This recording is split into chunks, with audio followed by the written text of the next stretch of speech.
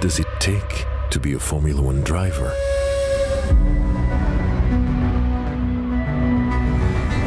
To be the most focused? To respect the rules? To be the quickest? To make a difference? Together we push forward health and safety innovations. We give our best to protect the environment. We stand against discrimination and fight for diversity. We promote motorsport and mobility around the world. To be a Formula One driver means to be committed. Together with the FIA, we are driven to help build a world that raises hope and enriches the lives of everyone, everywhere. Now we race for change. And we race because we are all purpose-driven.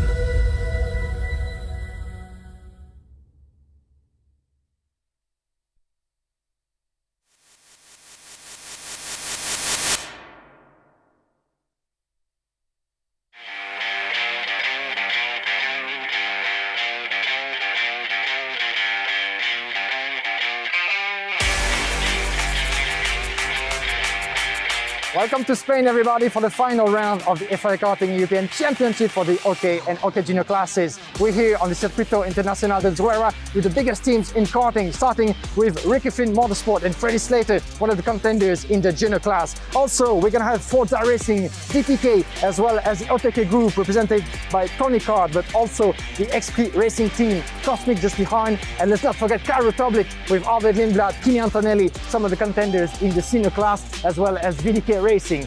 Here on this side of the paddock, let's not forget the Birelard group, represented also by the Charles Leclerc by Lennox Racing team. Further back is World Racing. Just behind me is Parolin and Energy Corse. Some of the biggest names in the world of karting are here in Spain for an intense weekend of racing. Make sure to tune in from tomorrow 10:40 on fiakarting.com. This is going to be a great spectacle to conclude this season.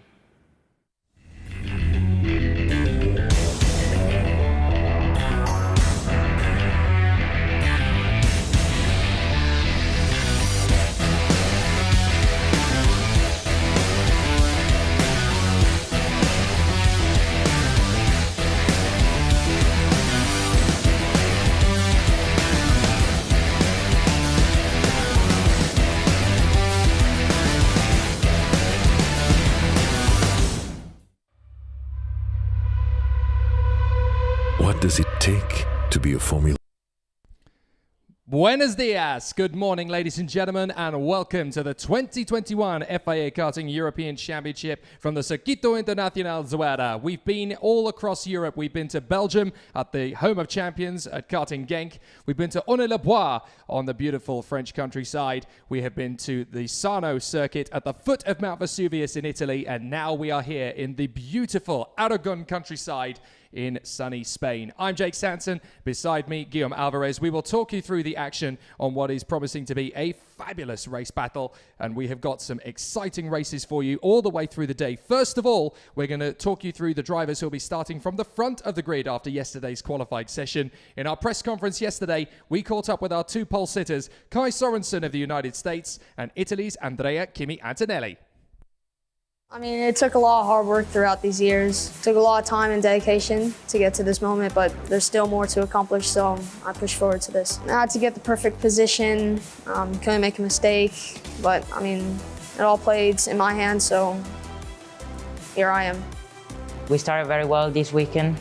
Since practice, we had a really good pace, and especially on new tires. And yeah, in quali, I just focused as much as I could. Because I knew it was going to be really important, especially because this is going to be the last round, where the title will be decided. And yeah, I just did my best, and lap was quite good. And yeah, at the end I get pole. I'm really happy for that. What does this mean?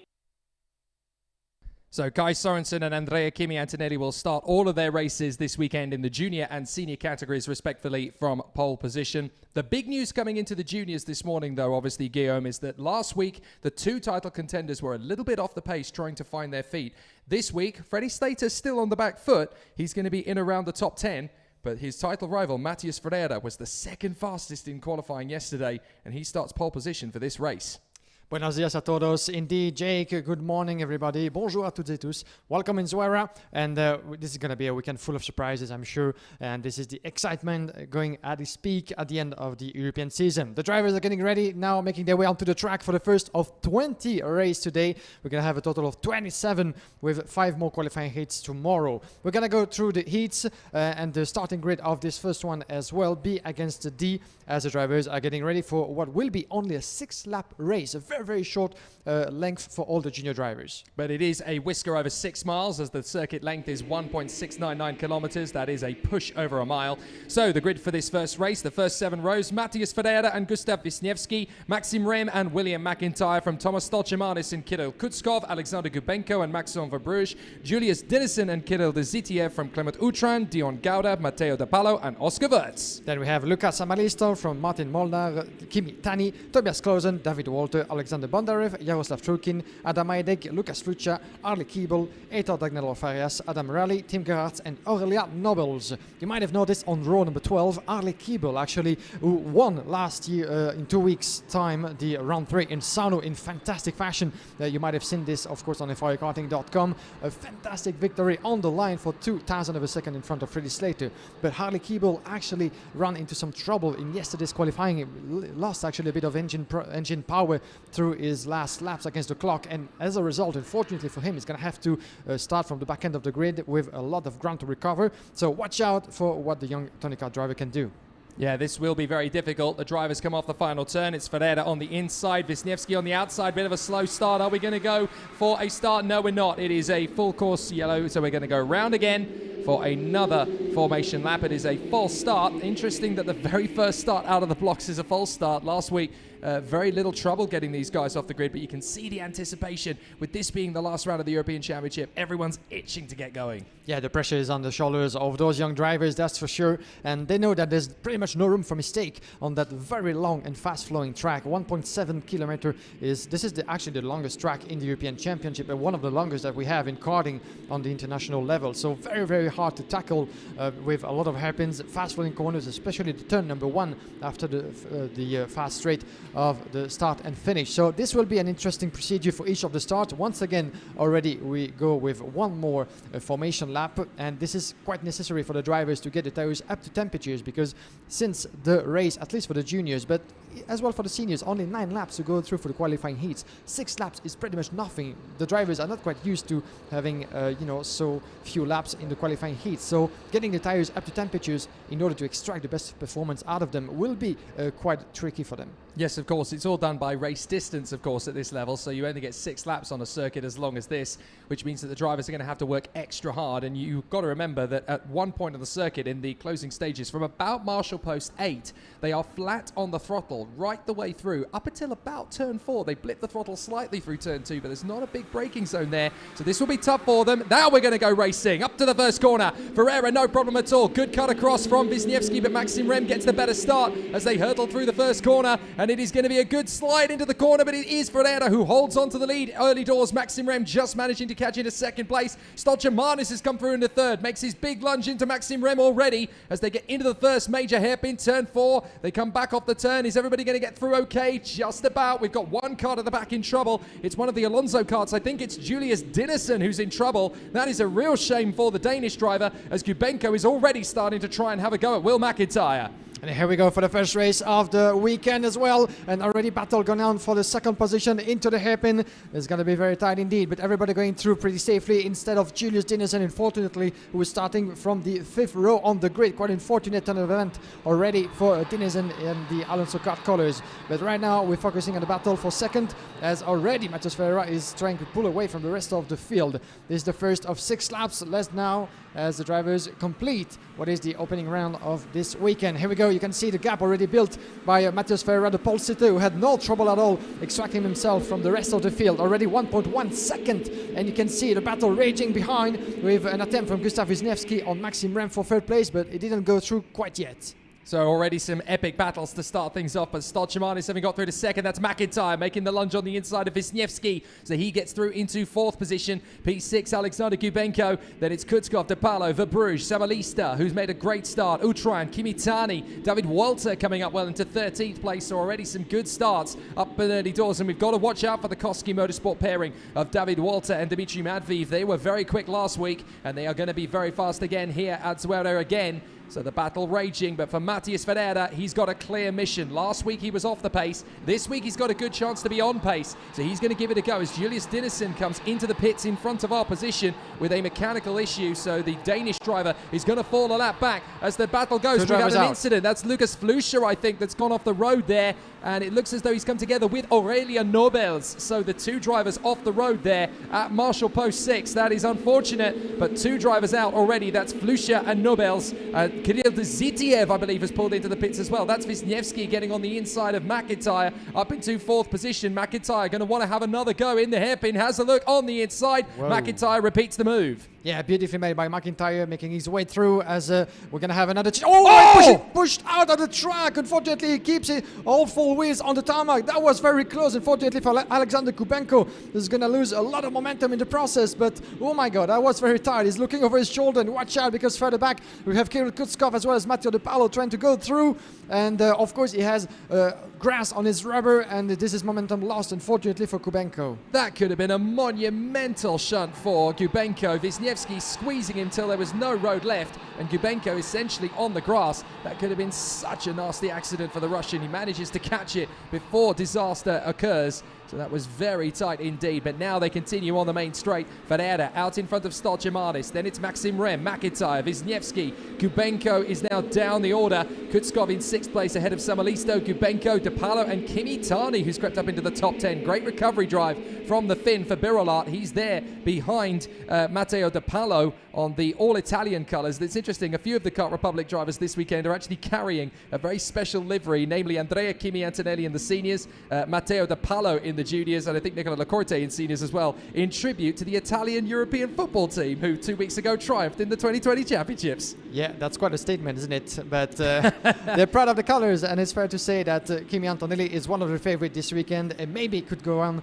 to secure his second European Championship title. We're not there yet. It would be the first in the OK class history, but this will be for later. Now the battle is raging between those three. This is for second, with Stolchemanis, Rem, and McIntyre trying to go through as well with the Birolat colours, the 2.15, racing the 2.18 just in front of him. But Maxim Rem is shutting all the doors on their way back to the fast line of the straight just in front of our speaking booth, actually, and you can see actually that the gap is decreasing between Matheus Ferreira and Stolchemanis. Stolchemanis pulling away really his two rivals behind him, but from 1.1 second in the opening lap, it just went down to half of a second. So Matheus Ferreira, as we're getting near the checkered flag already of this race, is starting to feel the heat behind him. This is really sensible from Thomas, Maxim and Will. They have decided not to race. They are just working with each other. They are closing down the gap to Matthias Ferreira. If they squabble amongst themselves, they're going to lose so much time. McIntyre being very sensible here in fourth position. Rem is all over the place, but he's not going for the move, McIntyre. He doesn't want to pass him yet. He wants to work with Thomas Stolchemanis and Maxim Rem to get that gap down to Matthias Ferreira. If they cut through the air in unison, they're going to go around the circuit much quicker than if they were scrapping away for position. So they are going to sit in third and fourth position, go in the draft behind Stolchemanis. Stolchemanis is closing right up on Matthias Ferreira, and we did wonder if the Kart Republic package was going to be the fastest one this weekend. There's been a couple of debates about whether their slightly softer chassis is going to flex more in the heat, and that will make things a little bit tougher, certainly in the junior category, where balance is obviously at a premium. Into the last lap, and Ferreira trying to hold on in front of Stolchemanis and Maxim Rem. Will McIntyre right there in P4, looking for a decent finish to this race as well. So this is going to be very tight. Rem is going to go for it now on the inside of Stolchemanis. Stolchemanis holds his line, no problems at all to protect, but McIntyre getting very racy as he tries to come through on the inside line. Has to abate. Yeah, that's going to be very close indeed, but this is still very, very early in the weekend, so you don't want to take too many risks and maybe lose a potential good result. But McIntyre is still very close. As you can see, Maxim Rem looking over his shoulder, shutting the door on the way to the hairpin. This is in number 7. Oh, and the 286 is going to have to retire in this race, unfortunately. That's Trukin. Yaroslav Trukin in the energy course. Oh, McIntyre's making a bid. McIntyre making a bid on the inside line, and I think he's going to try and get through. He can't quite make it stick on the inside of Maxim Maxim Rem. Rem is still trying. Now he's going to get it into the final turn. Excellent stuff from McIntyre. He does make it through on the final lap. Matthias Ferreira is going to hang on for the victory. He gets there, no problems at all. In front of Thomas Stolchemanis, Will McIntyre and Maxim Rem. Then Gustav Wisniewski and Lukas Samalisto. Kirill Kutskov in the top 10 for this one from Gubenko, Walter and Harley Keeble, having come up from 24th on the grid. It finishes up in P10. Now that is quite the recovery drive from Harley Keeble. It looks like he's not quite out of it yet. Yeah, that's what he needs to do, absolutely, for the remaining of the day, because after the trouble he went through in qualifying, he just needs to recover the ground he lost. But it seems to be that the engine of Harley Keeble recovered his power, the power that he lost yesterday, the trouble he went through, and as a response, 14 places gained in the course of 6 laps. So that's quite a statement about the potential and the pace that Harley Keeble will be able to show through the remainder of the weekend. In 11th place, just outside of it, Maxence Verbrugge, a young Frenchman from RFM, just in front of Matteo De Paolo, Kimitani, Dion Gouda in 14, P15 for Martin Molnar from Alexander Bondarev, Oscar Wurz, Tobias Klosen, Tim Gerards, Clément Outran, Adam Heidegg, and as well as Aitor Donadiol Farias in 22nd position, 23rd position for Adam Heidegg. And retirement confirmed for Kirill Deniziev, Julius Denizen, Lucas Frucha, Aurélien Nobles, and Yaroslav Trukin, unfortunately, who the young Russian had to retire in the last lap of this race. So it's fair to say that it's quite unusual for us as well to have such a short races, because it's only getting going just to be finished already in the course of just 6 laps. So not a lot of time for the drivers, especially if you starting from the back end of the grid, to recover the ground that you lost. And every overtake actually will be worth doing, and could be costly if it's not done properly. But in the case of Matheus Ferreira, he was able to control the field and won with just 0.4 of a second from Stolchemanis, McIntyre and Rem. Too busy fighting, but they stayed pretty much in the same order. McIntyre going for the move brilliantly in the last lap. There's going to be, of course, points well collected, as well as the confidence being built up. You can't understate just how important that opening race victory is for Matthias Ferreira, particularly in terms of his confidence after last week, when he didn't even make the pre-final last week. To come from there to then suddenly bounce back with a win, that is such a massive confidence booster, and it puts the Brazilian right back in the title fight, because obviously he was looking a little bit shaky coming into this weekend, not making the pre-final. That is such an embarrassment when you're in the fight for the European Championship a week later. So to bounce back with the second fastest time in qualifying and the opening heat win, he will be riding the crest of confidence now, the Brazilian. Great to see him do such a good job, and it certainly gives him plenty to build on. But Thomas Stolchemanis, the man who got the podium at Ornay-le-Bois in the second round of the championship, he is looking mighty already this weekend. Stolchemanis got straight in there, up for the attack from the fifth position on the starting grid. The Latvian looks like he could do some damage here.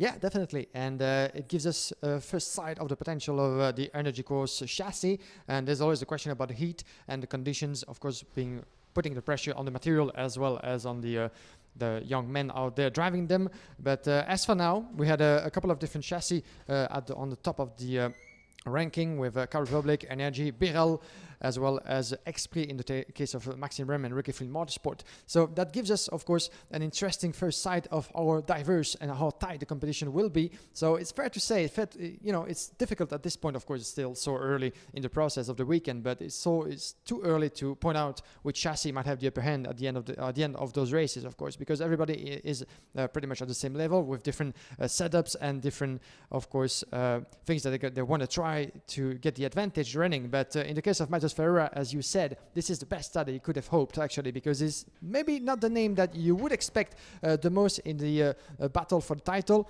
because he didn't go through maybe all the performance he did expect, but that's the right step to get your weekend going.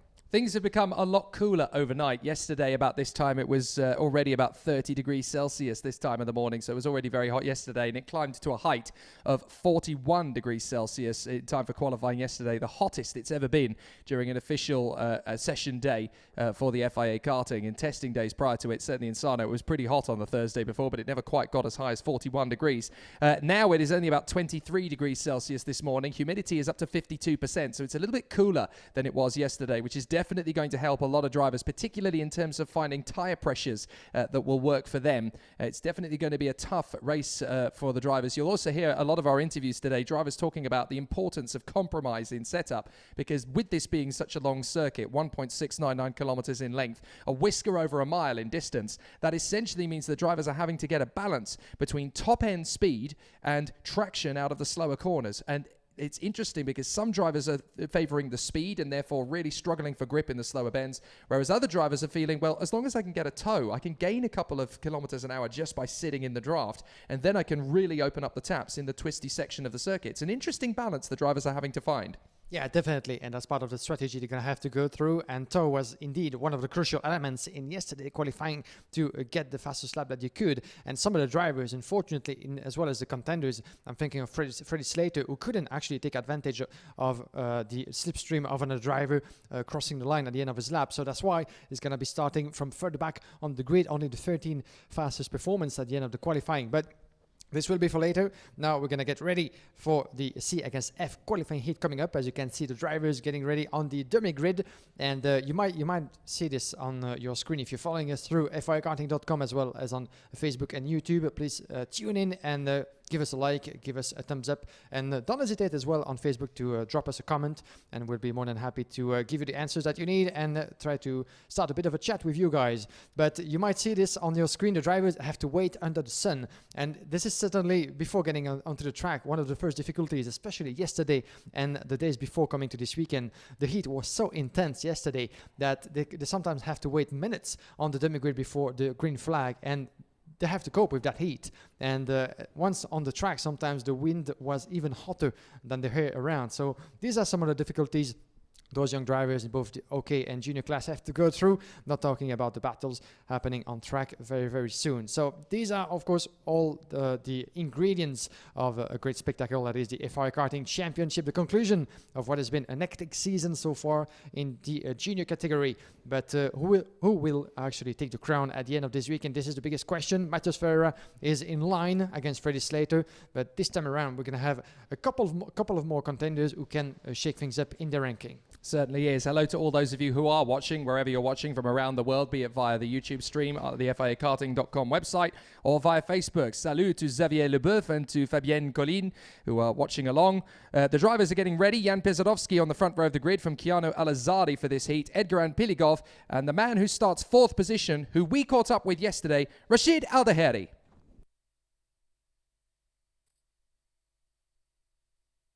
Well, I think that we've been able to really start well and start with a good base. Then of course we always try to improve and try different chassis. On the straights we've been able to do okay. Strong part is able to have a good enough grip, but not to make the engine have such a hard time in the exit of the really tight corners. Since this track has a very long sprocket, it's hard for the engine to come out of the tight corners. And yeah, we've been able to let the engine go freely without sliding too much on the fast corners. Well, of course I've learned a lot, so I'll try to use everything that I've learned and maybe try to pull something out new, and hopefully we will be able to maybe get a podium or maybe try to get a win. I don't know. We'll see what we will be able to do. For me, every race is different, and of course try to come to a race with a strong mind and to always believe to do the best I am able to do. Finishing the European Championship strong maybe help us start strong maybe the World Championship, and yeah, try to do our best. Looks like the Paralin Motorsport team have definitely got their act together again for this season finale here in ZUERA. Looks to be a tough one for the drivers on the front row of the starting grid, though. Jan Pesarovsky and Keanu Alazadi, the two Tony Kart Racing teammates, they have been very rapid and very fast over the course of the weekend. Keanu Alazadi, the sixth fastest driver over the course of the weekend. His teammate Jan Pesarovsky, the third fastest. Hence why this group, C versus F, will go together on the front row of the starting grid. And Piligov and Aldaheri are definitely going to be ones to watch. Shooter Zono, the Japanese driver, keep an eye on him, the wild card this weekend. Great to welcome him back into the FIA Karting paddock. Last year, of course, he represented Japan in the Academy Trophy, and here he is as a full-time junior driver in the Energy Course team, making his return. And Alex Powell, the man who could still become European champion for Kart Republic Motorsport, the Jamaican, doing an excellent job so far coming into this season. And this is an also nearly story, isn't it? His consistency's been very high all season long, but he hasn't quite been able to reach the rostrum. And this is definitely his objective coming into the season finale. Yeah, one of the names to keep an eye on. Alex Powell definitely on round number 3 with Chu Tannozo by his side, the Japanese indeed, as the drivers are getting ready. In just a few moments, they will be given the green light to make their way onto the track. Another 6 laps for this qualifying heat, the second of the day. And let's mention as well Douwe Dekker and Josh Stefan on round number 4. Douwe Dekker sometimes not as lucky as he would have liked in terms of performance, even though he's had the potential. And the drivers make their way onto the track right now. So we'll talk you through the starting grid for OK Junior qualifying heat C versus F even. Jan Pisarovsky and Keanu Alizardi on the front row of the grid for this one, with Edgar Pidigov and Rashid Aldeheri. Shudazono and Alex Powell from Douwe Dekker and Josh Erfen. Looks like a couple of the Alonso karts struggling to get out onto the circuit there. Dmitry Madviv and Konstantin Krapin round out the top 10. Then Eric Genet, Maciej Gladij, Anatoly Kevalkin and Maxim Orlov. Then we have further back Cathal Clark and Andres Cardenas on row number 9, Joel Bersham and Maximilian Ops on row number 10. From Mentir Krauser, Thomas Kinsey, Nacho Tunon Garcia, Salim Ana, Miguel Costa, Simone Bianco and Len Neis. A total indeed of 27 drivers making their way onto the track. And I think one of the drivers a bit in difficulty getting out of the dummy grid was Alberto Hurtado Gonzalez, the 469, driving this weekend as a wild card with the Alonso Kart colors, if I've seen correctly. But we'll get back to that in a minute. Everybody just went ahead and went out perfectly in safe conditions into the 2 laps. The first one to get the tires up to temperatures, and then the drivers slowing down on the way to the start-finish straight. They've been quite late to slow down. I would have a feeling that this might be a false start the way things are going. Who are trying to catch the tail end of the field. So we might be going for a good start this time. Hopefully we will, but it looks as though there's a fair chunk of drivers who are not quite in position yet. So we will wait for the decision, but I think we are. Corner, yes, indeed we go. So no, it is a false start. I did wonder if it was going to be, and it certainly has been. So a false start there. And the yellow flags around the circuit, so we are still under conditions now. Anatoly Kevalkin appears to have not come out onto the circuit. It looks as though there's an issue there for the Russian. Now, that is a big disaster for the Paralympic Motorsport driver. He was fighting for the victories at Sarno last time out in the qualifying heat. So what has happened to the Russian? Yeah, I do wonder as well. But once again, a false start at the drivers. Once again, having to go through one more time the Circuito Internacional ZUERA, almost 1700 meters and 12 corners to go through at slow pace, and the occasion to get the tires once again up to temperatures, the ideal temperature of course. It actually takes a bit of time to make those tires and rubber function, especially on this track in these conditions, but talking to some of the drivers on the dummy grid, they said you actually need to be a bit aggressive into the formation lap, and maybe the first 2 laps to make sure that you have your tires working in the right window of functioning. But it's not always easy, of course, always easier said than done, especially in the heat of the battle. But we're gonna go through once again another attempt of start. We did expect actually those procedures to be quite difficult, especially in the beginning of the day for the juniors. It's due to the particularity of the layout coming out on the fast finish straight. Here we go again, once again. In the tram lines, wait for the lights to come on, and they are out, and we go racing to the first corner. No problems at all as they get through turn 1. Keanu Alizardi keeping it nice and steady through the first corner, not getting caught up in the marbles. Good start from Edgar Piligov, the Frenchman, sweeping his way through as everybody got through without incident in turn 2. So far, so good. Up to turn 4. This is the first big conflagration. They come through into the inside apex. Does everybody get it through? Yes, indeed they do. Nice and clean as they get down to the braking zone for the next turn, and Keanu Alizardi has kept himself nice and firm at the front end of the field. So the 2 Tony Kart teammates are 1 and 2 as they run through the first lap. Excellent start and a very good getaway as well for the rapid starting. Edgar Piligov did a good job there initially, has now got a little bit of work to do to hold off the rest of the thwarting pack. That is the fast starting 2-3-4 of the Paralympic Motorsport machine, Max Orlov. He was on the podium a week ago for the warm-up race. Here's Alex Powell battling away with the Japanese driver Shudazono.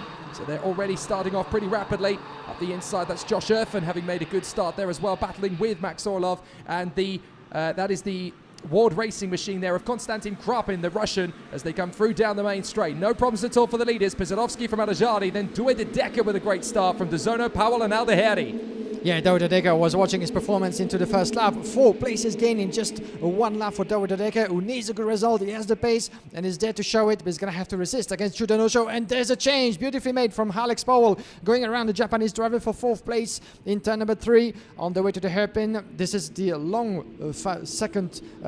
the left-hander, the never-ending left-hander of turn number 5. Actually, a very, very good overtaking opportunity that Alex Powell just did the move before. And watch out, because there's another move coming up. Rachel Daheri going around Chudanozzo as well for 5th place this time around.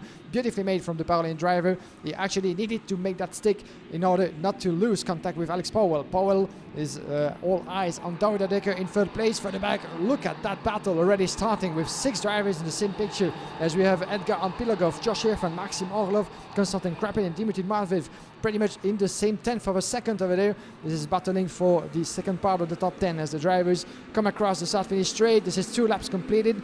Jan Pirowski 4 tenths ahead of Kini Lazari, and David Decker trying to catch up as well with the top 2. Expect to start seeing Alizardi chip away though in the 2nd and 3rd sectors. He was slightly quicker than his teammate in the previous lap, but he has got pressure from De Decker and Powell, 2 drivers who really want to bow out of this European title fight on a high. De Decker not really having been able to fulfill his potential through various misfortunes. Oh, Marcus Saeta run out of road again. Drivers coming off that turn 4 hairpin and squeezing their opponents on the exit, desperately trying not to lose ground on the draft on the way out of the turn, and that is very tricky. That's the 2nd race in a row now we've seen drivers come off that hairpin and squeeze their opponent onto the grass, basically giving them the choice. You're going to back out of this or you're going on the rough stuff. Yeah, definitely. And David Decker is feeling the heat already on his shoulders with Alex Powell keeping a close watch. He's going to try to go around the outside. And no, Decker goes through. Fantastic overtaking from David Decker through Kini Azari. Azari is not the one having to resist against Alex Powell as they come across the start finish straight. This is already lap number 4.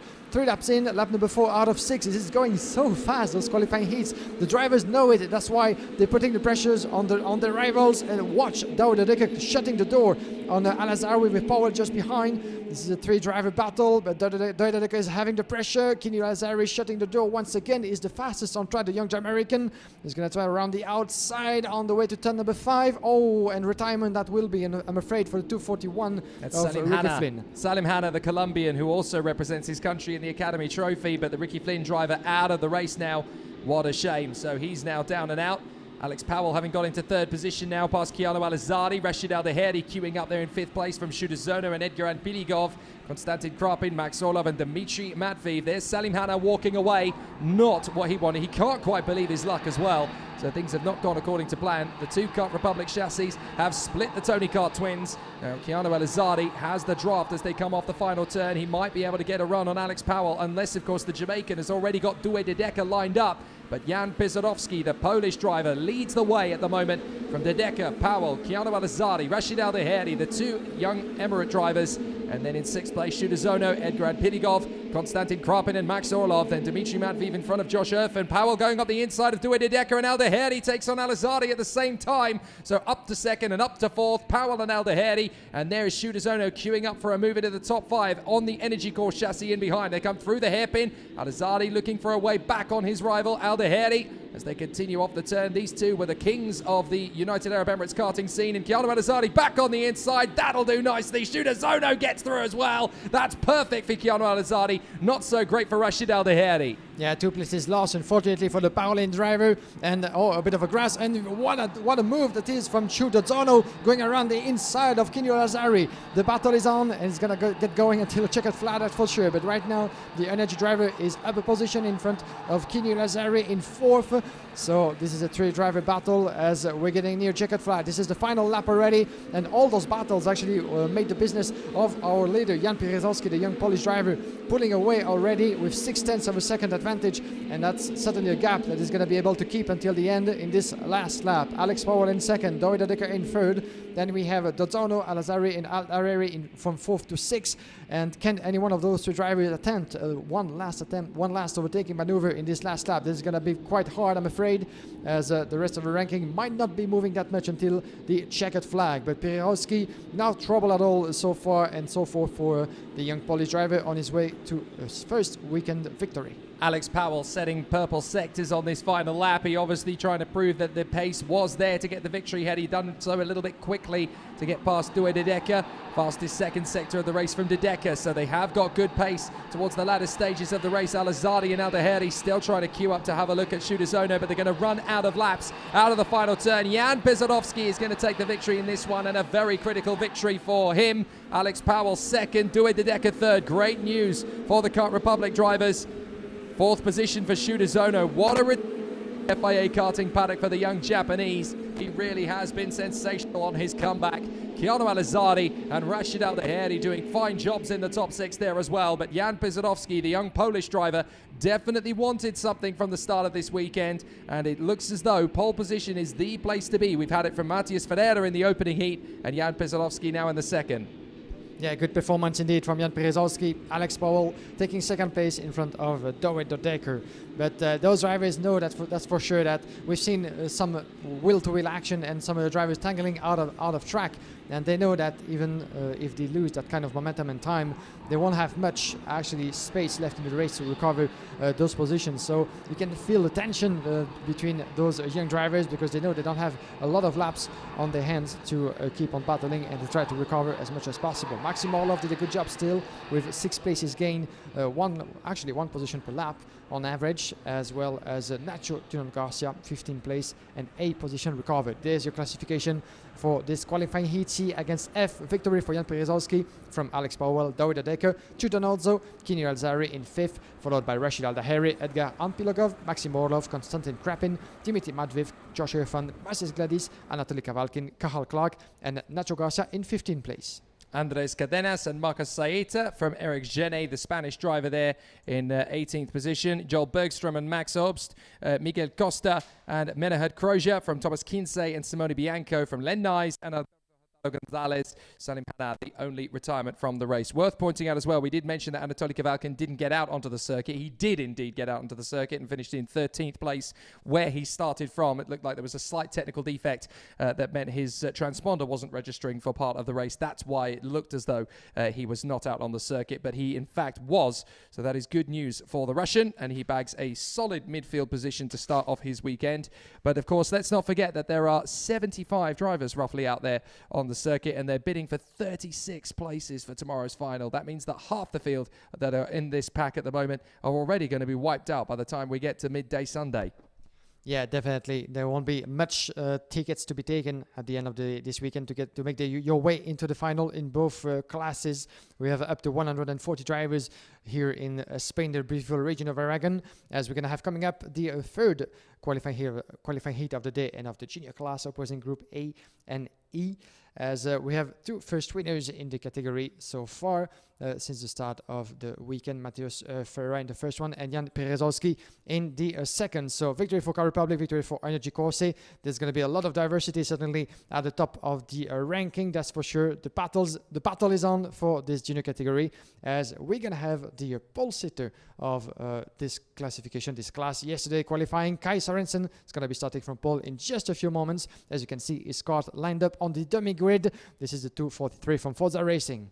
In fact, it's an all-American front row as well, because he's alongside James Igozzi, both drivers actually running under Italian licenses as international competitors.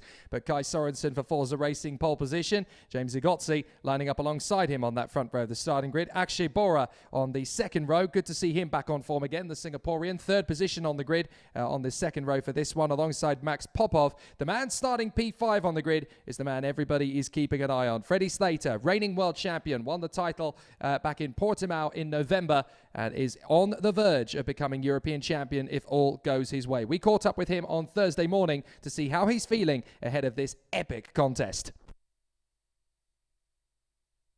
I'm very confident. Definitely found the speed that we've got now. The testing's going very well so far. It's still early days. The season's been good. Obviously, Genk was very good. Dominated a little bit. Obviously, it was a tough start at the start of that race, but then managed to bring it back. Had good speed. Sarno was an up and down weekend, struggled a bit with the car, a few little incidents, and that didn't really help a lot. But then we managed to bring it back, and one big mistake is what cost us that win. So it's a mistake I'll never make again. I'll learn from it, and then we come into ZUERA, and I'm fully prepared, and I can't wait to get racing. There's no pressure at all. I couldn't really be bothered about what happens. I've got to do my best, and there's no pressure at all. It's kind of focus on myself, prepare myself, all the little bits to help me win as much as possible.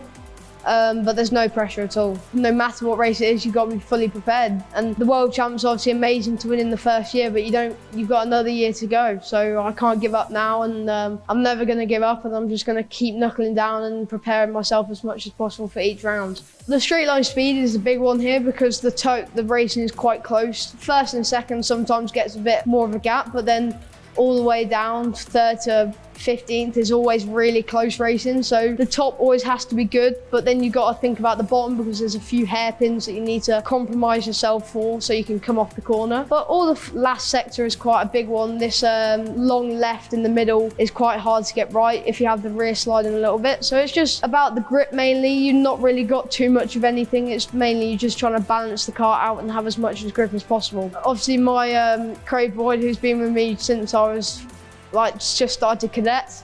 Obviously he always knew Ricky Flynn, and I knew it was a home and he knew it was where I needed to be. And definitely last year was definitely one of the best years, obviously winning the World Champs, and they've definitely made me feel welcome, and they've definitely given me the best package every single race.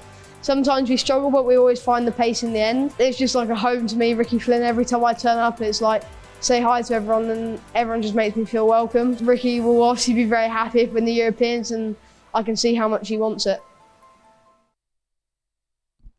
Interesting to hear Freddie Slater talking through some of the interesting incidents this year of adversity, because he's had a lot of pace and speed and been one of the dominant forces of 2021.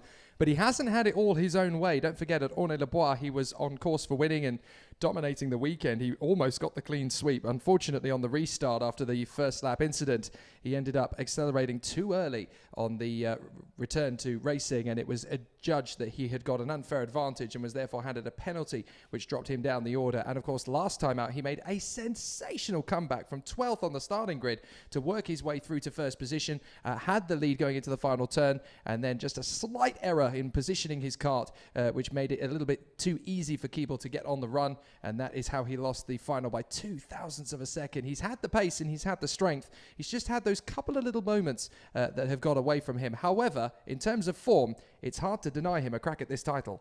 Yeah, his progress has been absolutely tremendous since last year, and that world title in Portimao. We were there actually under the rain, and the performance was absolutely stellar. And ever since, it seems to be that Freddie Slater just kept on improving with Ricky Flynn Motorsport. But this time around, this season, it's indeed quite a strange run of performances, or at least setbacks that Freddie went through, because without what happened in SA and without the bad luck that he had at the end of the race in Sarno, losing the victory for 0.02 of a second to Harley Keeble just on the line, it was one of the most fantastic finishes we might ever seen for the past few seasons in OK and OK Junior Karting.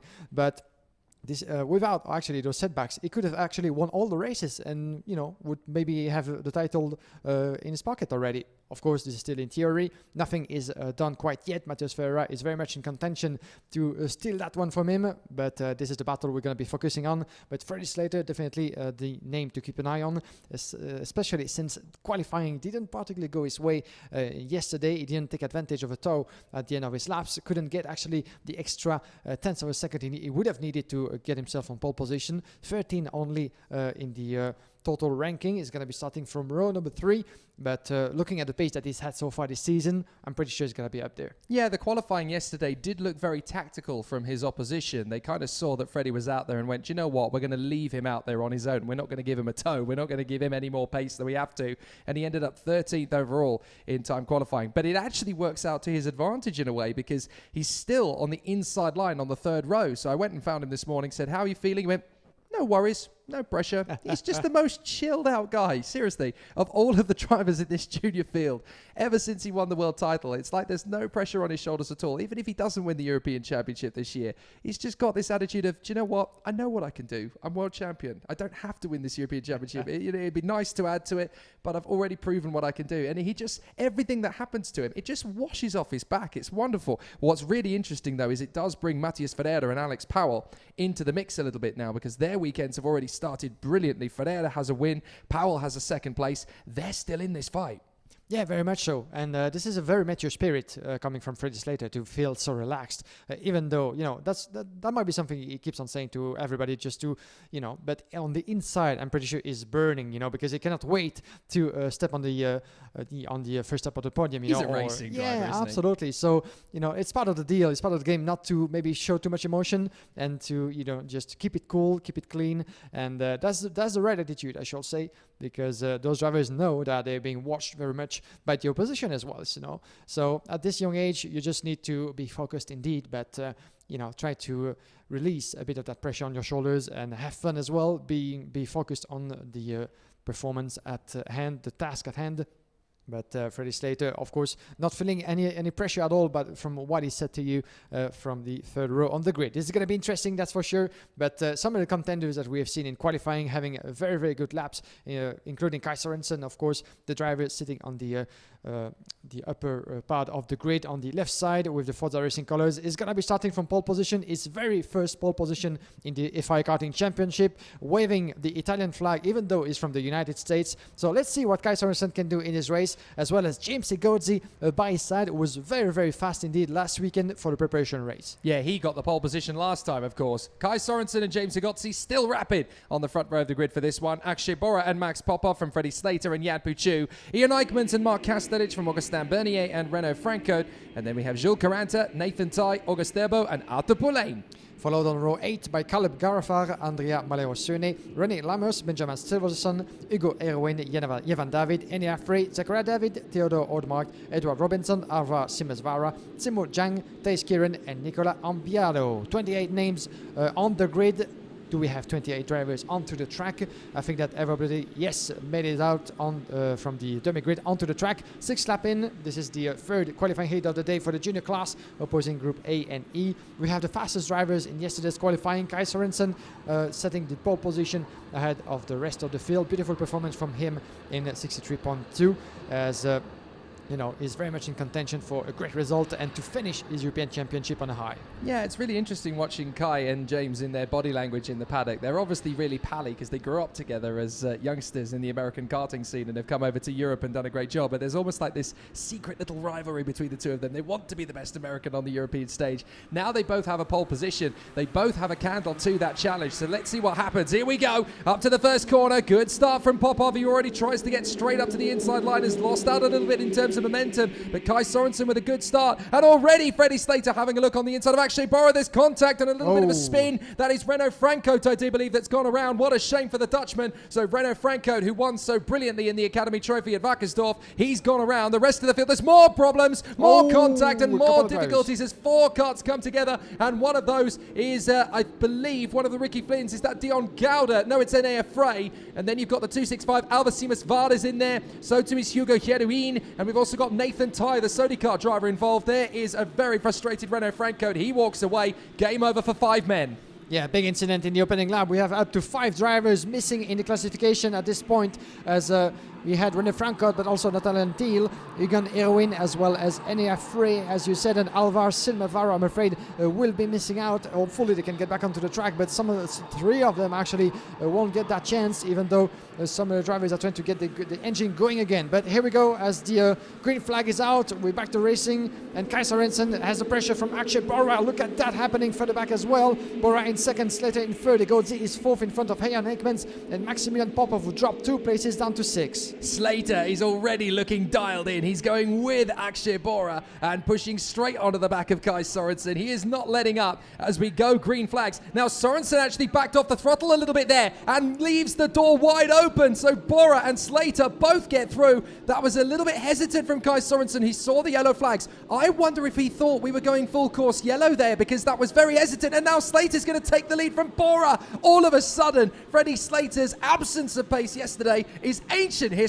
He's already got one hand on this. As early as lap number 2, Freddie Slater is ahead of the field, and there might have been a bit of confusion, I'm afraid, for Kai Sorensen, because it was very strange the way he backed off the speed on the way to the corner and opening the door to both Borat and Slater. But as a result, he's going to have to recover what he lost as much as he can, because he has the pressure further back from James Egozzi. He might want to take advantage of the situation as well.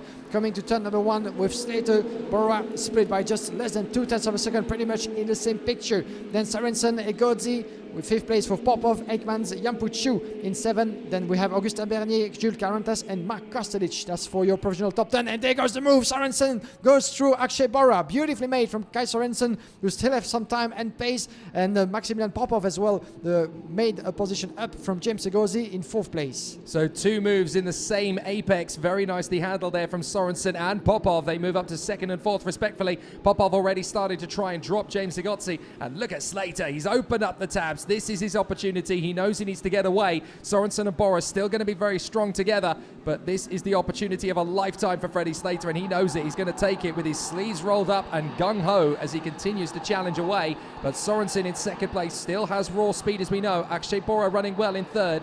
Then Popov, Egozzi, Eichmanns, and then that looks like Bernier in 7th position. What a comeback from Bernier, making his way back up the order this season and doing a good job there in P7. Jan Puchu, 8th position, Karanta, Kastelic, Zach David and August Thurbo from Caleb Gafrara, Theodor Odmark, Nicolas Sambayados making his way through the field from the back end of the field as well. So some good comeback drives in this one, but already a lot of excitement in this opening couple of laps. And as we go to the halfway point, it's up to Bora to try and make the challenge on Kai Sorensen. He has a think about it and leaves it very late. He almost had a move there on the inside of the American, thought better of it. Yeah, in that famous turn number 5, the never-ending left-hander just in front of us. But it's going to be Phil, and there he goes through. Back, Akshay Bora, beautifully made in the hairpin of turn number 7. As Kai Sorensen had nothing he could have done in this case. Just need to protect his position at this point. But Sorensen is having a lot to do because James Egozzi might try to do the same as well. Ken Ekmans dropped the position for the back, I think, with Yampuchu getting ahead as well. No, Ekmans still in 6th place, my apologies. And all those drivers pretty much in the same picture, split by pretty much nothing back on the straight. But Kai Sorensen and further back as well is Maximilian Popov. This is a battle going on. Watch out because Bora is feeling the pressure now from Sorensen. Very much back at it.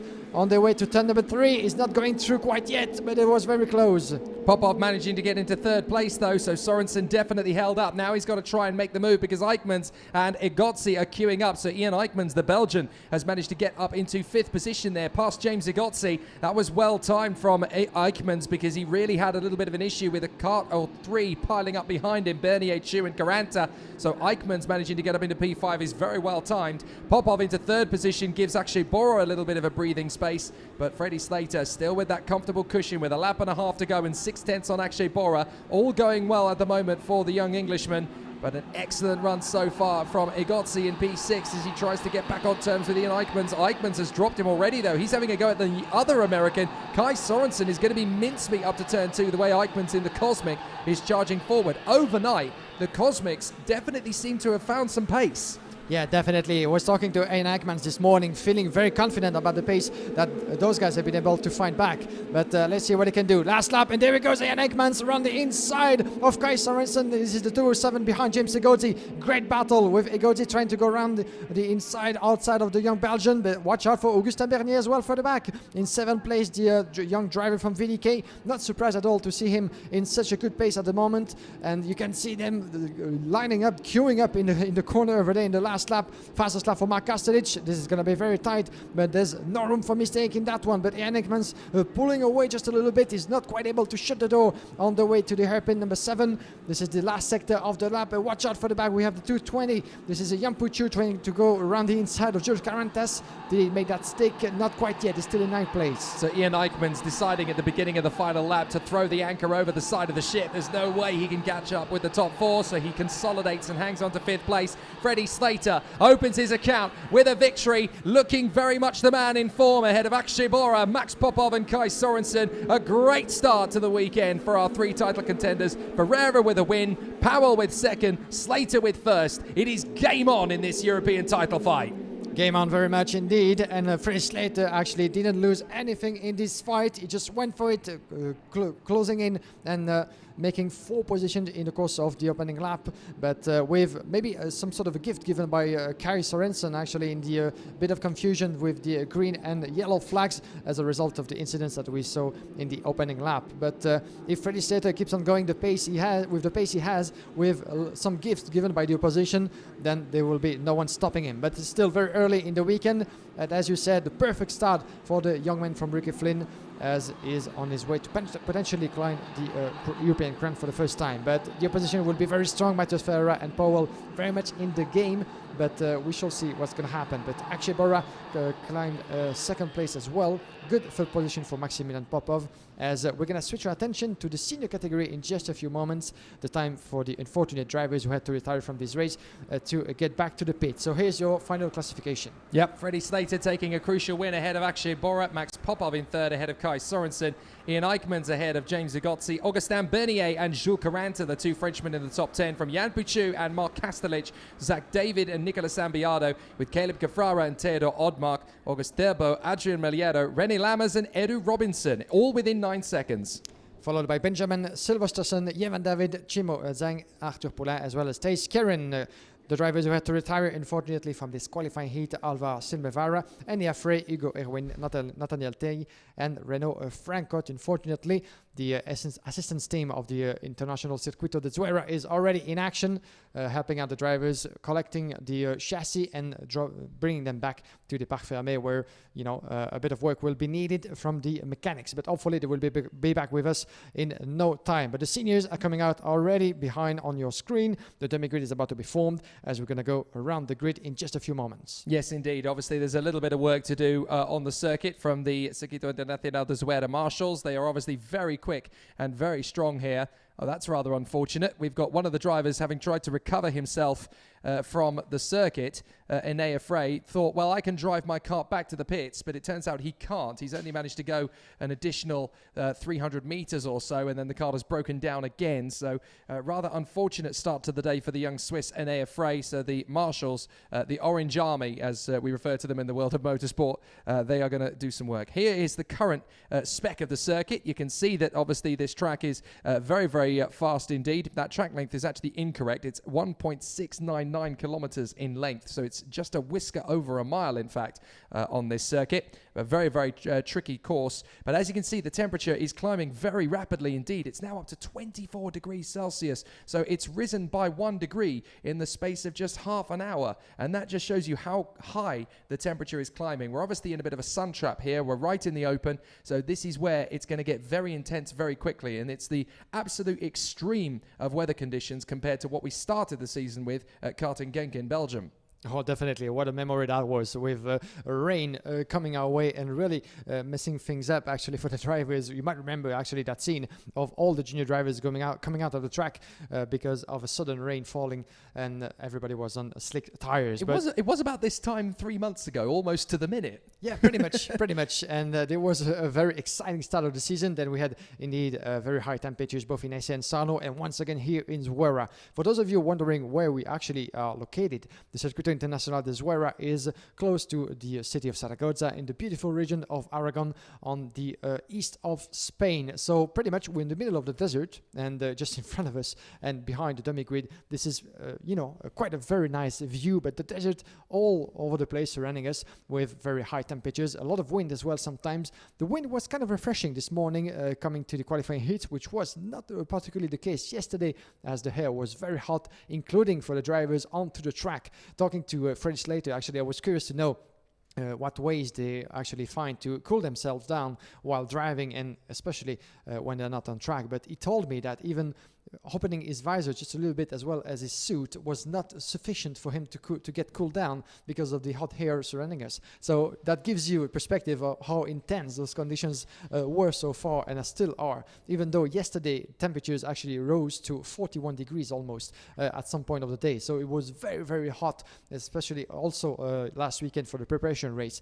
But the drivers have been used to that in Sarno and in Essay, as we said. So beautiful conditions, that is for sure, but as well a lot of pressures on both the mechanics and the organism of those young drivers. But coming up, the senior class as well is going to be absolutely exciting to follow. The title battle is on in this class very much, and we got a couple of names on the list. It's great to have your company, ladies and gentlemen, wherever you are watching from around the world, be it via our FIAKarting.com website and also via YouTube and Facebook. Hello to all those of you who are watching. Siobhan Turney welcomes you back, Guillaume. We've missed you. It's been good to have you back in the paddock again. That's very kind of you indeed. So keep on letting those comments coming, of course, and we'll be more than happy to keep on chatting with you guys wherever you are in the world tuning in. This is always a pleasure, of course, to be with you, Jake, and to be commentating on the pinnacle of worldwide karting, that's for sure. I had a pleasure to be in Varkersdorf. This will be my pleasure again to be at your side for the closing round of the European Championship of the Gearbox classes, and then we'll go on to the World Championships to conclude this season. But right now, this is happening in ZUERA. Right, the focus turns, as we said, to the senior category, and what a front row of the grid. Two of the title contenders are on the front row this time. Rafael Camara and Arvid Lindblad, teammates in the Kart Republic Motorsport awning. It may not look it from the outside because they have very different graphics kits on their karts. Obviously, the very famous oak racing colours of Brazil, very much resplendent on Rafael Camara's Kart Republic chassis. Arvid Lindblad carrying the traditional Kart Republic colours, but also carrying the insignia of Red Bull on his overalls and race helmet. So obviously, massive pressure on the shoulders of both of these two youngsters. We caught up with title contender Rafael Camara on a Friday morning to see how things are going in his universe right now. We start really good, win the in-game. After we lose the speed a little bit, I make the pole in SA. Then I have in the heat I have some problems. Try to make some points to Sano. Sano I have also some problem in the heat. And then like 1 week to forgot the weekend. Now I try to do my best. I think this one is my last race on kart. After I make the world championship and then finish.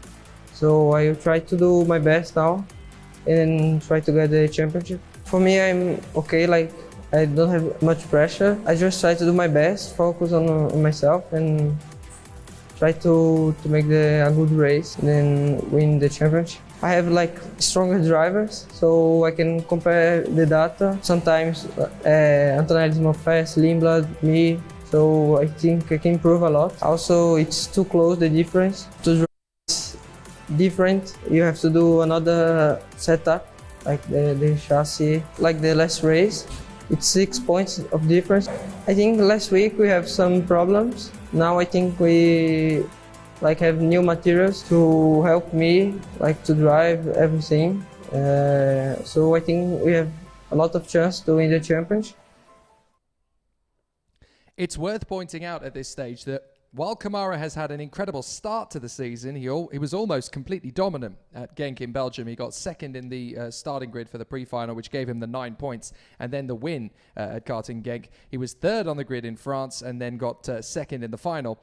It all came apart a little bit last time out at Sano. Things didn't quite go according to plan. There were some mechanical issues he was really struggling with, and then he couldn't finish the final. But because of the dropped score system we have, he's technically second in the championship at this point, even though on the standings it officially shows him as third. If you take dropped scores into account, he's actually only 6 points behind Andrea Kimi Antonelli on dropped scores. So it's between these two at this precise moment in time until Arvid Lindblad can get himself back into that hunt, because actually of the three drivers, Lindblad has been the most consistent, which means he has more points to drop than both Kimi Antonelli and Rafael Camara. It makes this title fight very tough to predict. Very tough to predict indeed. There's at least 4 contenders who can actually have a shot at the title this season. The first one being Andrea Kimi Antonelli, of course, and the two that we're going to have on track, Lindblad and Camara. Talking to Arvid Lindblad, actually, on the right side of your picture, the 102, he wasn't particularly happy about the way things were going for qualifying. Of course, dropping 0.3 of a second to Antonelli in the same group. And but, you know, as you said, consistency has been certainly the key elements of his season so far.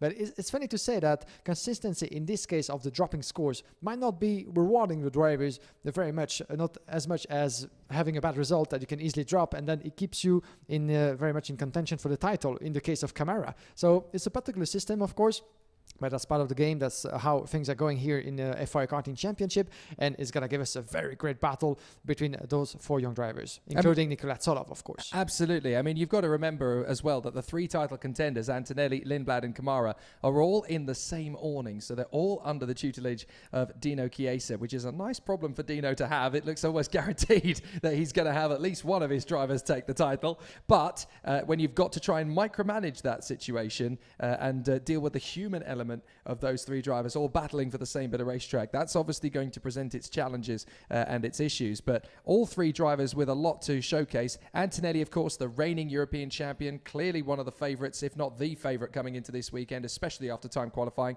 Rafael Kamara, who's made a massive leap forward compared to last year. He was strong in 2020, there's no two ways about that, but this year he's taken on a different level. We didn't see the full Rafael Kamara at Sarno because of mechanical issues, but a first in the final in Belgium and a second at Aulnay-le-Bois, it shows that he is a champion in waiting. Whether it's this time or whether it's the World Championship in December on home soil, we'll have to wait and see. And Arvid Lindblad, of course, he's the rookie in the OK category. He was the vice champion of Europe in junior last year and in the World Championship, so he's had to step up to the OK category and been thrusted straight into a title fight. It's a brilliant show. It's a brilliant show, and Arvid Lindblad has nothing to lose in this fight, and he knows it, because after qualifying, he might have a bit of ground to recover and a bit of pace to gain, but this will be very much exciting. Rafael Kamara indeed only collected 3 points back in Sarno 2 weeks ago, so he's hungry for results, he's hungry for revenge, and he's shown that he has the pace here in ZUERA. Going to be starting from pole position in this qualifying heat, third fastest in qualifying, and he carries a lot of hopes, of course, from an entire nation, because as we're heading for Brazil for the World Championship later this season, Rafael Kamara might be the biggest chance of the country to actually win the home soil World Championship. We're not there yet, but Kamara has been absolutely fantastic so far. One setback in Sarno, but certainly more than hungry to get back on his feet. Well, movie fans will probably look at this three-way title fight and see some similarities to Disney Pixar Cars, because you've got the legend, the challenger, and the rookie, and all three of them are here battling again in the FIA Karting European Championship in the senior category, in the same team. So it's definitely going to be very tight all the way through to the checkered flag. Here's the grid. Rafael Kamara of Brazil and Arvid Lindblad of Great Britain on the front row. Then Timothus Kucharczyk and Brita Del Pino, Norton Andreasen and Gerard G, Caspian Hagman and Luigi Coluccio from Joe Turney, Alfio Spina, Brando Badua and Karol Pazovic. Then we have on row 7, Rinky Liu, Nicola Lacorte, Matheus Morgato, as well as Maximilian Angelar, Emmeline Coviesto, Ella Stevens, Frederick Lind, James Wharton, Hugo Besson, and Ismo Ula, Arjen Komadjev on the row number 11. So 22 drivers in total making their way onto the track. Do we have everybody? I see that Frederick Lind might be missing on our screen at least. Is he on track? The number 150. Let's find out. Yes, he is. He was just a bit late leaving the dummy grid, but is very much onto the track. 22 drivers, 9 laps this time around for the senior category, and 2 very heavy contenders in the title fight, Rafael Kamara and Arvid Lindblad. Let's see who actually comes out of the first corner ahead of the other. This will be very much exciting. This will be very tight, but there's no room for mistake, even though the qualifying heats, 5 qualifying heats per driver to go through until the finals. They're a bit longer than the juniors, 9 laps instead of 6, so a bit more time in case of a mistake, in case of momentum lost in the first stages, but not a lot still on the hands of those drivers. So there's pretty much no room for mistake, and the contenders knows it very well. And Andrea Kimi Antonelli will be watching this race on the sidelines. His first heat isn't until after the lunch break, so he's going to be a very interested spectator. We're racing! Here we go! Kamara holds his line to the inside, no problem at all. Kucharczyk gets through in a second. Lindblad holds his nerve for third position and is immediately trying to get back on terms into second place. He does not want to lose any ground at all. So he loses ground initially, gets it back again. Now, can he make the bid for Rafael Kamara into turn 4? No, the Brazilian holds his line perfectly, so no issues there as they come off the turn. And now it's a straight duel between Rafael Kamara and Arvid Lindblad. Lindblad swarming around behind his Brazilian teammate as they duel away for position. Timo Kucharczyk going with them, and an excellent run from the top 3, but Lindblad is very highly motivated. Can Kucharczyk break the 2 of them? Lindblad having to move to cover the pole in the early laps, so it's obviously going to be a tricky move for Lindblad, but he needs to make it soon. Kucharczyk is threatening. Yeah, he is indeed in third position with the Robert Kubica chassis from the Birelart. And watch out, the drivers' three-way battle for the back with the 149 of Caspian Hagman from World Racing being put under pressure. There goes the move from Arvid Lindblad going through Rafael Kamara. This might be one of the most important moves today for him, because he knew that he had not a lot of time and momentum to get that done. And now Arvid Lindblad is leaning in front of Kamara, but still, this is just 1 lap completed into the qualifying heat. Kamara knows it. He has still plenty of time on his hands, but watch watch out, because Timotej Kucharczyk was actually close to take the lead on turn number 1, taking the toe from the pole sitter, and there's a fight back, and Timotej Kucharczyk goes through in second place. Now it's getting a bit worrying for Rafael Camara, I'm afraid, because he was just leading a few corners before, and now he finds himself down in third position. So tough in terms of the title fight. It couldn't be any more heated between the two title contenders. There Here he comes goes. Kucharczyk for the lead, and Kamara's going to step up the inside line there on Lindblad as well. Oh my goodness, what a fight this is now, as Kamara and Lindblad are both being challenged by Kucharczyk. And here come Andreasen. Here up the inside comes Andreasen. He gets there, and the home hero Bruno Del Pino's got a chance to break through as well. Oh my goodness, this fight is getting very heated, and Antonelli can't help but grin on the sidelines. His big two rivals are struggling with the other contenders in the pack. Here comes Kamara into the first corner, retakes the lead. Thank you very much. Don't you dare think about stealing this heat from me. And that was even too easy for Kamara, taking the toe of Kucharczyk into turn number 1. And watch out for the battle behind, because Lindblad is trying to go around the outside of Andreasen in third position. The wall racing, and there goes the move from Kucharczyk once again, and Lindblad as well. So two moves in the same corner pretty much, as Rafael Kamara just got himself overtaken and fights back already in front of Kucharczyk. What a start of the heat that is, and what a start of the day that is as well for both Kamara and Lindblad, battling away against some of the, of course, contenders in this fight, not for the title, but they're here to shake things up. They're here to take any chance that they can. And Kucharczyk, no surprise at all to see him battle at this stage, because he's always had the pace, and the Rubber Kubica chassis is working fantastically well. In ZUERA, he shows it. Is very much in the pack and in between the title contenders. But Kamara is back in the lead, Lindblad in third, and watch out, because we haven't seen anything yet. Timotej Kucharczyk absolutely not reading the script. In fact, he's torn it in pieces and thrown it on the fire. He wants to battle with the two championship contenders. I've got nothing to lose. I want to take the victory. I'm going to push these guys to within 7 bells of each other, and this is absolutely brilliant from the pole. He really is charging forward. Can he get back on the inside? No, Lindblad's going to make his move. He gets in a second place. So Lindblad comes through. Joe Turney's trying to catch them as well in P6. The top 5 are all together. Del Pino having got through on Norton Andreasen, by the way, for P4,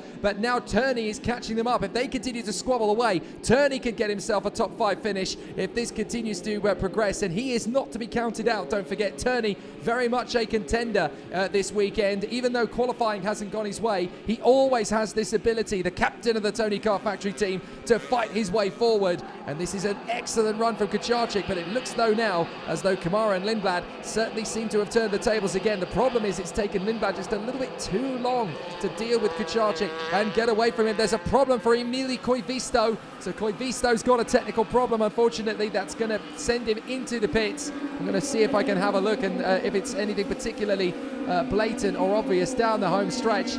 But it looks to me as though Koivisto definitely in some kind of jeopardy. He's out of it. What about Kucharczyk? Will he make them bid back on the inside of Lindblad? No, Lindblad's still trying to get close again to Kamara, who now that he's got the lead, opens up the taps with the fastest lap. He's got himself back into a winning position. He is not going to lose this without a fight. Yeah, this is hammer time already for Rafael Kamara, trying to pull away 4/10 of a second, taking advantage of the fact that Harvard Lindblad in second has to defend quite a lot against Kucharczyk, and Bruno Del Pino back in the fight as well. For the back, Norton Andreasen, after a strong start of the race, up into second, dropping to 5th in front of Joe Turney. Interesting to see what Joe Turney can do in this weekend, of course, after the setback and the disappointment that he had at the start of the final, with Sarno being pushed away after the 2 false starts. But we'll get back to that. Turney is in 6th in front of Alfio Spina, Matteo Smorgato following in 8th. And then we have for the back Luigi Coluccio. This is his birthday, the young Italian. Happy birthday, Luigi. In 9th place in front of his fellow countryman Brando Badaway in 10th position, trying to make up positions as well. But in the meantime, 5 laps completed and 6/10 already, as we have the back in the this is Emil Koivisto, as we said, the mechanical trouble for him, unfortunately, is back in the pit lane. As Rafael Kamara keeps on lapping as in qualifying, 61.2 for the young Brazilian,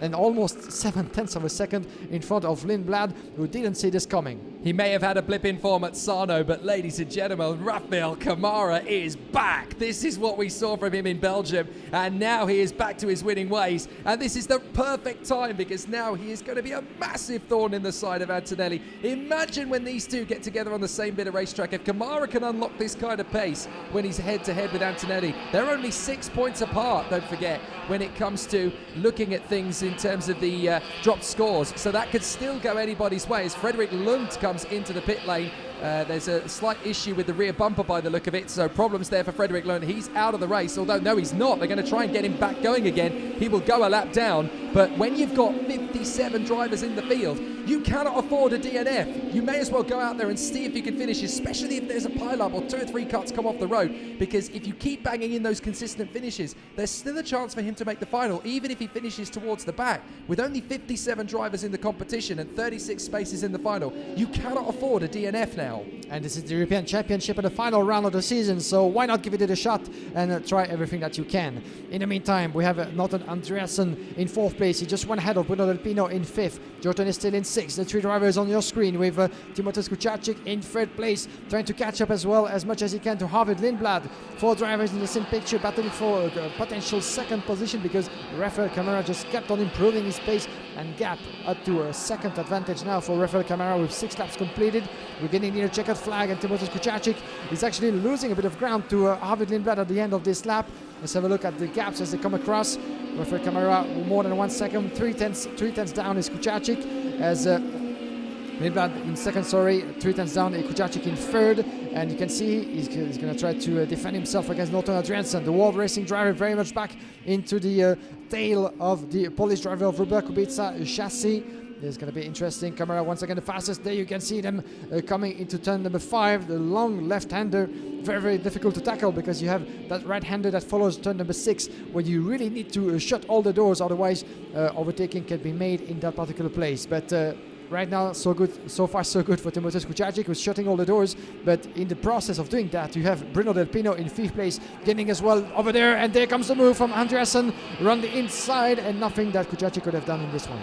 Well, a very good battle indeed as Andreasen gets himself into that 3rd position. It just looks to me as though Kucharczyk just came on too strong too early, and the tyres have started to fade away a little bit too much perhaps in that heat. So difficulties in terms of Kucharczyk just going very, very hungry very early in the heat, obviously wanting the victory, and now it's slowly starting to get away from him as he's falling into the clutches of his opponents. First Camara, then Lindblad, then Andreasen. He's got to be careful he doesn't lose ground to Bruno Del Pino in this last lap as well, as Rafael Camara continues to fight. Fastest lap after fastest lap after fastest lap. Antonelli won't be smiling anymore. This is definitely now a big threat and a big opportunity for Rafael Camara to snatch not only pole position for the final, but if he gets the final win over the Italian as well, that will turn the tables, and on dropped scores, Camara could snatch the European title away from him. So the Brazilian definitely coming to battle, definitely pushing hard, and Rafael Camara looking like he's in race-winning form right out of the blocks as Del Pino is going to try one last trick to get past Timo Kucharczyk. Is there going to be a move in the double left? No. Is there going to be a move in the final right? This is his last chance, and it's not going to happen. So Rafael Camara is back, ladies and gentlemen, with a brilliant victory. The Brazilian storms to the flag. Lindblad in 2nd place, 3rd for Norton Andreasen. We might have wondered if Antonelli had things all his own way this weekend. No chance. Rafael Camara is back. This is a 3, even 4 driver battle in this title fight, don't forget that, and Rafael Camara has really shown that very much in this qualifying heat. This is a strong statement from this young man from Brazil, not only winning with a strong advantage of almost 1.5 seconds on Arvid Lindblad, one of his strongest rivals in this course, but as well by lapping faster than anyone else, lap after lap. He has the fastest lap, like he was in qualifying, with no one else in front, no one else behind him, so he was free to do whatever he wanted, and he showed that brilliantly. So Rafael Camara, the first win of the weekend for the young Brazilian, in front of Harvard Lindblad, Norton Andreasen in 3rd, from Timothée Kucharczyk, Bruno Del Pino in 5th, followed by Joe Turney, and then Matheus Mogato, Luigi Coluccio, Alfio Spina, and Brando Badowell running up the top 10 from Gerard Chi, Caspian Hagman, James Wharton, Hugo Besson, and Nicola Lacorte in 15th place. So Rafael Camara actually has the advantage now, because not only is he fast out of the blocks and clearly very quick, but he has the fewest points to drop. So that's definitely going to help his score. Camara in front of Lindblad, Norton Andreasen 3rd in front of Timothée Kucharczyk and Bruno Del Pino, Turney, Mogato, Coluccio, Spina and Badua, a whole host of Italians in that top 10 from Gerard G and Caspian Hagman, Wharton, Besson and Lacorte from Karol Panzovic, Ellis Stevens doing a fair job on her debut in the FIA Karting Championships, Ruki Liu in 18th position, 19th for Max Angelard, and then Ismakuja Akhmadkodjiav in front of Frederick Lund, the one retirement from the race as we saw earlier on, Emili Koivisto Alonso, who had a technical difficulty with his Koski Motorsport Tony kart. So fabulous stuff in qualifying heat C versus E. We definitely have a show now. A lot of people came out of qualifying yesterday saying, well, Andrea Kimi Antonelli, he's got the pace, he's got this, it's his to lose.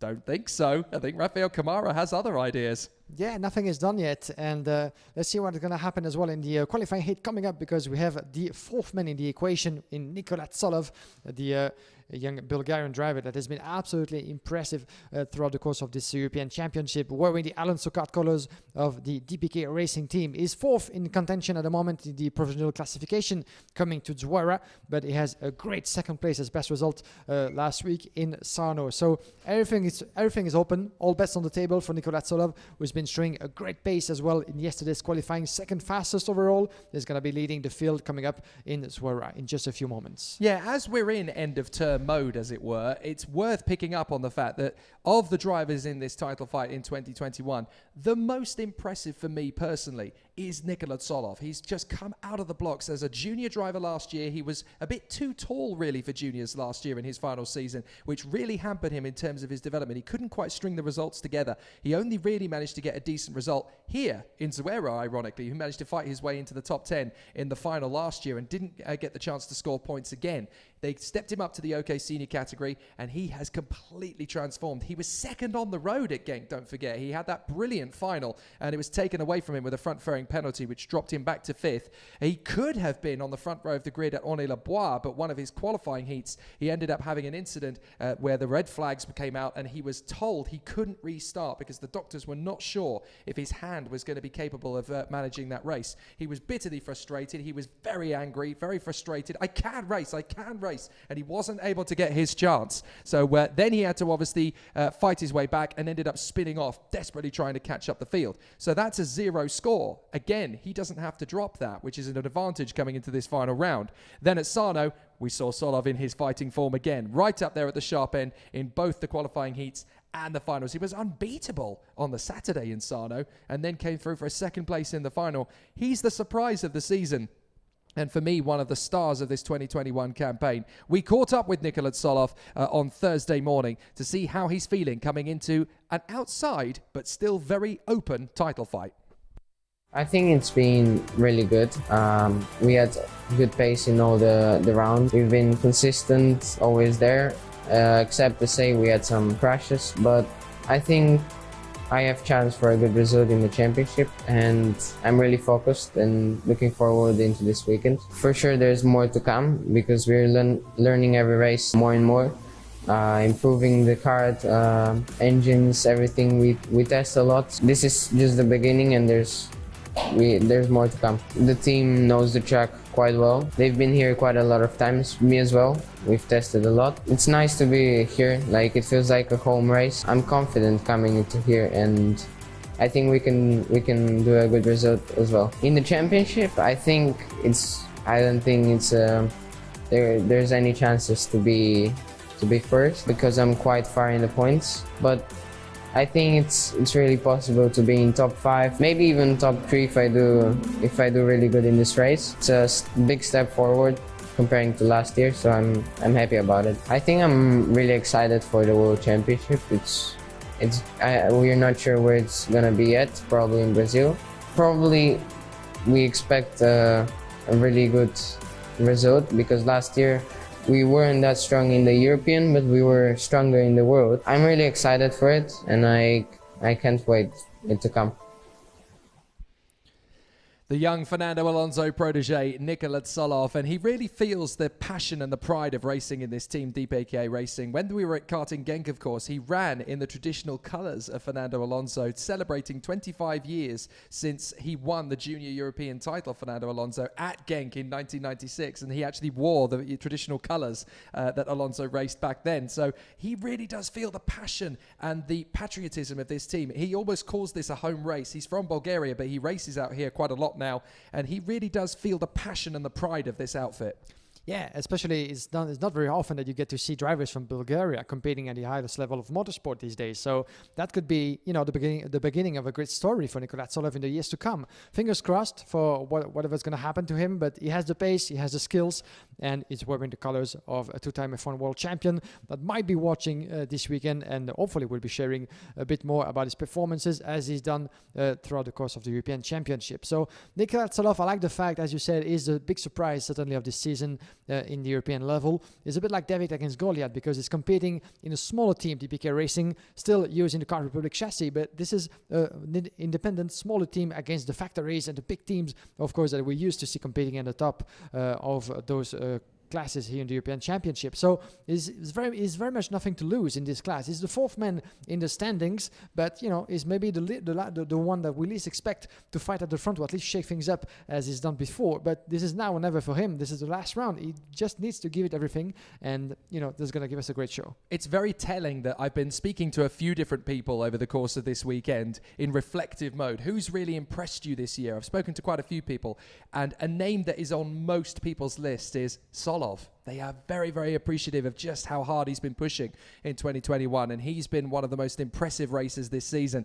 Alongside him on the grid, though, Yuga Chukwu, stepping up to the senior category for the first time. He was the European champion in 2020, don't forget, and is backed by McLaren. He was the junior European title winner rather than the senior, so stepping up to the category this year. He's been a major player, Yuga Chukwu, and he is there in the top 6 of the standings. He's got a great chance of moving his way further up the field. Could even make the top 4 in the title standings if things go his way.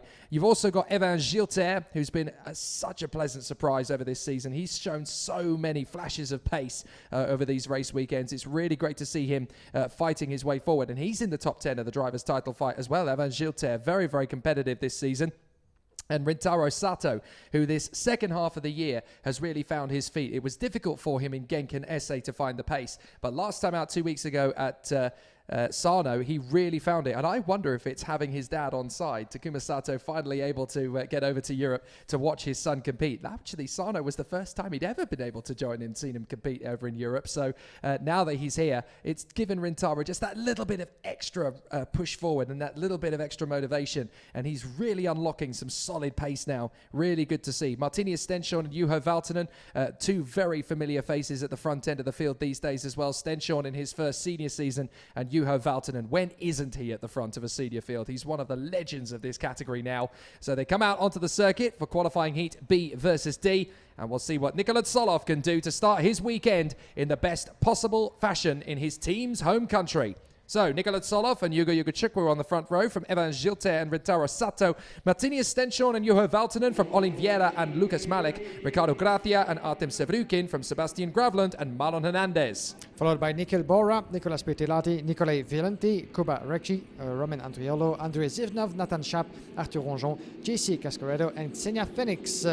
22 drivers onto the grid. Everybody out, hopefully, of the dummy grid. Yes, it is, as we have a full grid for 9 laps. This is the last qualifying heat of the morning before the break of lunchtime here in ZUERA, opposing Group B and D. Nicola Solov, the second fastest in yesterday's qualifying, and one of the names to keep an eye on, that's for sure. Can he actually get his weekend going on a good note ever since this first qualifying heat? We'll get an answer in 9 laps, but the pace is there. But Yugo Chukwu might have something to say in this race and in this weekend as well, even though he didn't have, of course, the results he might have expected through the course of his first European season at this level, having won the junior class last year at this level. This is going to be interesting, but I would bet a bit of my money as well on young Evan Gilter in third place, really having become one of the standard bearers of VDK Racing ever since his performance at last year's World Championship. He was with Sodicart at the time, moved team, and actually has been pushing a lot. Yeah, really good to see. And Yuga Chukwu really found the pace at the latter end of last week's warm-up race as well, so he's another one to keep an eye on as we go ready for the start. Let's race up to the first corner.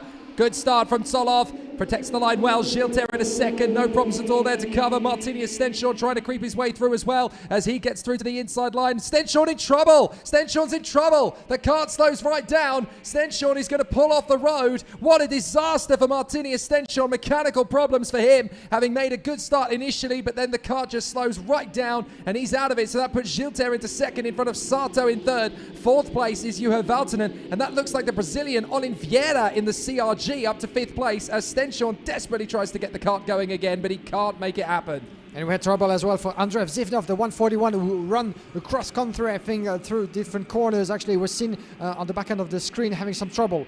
But we'll get back to that in a minute. Now the battle is on with Jo Valtanen, the 107 on your screen, I think it is. Yes, indeed, battling his way through in third position. Now he is in front of, is it Rintaro Sato? Just behind, yes it is. And another move, Igor Gochuku getting past one of the CRG representative over there. This is only Gali. Let's find out about the classification as they come across. One lap completed. Nicola Solov still ahead of 2/10 in front of Evan Gilte, who had a cracking start, the young Frenchman from VDK. Valtanen in third. Rintaro Sato is fourth from Igor Gochuku. Only Gali indeed in sixth place from Ricardo Garcia. Lucas Malek, Artem Severyukin, is Sebastian Gravlin in the top 10 as well. Oh, this is getting messy! And Vieira's gone wide. He was being so protective of that inside line, and Ricardo Gracia has gone into him. And that is terrible news for the two drivers, and that's a very unfortunate incident for the 133 getting caught up in that as well. That is Lucas Malek, who's dropped all the way down the order. But Ricardo Gracia, very frustrated, tried to get his way past Olin Vieira and was just tangled up with Lucas Malek. So the two of them came together. Vieira, very defensive, and that's how that all unfolded. So Ricardo Gracia now down at the back of the field. And this is what we were talking about earlier. You cannot afford to get into these incidents. You cannot afford to have crashes in such a small field of senior drivers with 57 competitors in the mix compared to what we've seen in previous rounds. You cannot afford to have these problems. There are only 36 spaces available in the finals. If you get into these issues, if you get into these incidents, there are plenty of other drivers who'll take those places away. And quite unfortunately for Ricardo Garcia, I think not only did he lose a pile of positions, but also his front fairing might have been bended, actually, by the look of it. We'll need confirmation of that. In the meantime, Nicola Solov trying to increase his gap on Evan Gilte in second place. 3/10 up between the first and second position drivers. Then we have Jo Valtanen, Rintaro Sato. Watch out for the move further back. Was it from Igor Gochuku, the 174 further back? My apologies. We'll get back to that in a minute. In the meantime, the battle on your screen with 144 further back. This is Nicolai Violanti battling for 15th place at the moment, but Igor Gochuku is back on your screen, battling for a potential top 5. Is in 4th position with Rintaro Sato just behind, the son of Takuma Sato, of course, former Formula 1 driver and 2-time Indy 500 winner. But Igor Gochuku just made his way past. He come across once again in 4th place, trying to decrease his gap on Jo Valtanen in 3rd. They have 0.3 of a second between those two. Rintaro Sato in 5th, followed further back by the CRG driver Olin Gali. Sebastian Gravland, still the top 10, quite not changed so far as we entering the lap number 4 out of 9. I tell you what, ruthless tactics for Olin Vieira in this race. Up the inside, that is the move for position, past from Severyukin on Roma Andriolo, but Andriolo is still trying to keep himself very much in the hunt. Nikhil Bora and that is Jessica Skado in the mix there as well, all trying to work their magic forward. Then you've got Nathan Sharp in front of Andrei Zhivnov, who's fought his way back past Nikolai Violente and Senya Phoenix, his country racers, colleagues in that same category, of course. And 3 very talented Russian racers there, Zhivnov, Phoenix and Violente. But they are continuing to battle in the midfield, and they could pick up a very tasty result out of this one, especially if there's going to be more badinage between these drivers up at the sharp end. But Solov has now extended the gap to 1 second clear to Evan Gilte. Nicola Solov does not want to put anything in doubt here this weekend. He's got a great chance of still being in this title fight. Even if he doesn't get the win in the title race, he could still make top 3, and that will be a great return for his efforts as his first year as a senior, and he wants to push for it. Here is the interesting battle behind Gilte, Valtanen, Yuga Chukwu. Rintaro Sato still in touch, but it's looking ever more increasingly threatening from Yuga Chukwu to get past Valtanen. Valtanen trying to get one over on Evan Gilte, but the Frenchman's so fast at the moment. Yeah, so fast indeed, but this is back to what we were saying earlier about the temperatures of tires, actually, the way they behave. And watch out for Igor Gochuku going around the inside of Jo Valtanen. Nicely done for the young American in the turn number 7. Up a position into 3rd, and Valtanen was able to shut the door because Rintaro Sato was very close to imitate Igor Gochuku, but didn't make that stick quite yet, as he's forced to stay in 5th position. Jo Valtanen having to defend, but also trying to get the contact going as well, not to lose contact with Igor Gochuku, who's getting near Evan Gilte. I was going to say that it's back to the tire behaving actually on this track. Gilte was very fast in the opening stages of this race, but lost momentum after that. 1.6 seconds from Nicola Solov, who really pulled away from the rest of the field. Is nowhere to be seen, Solov, at the moment, having a great pace and nothing to worry about. It's not quite the same for Evan Gilte, unfortunately, who actually had the contact with Solov in the first 2 or 3 laps before actually losing quite a bit of momentum, maybe partially due to the degrading of his tires and the fact that once they get up to temperatures, it takes time to get those MG tires up to temperatures, and the window of functioning is not that long. And in the meantime, confirmation of another place is lost, unfortunately, for Gilter, with Ugo Guchuku going in second place. So Ugo Chukwu through into second position, makes the move on Evan Gilter. Great performance there. Ugo Chukwu really starting to charge forward, but Solov has just dropped the field completely. The Bulgarian storming away out front, as Ugo Chukwu is now looking likely to be the best of the rest. They do seem to be very good on tyres, the Kart Republic chassis. Obviously, they've got to look after 3 tyres on the front and 3 tyres on the rear from the entirety of the weekend, from the beginning of qualifying to the end of the final heat on Sunday morning. So they've got to try and choose when they put these tyres on and when they make sure they get the most out of them through the course of the heats. So it's all about strategy and tactics, and certainly the Kart Republic may not have the most speed in terms of 1 lap pace from what we've been hearing, but in terms of looking after their tyres, that's where they're strong.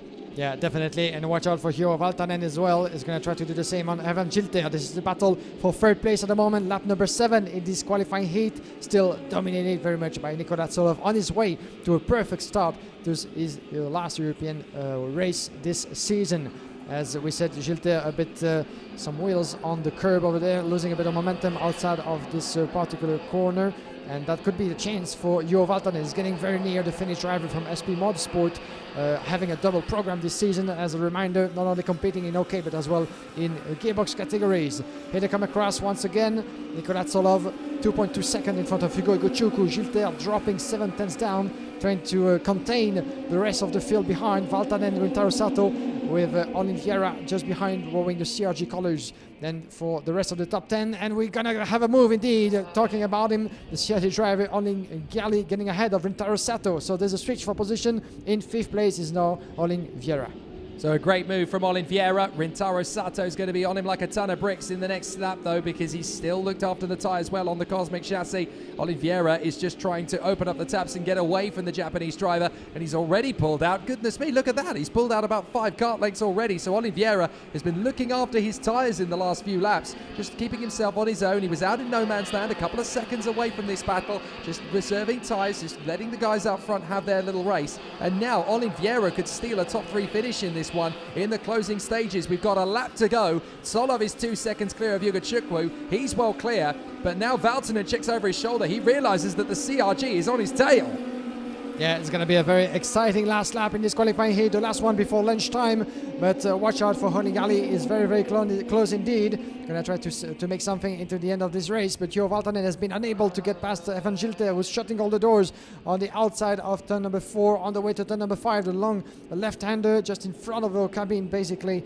As you can see, actually, the CRG driver getting close and close to the SP Motorsport representative, and he's watching over his shoulder. Hiro Valtanen is not particularly comfortable at the end of this race. He knows he has to defend, and as a result, he's losing momentum and contact to Evan Gilter, who might have a bit of a gap, enough of a gap, shall I say, to secure 3rd place. Solov is going to have this one, though. A fabulous performance from the Bulgarian. What a way to start his weekend, as Gilter still defends valiantly from Valtanen and Vieira. But this is very much game on from our 4 title contenders. Nicola Solov gets the victory in the opening heat of his weekend from Ugo Chukwu. And then it's all stalemate between Gilter, Valtanen and Vieira as they cross the line. Sato in 6th position in front of the ever resourceful Sebastian Grabler, who's made up some places there, as has Nicolas Piatalati from Severukin and Marlon Hernandez. So some good comeback drives and some good recoveries from competitors there in the field. But Nicola Solov in particular has definitely opened his account in fine form. The Bulgarian not just taking the victory, but running away and hiding. He is definitely a contender for the top step of the podium this weekend. Watch out for this young man, indeed, victorious of his first qualifying heat this weekend under the heat of ZUERA. And this is a strong message indeed sent to the other contenders in the title fight. Andrakimi Antonelli, Rafael Camara, as well as Arvid Lindblad. Camara, 1 win as well under his name, the other one going to Solov. We're only getting started in the OK Senior class with still a lot of qualifying heats to go through. A busy program awaits us this afternoon. Well, here's an interesting dynamic. Antonelli and Solov are not going to meet until later this afternoon, but both of them have raw pace. It's going to be interesting to see who beats the other in the qualifying heat. Nicola Solov with the victory victory in front of Yuga Chukwu and Evan Gilter. Juho Valtonen from Olin Viera, Rintaro Sato and Sebastian Gravlo, Nicolas Piertalatti and Artem Sevrukin, with Marlon Hernandez and Kuba Rashki rounding out the top 11 in this field. Followed by Roman Andriello in 12th place, GC Cascaredo in 13, followed by Andrei Zivnov, Nikhil Bora, Artur Rojon, Nathan Chap, Xenia Phoenix, and Nicolas Vilenti, as well as Ricardo Garcia, the top 20 drivers who saw the checkered flag at the end of this race to retirement. Martin Stenzon, unfortunately, in the opening lap, and Lucas Malek, the two drivers who didn't see it through this last qualifying heat of the morning, before we're going to have a well-deserved lunch break for everybody here, especially the drivers, under these very heated conditions. And then we're going to be back in just a few minutes from 1 o'clock local time here in ZUERA for the rest of the program. Yes, indeed. So while we are obviously giving the marshals and the officials here a chance to have a breather before the afternoon session gets incredibly intense, as we know it's going to, we're going to take our breather while you're waiting for us to return to the broadcast at 1 o'clock local time. That's 1300 hours European Standard Time. We'll talk you through the highlights from the season so far, as it has been building up to a bit of a crescendo in this 2021 season. Here's the story so far. We'll come back to the action at 1 p.m. local time. But it's getting exciting here in ZUERA.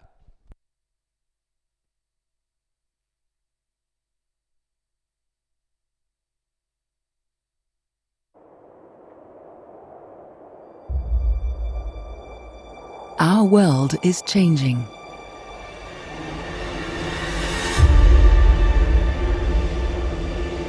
New challenges and new opportunities have fast-tracked the need to do things differently.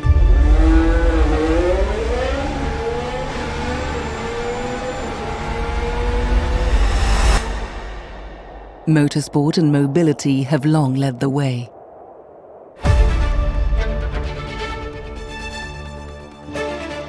The FIA aims at ensuring that the worlds of motorsport and mobility bring a positive contribution to society. We innovate.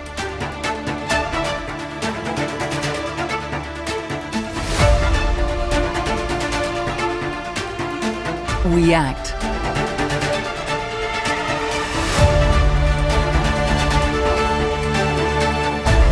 I won't stay silent against racial discrimination and inequality. I believe everyone should be treated equally. We create change. Create a new deal for motorsport, reinvigorate mobility and road safety, enhance our influence through our contribution to society. These are our major ambitions for the time to come. Let's continue to save lives by using our technical expertise to deliver the highest standards of safety on both track and road. Respond to public health challenges and create a culture of responsible road users worldwide. Let's deliver sustainable motorsport and mobility by taking an innovation-led approach that delivers lower emissions and addresses the mobility issues of our time.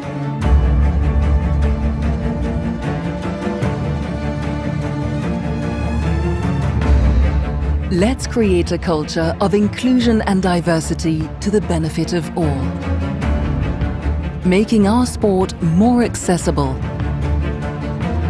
and using our global platform to fight injustice and intolerance.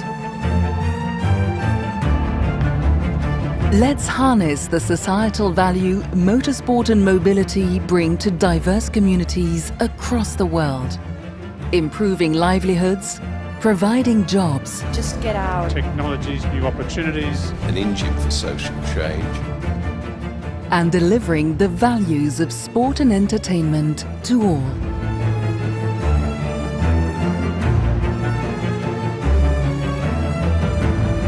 We'll come together to overcome future challenges.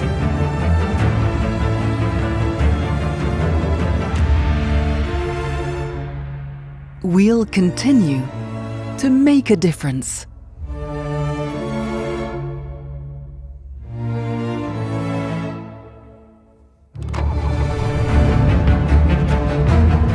share our commitment to a better future.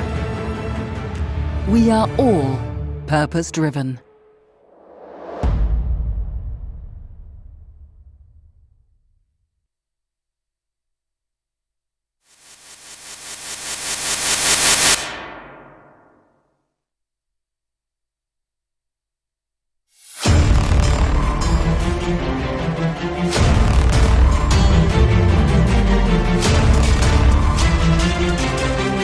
The beautiful French countryside is the backdrop for the second round of the 2021 FIA Karting European Championships for OK and OK Junior drivers. The last time SA hosted a round of the championship was 3 years ago, and in 2014, Lando Norris clinched his world title here. The circuit combines tough, complex corners with sweeping changes of camber and elevation. It's a unique circuit on the calendar, and whilst it's a little old school, it's the ultimate challenge for the modern racing driver. Teams are constantly searching for thousandths of a second improvement in a world where every component on the kart can be changed, from axles to wheel rims, and even a slight adjustment of the seat position can affect the whole balance of a kart. It adds up to an intense competition with breathtaking choreography from driver, circuit, and team.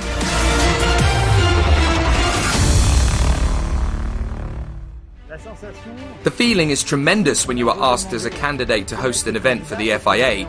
Your first instinct is that you want to do it, and each time I say that it will be there, I realise it's so hard. And I ask myself, will it be the last time we run an event for the FIA? Because I consider that it is really, really tough to organise a European Championship event.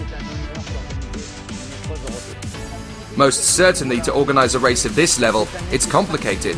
But it's been particularly complicated this year. Previously, we did not race before through the pandemic, and for me personally, it's not easy to refuse entry to the circuit to karting enthusiasts. It's heartbreaking. It hurts, because you want to share it with all your sporting colleagues. Yes, we have held other European Championships and even the World Championship in 2014, when Lando Norris became world champion. We had Nikita Mazepin and Mick Schumacher here on the podium. I've worked here a long time, and I think that at this circuit the techniques of the driver matter most, in my opinion. It's best to say that it's not the engine which counts here, and I promise it's not me who thinks this. It's what I hear from the drivers often. So that can create and has regularly created some formidable races here. Let's go on a lap of Ornay-le-Bois with local star Evan Gilter. A dash of brake pedal into turn 1, which is tight and technical, before a big stop downhill for turn 2. A crucial overtaking spot on the course for the brave and bold. Up the crest, and another chance is found in the left, which tightens dramatically on the exit. Now you plunge down the crest again and control the kart delicately into the left-hander. Going wide is a one-way ticket to the grass. Carefully balance the throttle through the hairpin and along the short back straight, but there's a good overtaking spot next into the right-hander. You need a good exit because then you're back on the power and climbing uphill once again. Now comes the tricky final sector. The kart drifts towards the turn, you'll press the brake and control the kart as it tries to snap away in the left, but you'll put the power down again quickly through the right and keep it there as you hold the kart flat on the throttle through the final bend. Accuracy is key here and mistakes are punished.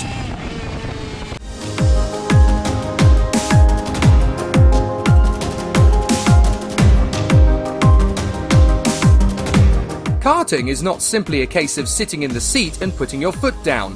The team studies a driver's performance after each session, and data engineers can use engine revs, top speed, lateral g-force, and even exhaust and water temperature to assess what the driver is doing behind the wheel. You can change multiple components on a kart during a race weekend. Camber, caster, toe out and toe in, stub axles, hubs, even screws from the seat and bodywork can make a huge difference. Everything from tyre pressures to chassis flex is heavily monitored and suitably adjusted, and with 2 karts at your disposal, those changes can happen in seconds. Put simply, the kart is your office, the racetrack is the battleground, so your body must be a temple and your mind must be totally focused and disciplined, because in karting, every microsecond found can be the difference between winning and losing.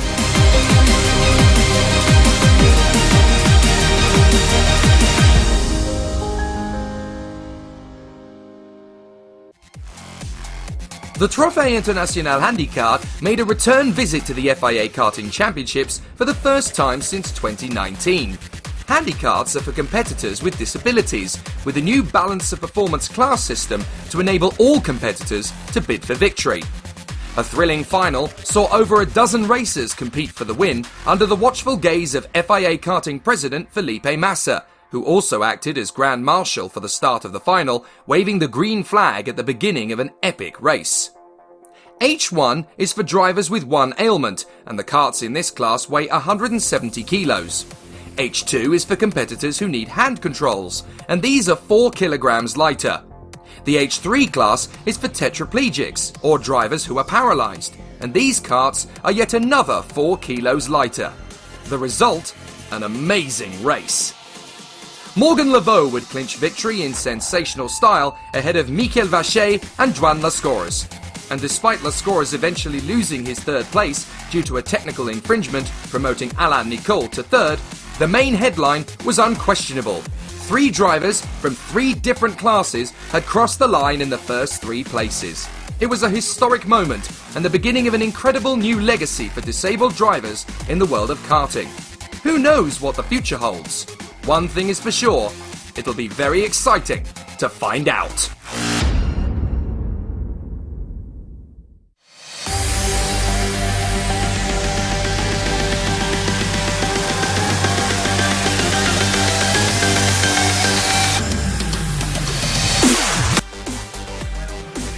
As the final began, Freddie Slater took advantage of his pole position to head into turn 1 in the lead from Kirill Kutskov. But the tight nature of the circuit caught out several drivers in the opening lap, as first Jan Pisarovsky crashed out, and then 5 more joined him, as Harley Keeble, Josh Erfen, Adam Hideg and Zachary David were out on the spot at turn 2, and Enzo Deligny suffered too much damage to continue, and he pulled in at the end of the lap. The marshals were quick to start clearing the circuit, but couldn't manage it before the field were due to reappear. So the race was neutralised under yellow flags. The victims could do nothing but run to safety and think about what to do next time. Behind the leading duo, Alex Powell had settled into third and Will McIntyre was in fourth ahead of Matias Ferreira. Fortunately, the wreckage only took 2 laps to clear. But as the field were due to restart, Slater hit the throttle several corners too early and under yellow flags, and the investigations began. Kutskov and Powell did their best to stay with him and not drop back too far, but it was too late. With Slater already building a lead and the pair behind doing their best to catch him, others started to fall away. Lucas Samalisto's weekend came to a premature halt on the final bend. But it turned out he wasn't alone in the incident, and as Samalisto failed to push start his kart uphill, the young German star Maxim Rem was parking his own kart at the marshal post at the first corner. 2 brilliant racers eliminated from the competition. Kutskov and Powell were joining forces to catch the leader, whilst Ferreira had passed McIntyre, who was now under intense pressure from behind. Thomas Stolchemanis made his move, which allowed Arthur Poulain and Max Popov to storm past as well. It turned out that McIntyre had mechanical issues, and he would sadly fall to 12th by the finish line. Ferreira was now approaching his Kart Republic colleagues, whilst James Agozzi was doing his best just to keep it on the road. But Powell was in a difficult position, unable to catch Kutskov and losing ground to Ferreira. They needed to team up to stand any chance of catching Slater. Further back, and a battle was brewing between Rashid Al-Daheri and Kai Sorensen, as the Emirati duelled with the American lap after lap.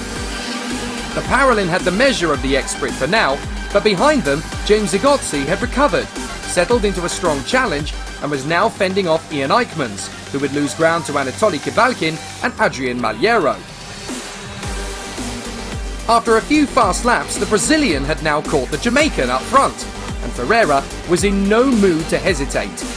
His move for third position past Alex Powell would come at the top of the crest into the left-hander, and now he was setting off after Kutskov.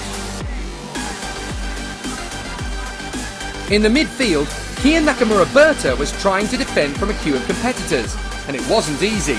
With so many drivers so close together, trouble was almost inevitable, as Dion Gauda and Dmitry Madviv tried to stay out of it. Now that Ferreira had caught the back of his teammate, the Kart Republic trio started to work together and steadily increased their pace. But would Freddie Slater be catchable before the checkered flag fell? And another question was arising. Was Kutskov actually holding his teammates up, rather than helping them catch the race leader? A lap later, Ferreira decided to end the debate and took matters into his own hands. The nudge into the hairpin was a clear statement of intent. Go faster or get out of the way. Whilst these drivers are teammates, unlike the world of car racing, there are no team orders in this sport. So the drivers have to make the decisions for themselves out on track. In a world where there's only really one law: don't crash into your teammate. Crucially though, Slater was starting to increase the gap yet further, and as the laps continued to tick down, there was no more time to waste, especially with three drivers, Kirill Kutskov, Matthias Ferreira and Alex Powell, all wanting their first OK Junior podium. It was the Brazilian who ran out of patience first.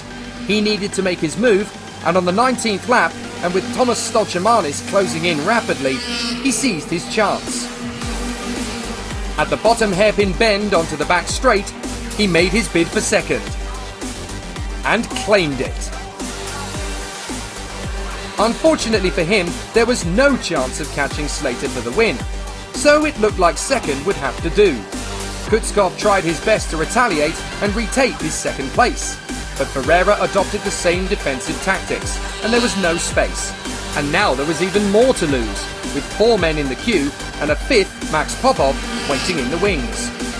Stolchemanis could see a chance to increase his own points score, and 20 years after his father Marek battled for the win, it was his turn to quest for the podium, and he made his move on Powell for 4th. Just one more pass and he'd be taking home some silverware. Popov wanted a piece of the action too, and did his best to repeat the manoeuvre on Powell. But the Jamaican had gathered himself together and wasn't going to concede another place. But just as Freddie Slater had begun the final lap and the run to victory, Popov snatched his chance and made it happen anyway. Slater had no idea at this point that his incredible performance all weekend, where he had scored pole position in qualifying, race wins in all 5 heats, and led every lap of the final, was about to be spoiled. The stewards decided that he had indeed jumped the gun at the restart and accelerated too early under yellow flags. It meant that his dominant display would be tainted, and whilst he crossed the line in first to assume victory, post-race the officials would hand him a 10-second penalty for his rapid restart, plummeting the championship leader to 10th at the finish. The excellence of his drive all weekend couldn't be denied, and his joy was deserved after such a phenomenal driving performance. But sadly, it would be short-lived. The penalty hands the win to Matthias Ferreira in front of Kirill Kutskov and Thomas Stolchemanis.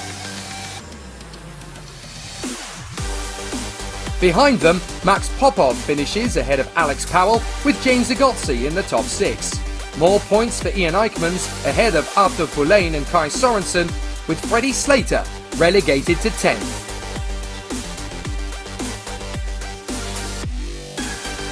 Freddie may not have the points lead he expected to have, or the race victory, but he'll still be hard to beat at Sarno.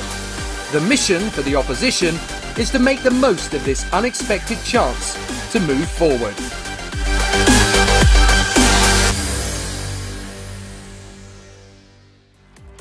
All the weekend I'm very fast in the qualifying, the heats, and in the final I start from 4. I only do it my best and I did it my first podium on European. Well, it was quite good. I finished second in group and total I was 8. After heats I was 3rd, so it was good. And in the final, the strategy was to have a good temp. I had it, but Ferreira was a bit faster than me. So when he passed me, I wanted just to stay behind to Powell don't pass me, and I did it. I will be more concentrated on this process and work a bit harder. I come down for the final and no stress, concentrate only, and in the final just look to the front drivers and go. I will be stronger only for these races. This is actually my third race in OK Junior, and I very appreciate to drive here. Very big, very strong guys. We won. I know we won now because we have something happen with us later. We are fast all the weekend with many of our drivers. Some drivers have a little bit less unlucky or a little bit less speed. We know we have something in the pocket you can win the race with several drivers. At the end we won the race and P2 also, because Ferreira won the race and Kutzko finished P2. Unfortunately, Power lose the third position the last 2 laps, otherwise P3 also. But I'm very happy about it.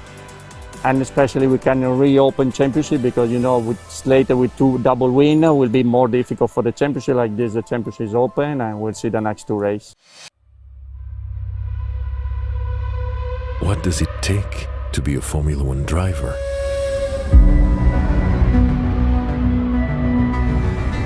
To be the most focused, to respect the rules, to be the quickest, to make a difference. Together we push forward health and safety innovations. We give our best to protect the environment. We stand against discrimination and fight for diversity.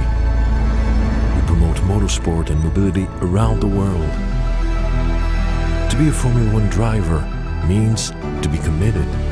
Together with the FIA, we are driven to help build a world that raises hope and enriches the lives of everyone, everywhere. Now we race for change. And we race because we are all purpose-driven.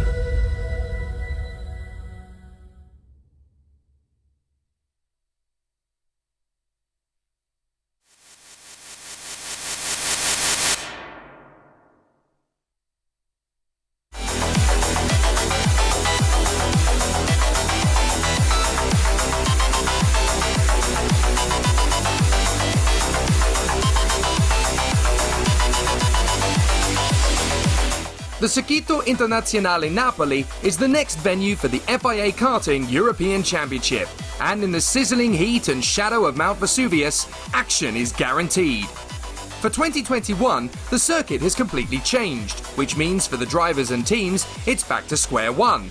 Only elements of the old circuit remain, so the challenge of meeting the demands of temperature, setup and humidity makes the third round of the championship the toughest of the season so far.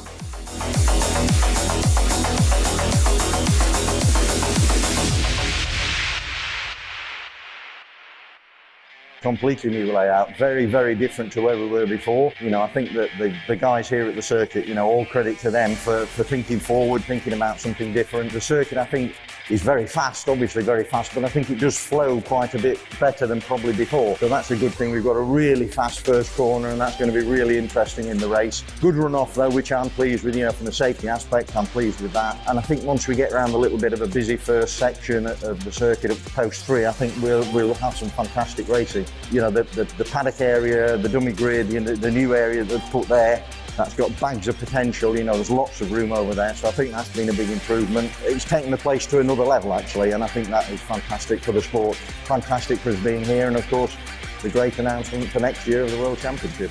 Brilliant.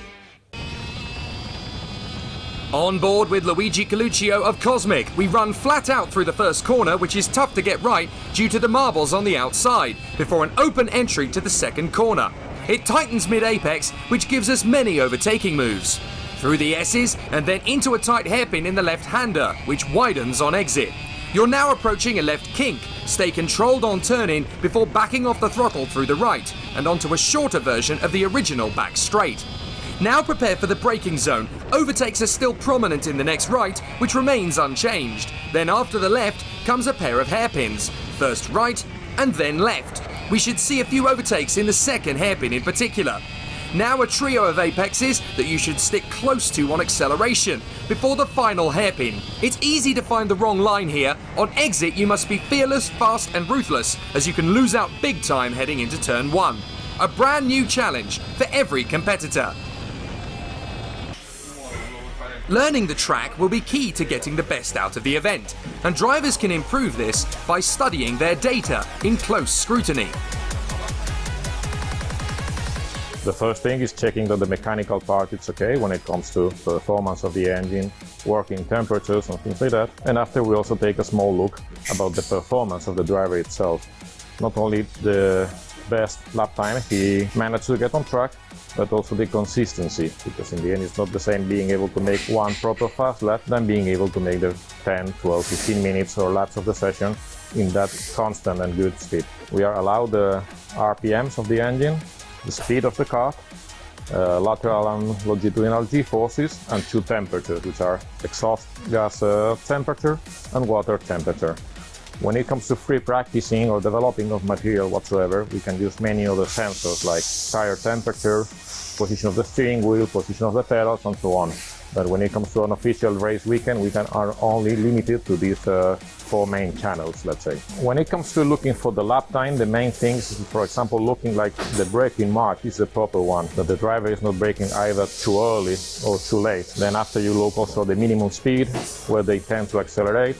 And with all this information shown in the screen, then you start deciding which driving style suits a bit better the track conditions, or if you are trying two different setups with two different drivers, which is the proper one for the conditions of the circuit at the moment. For me, I think it's really important for them to understand why we drive in a certain way. Memorizing will be kind of a shortcut. With the precision of the system, it's possible to tell them, okay, you can brake 1 meter later, you can brake 1 meter earlier. But to me, it's really important that they can understand why we drive in a certain way. And they understand when they're making a mistake themselves, or either by being too aggressive or either by being too conservative, so they can adapt their driving while they are on the track and not just waiting after finishing the session to come back to the tent and then watching on the data what were the main issues with the session. So in the beginning you have to kind of look for the driver, bring it to the data set and explain him about the session, and when they get more and more experience they want to understand what's going on and they want to understand why suddenly they are a little bit quicker or a little bit slower than the session before. So they start having the questions and understand that here maybe they can find the answer.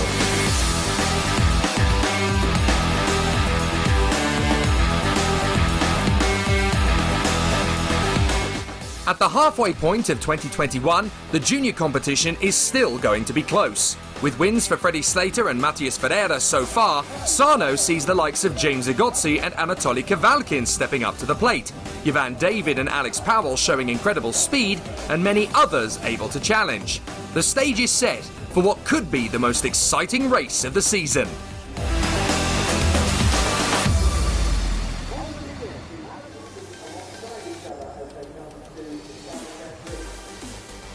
With Kavalkin and Igozzi sharing the front row, one driver would fail to take the start as Alexander Gubenko ran out of luck. Matthias Ferreira would start third alongside Alex Powell, and championship leader Freddie Slater would start 12th after a crash on Saturday. When the lights went out, Kavalkin would lead ahead of Igozzi and Powell as the field stormed into turn 1. Ivan David would surge forward into 4th place, whilst Kavalkin blocked Igozzi's path, allowing Alex Powell to move past around the outside. So now it was Kavalkin, Powell, Igozzi and the birthday boy Ivan David, who turned 14 on race day.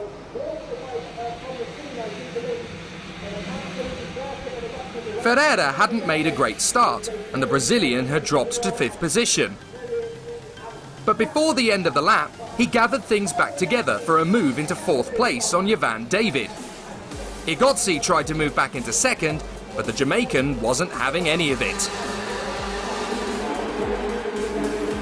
The Russian up front was starting to feel the heat as he ran wide, giving Alex Powell a brief taste of the lead.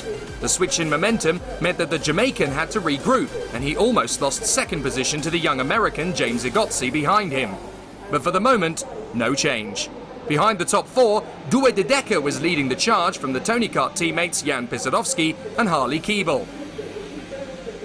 Behind the leading drivers, the competitors were starting to find the going tough, and sadly Kirill Kutskov would not be repeating his podium finish from France after he drifted off the circuit in the hairpin at the foot of the back straight. Kai Sorensen had nowhere to go, and the American had to fight to recover. Regrettably, the Kart Republic driver was out on the spot, so it wasn't a great day for Russia so far. De Decker was keeping his kart as wide as possible, but Keeble had passed his teammate and was now up to 6th, clearly hungry for more. Try as he might, he just couldn't find a way past, and the need to do so was becoming greater, as the quartet of drivers up ahead were clearly starting to pull clear. There was a long way still to go, but the bigger the gap, the harder the chance to win was becoming. The next man to move forward was Freddie Slater, as he worked his way up to 7th place. One by one, the championship leader was returning to the head of the pack. But the job was made easier for the chasing pack as Kavalkin began defending his position with sheer desperation. This meant an increased sense of urgency for the trio behind, as the more time they lost to the competitors behind them, the more likely they were to fall back down the order. Each driver was taking his turn to move past the man ahead, with no success. This meant that the gap to the collection of drivers building behind them was disappearing. The race for victory was still very much alive. Ferreira was getting frustrated, sat behind Igozzi, who gestured to the Brazilian to stop racing him and work with him instead.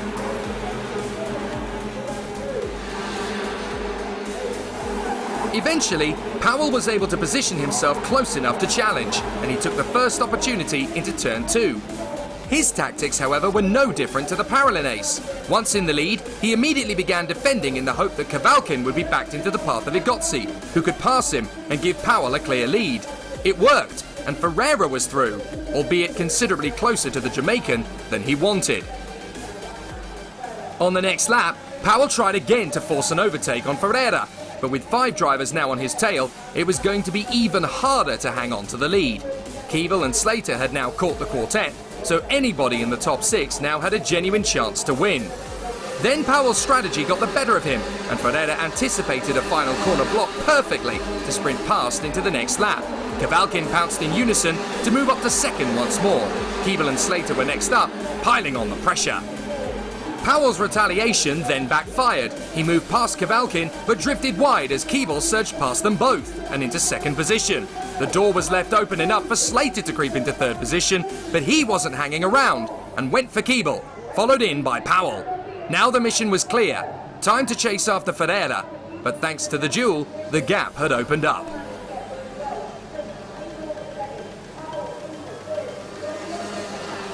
Behind the leaders, there were plenty of scraps as well. Josh Irfan making his way past Rashid Al-Daheri, who was under intense pressure from Alexander Bondarev. And when the young Ukraine ace found his way past, it didn't aid the Emirati, as he and Jimmy Helias connected and drifted down the field, losing several positions. Keeble was back in his rhythm once more and overtook Powell for 3rd position at the end of the back straight, whilst Gustav Wisniewski would end his race after an incident in the middle of the track, throwing up dust on the circuit that would cause Matias Ferreira to slow down. Kavalkin then made his bid for 4th position from Powell, and there was no issue in completing the pass. And it wouldn't be too long before the birthday boy was back in the hunt, as Jovan David soon overtook Powell as well. The race would, however, end bitterly for Due De Decker.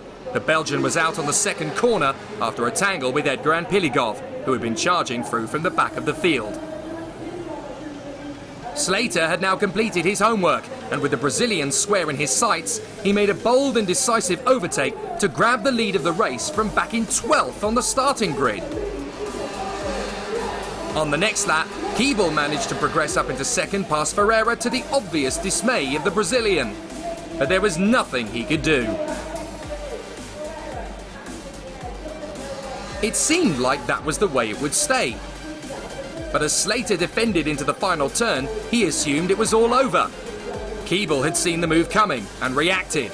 He had accelerated a fraction of a second sooner than his rival, and as they crossed the line, the Tony Kart factory driver was 0.02 of a second in front. Surely the closest finish in FIA Karting history. An astonishing end to a brilliant race, and Harley Keeble claimed his win. Slater would have to be content with 2nd, and a bemused Ferreira ended up 3rd.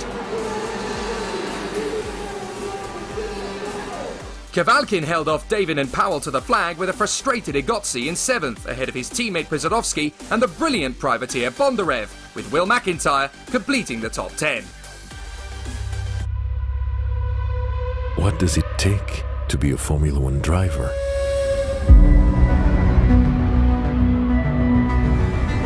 To be the most focused, to respect the rules, to be the quickest, to make a difference. Together we push forward health and safety innovations. We give our best to protect the environment. We stand against discrimination and fight for diversity. We promote motorsport and mobility around the world. To be a Formula One driver means to be committed. Together with the FIA, we are driven to help build a world that raises hope and enriches the lives of everyone, everywhere. Now we race for change. And we race because we are all purpose-driven.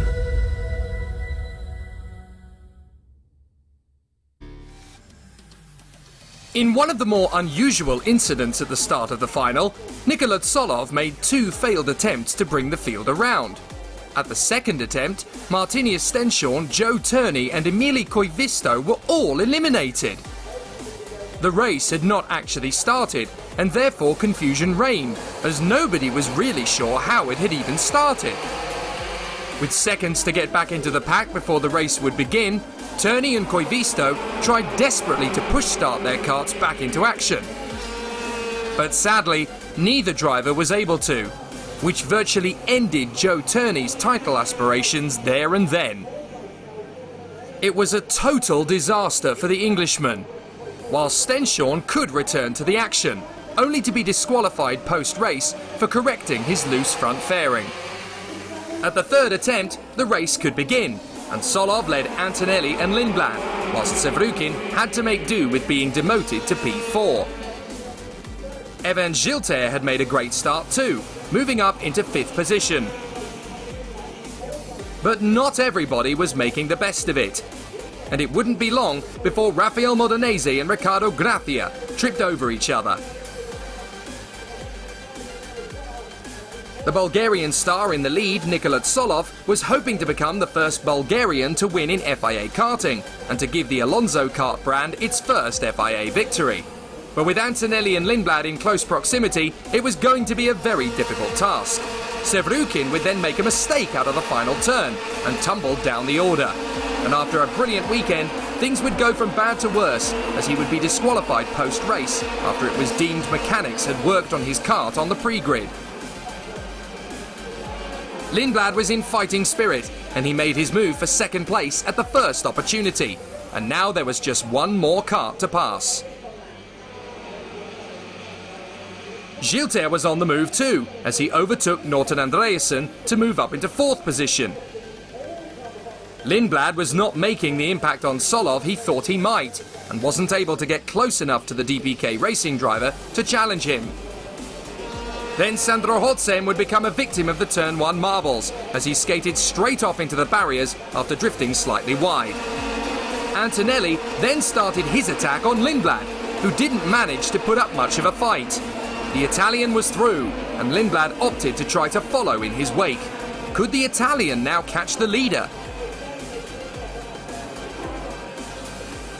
Elsewhere, Timo Kucharczyk and Ariel Elkin were engrossed in their own battle, and despite some sore ribs, the Israeli was able to keep ahead of Andrei Zhivnov, Lucas Malek and Rintaro Sato, son of Indy 500 double winner Takuma Sato. But sadly, Zhivnov and Malek collected each other and were out instantly. They both wanted to be in the same place at the same time, and the apex couldn't accommodate them both. Then dramatically, Kamara peeled into the pits, almost unsighted. The championship leader was out with mechanical problems, and he was furious. Sevrukin was dueling with Alfio Spina, unaware that his race would fall apart after the checkered flag. He made his bid to overtake and started to stretch an advantage. It was a great comeback drive, which made the incoming penalty post-race even harder to accept. So for the moment, Solov was leading from Antonelli, with Lindblad in 3rd from Gilter, Andreasen and the American star Yugo Yugachukwu. Lucas Malek was still trying to recover from his earlier incident, but it was no use. Just outside the top 10, Matthias Mogato was on a comeback charge as he had worked his way from 22nd to 11th. His teammate Christian Bertucca was also making up places. Antonelli was now chipping away at the lead Solov had built up, and with nerves high for the Bulgarian, it was up to him to hold the Italian at bay. Lap after lap, Antonelli chipped away and could sense that Solov was vulnerable. A light mistake from the Bulgarian Lion gave Antonelli reassurance that the lead wasn't far away. Just one lap later, and Antonelli picked his moment carefully. And after a strong start to the lap through turn 2, there was nothing Solov could do to thwart Antonelli. The Italian was through, and with Genk now being ancient history, Antonelli was set to take the lead in the European Championship, both in total and with dropped scores applied. Could he become the first driver this century to win back-to-back European crowns?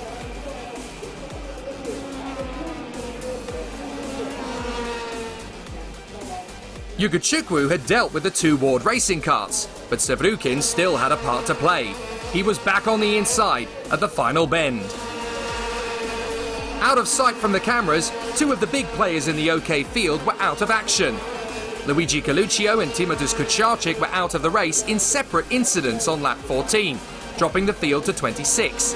But only 23 were classified, with the exclusions for Sevrukin and Stenshorn joined by Tuukka Tarpanen, who would suffer the same fate as Stenshorn.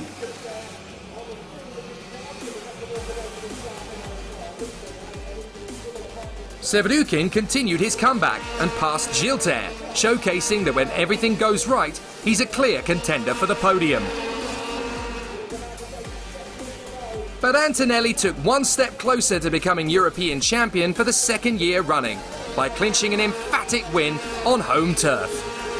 Solov would come home second, and Lindblad would run home third. Behind them, Sevrukin's exclusion elevated Gilter to P4, whilst Andreasen would claim 5th ahead of Spina and Elkin after front-fairing penalties for Yugachukwu and Sato, whilst Mogato fought back valiantly to 10th. What does it take to be a Formula One driver?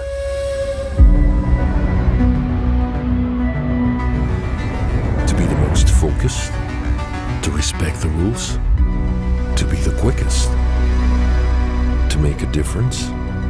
Together we push forward health and safety innovations. We give our best to protect the environment. We stand against discrimination and fight for diversity. We promote motorsport and mobility around the world. To be a Formula One driver means to be committed. Together with the FIA, we are driven to help build a world that raises hope and enriches the lives of everyone, everywhere. Now we race for change. And we race because we are all purpose-driven.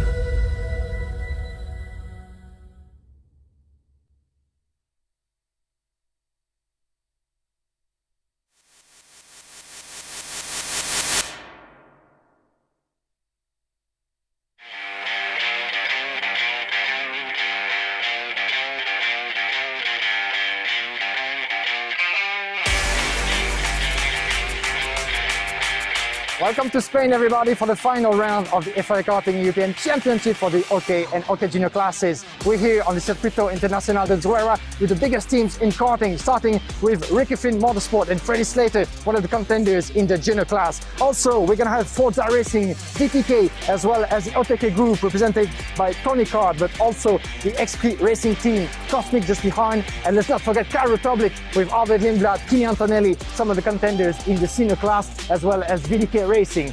Here on this side of the paddock, let's not forget the Direlard group, represented also by the Charles Leclerc by Lennox Racing team. Further back is World Racing. Just behind me is Parolin as an Energy Corse. Some of the biggest names in the world of karting are here in Spain for an intense weekend of racing. Make sure to tune in from tomorrow 10:40 on FIAKarting.com. This is going to be a great spectacle to conclude this season.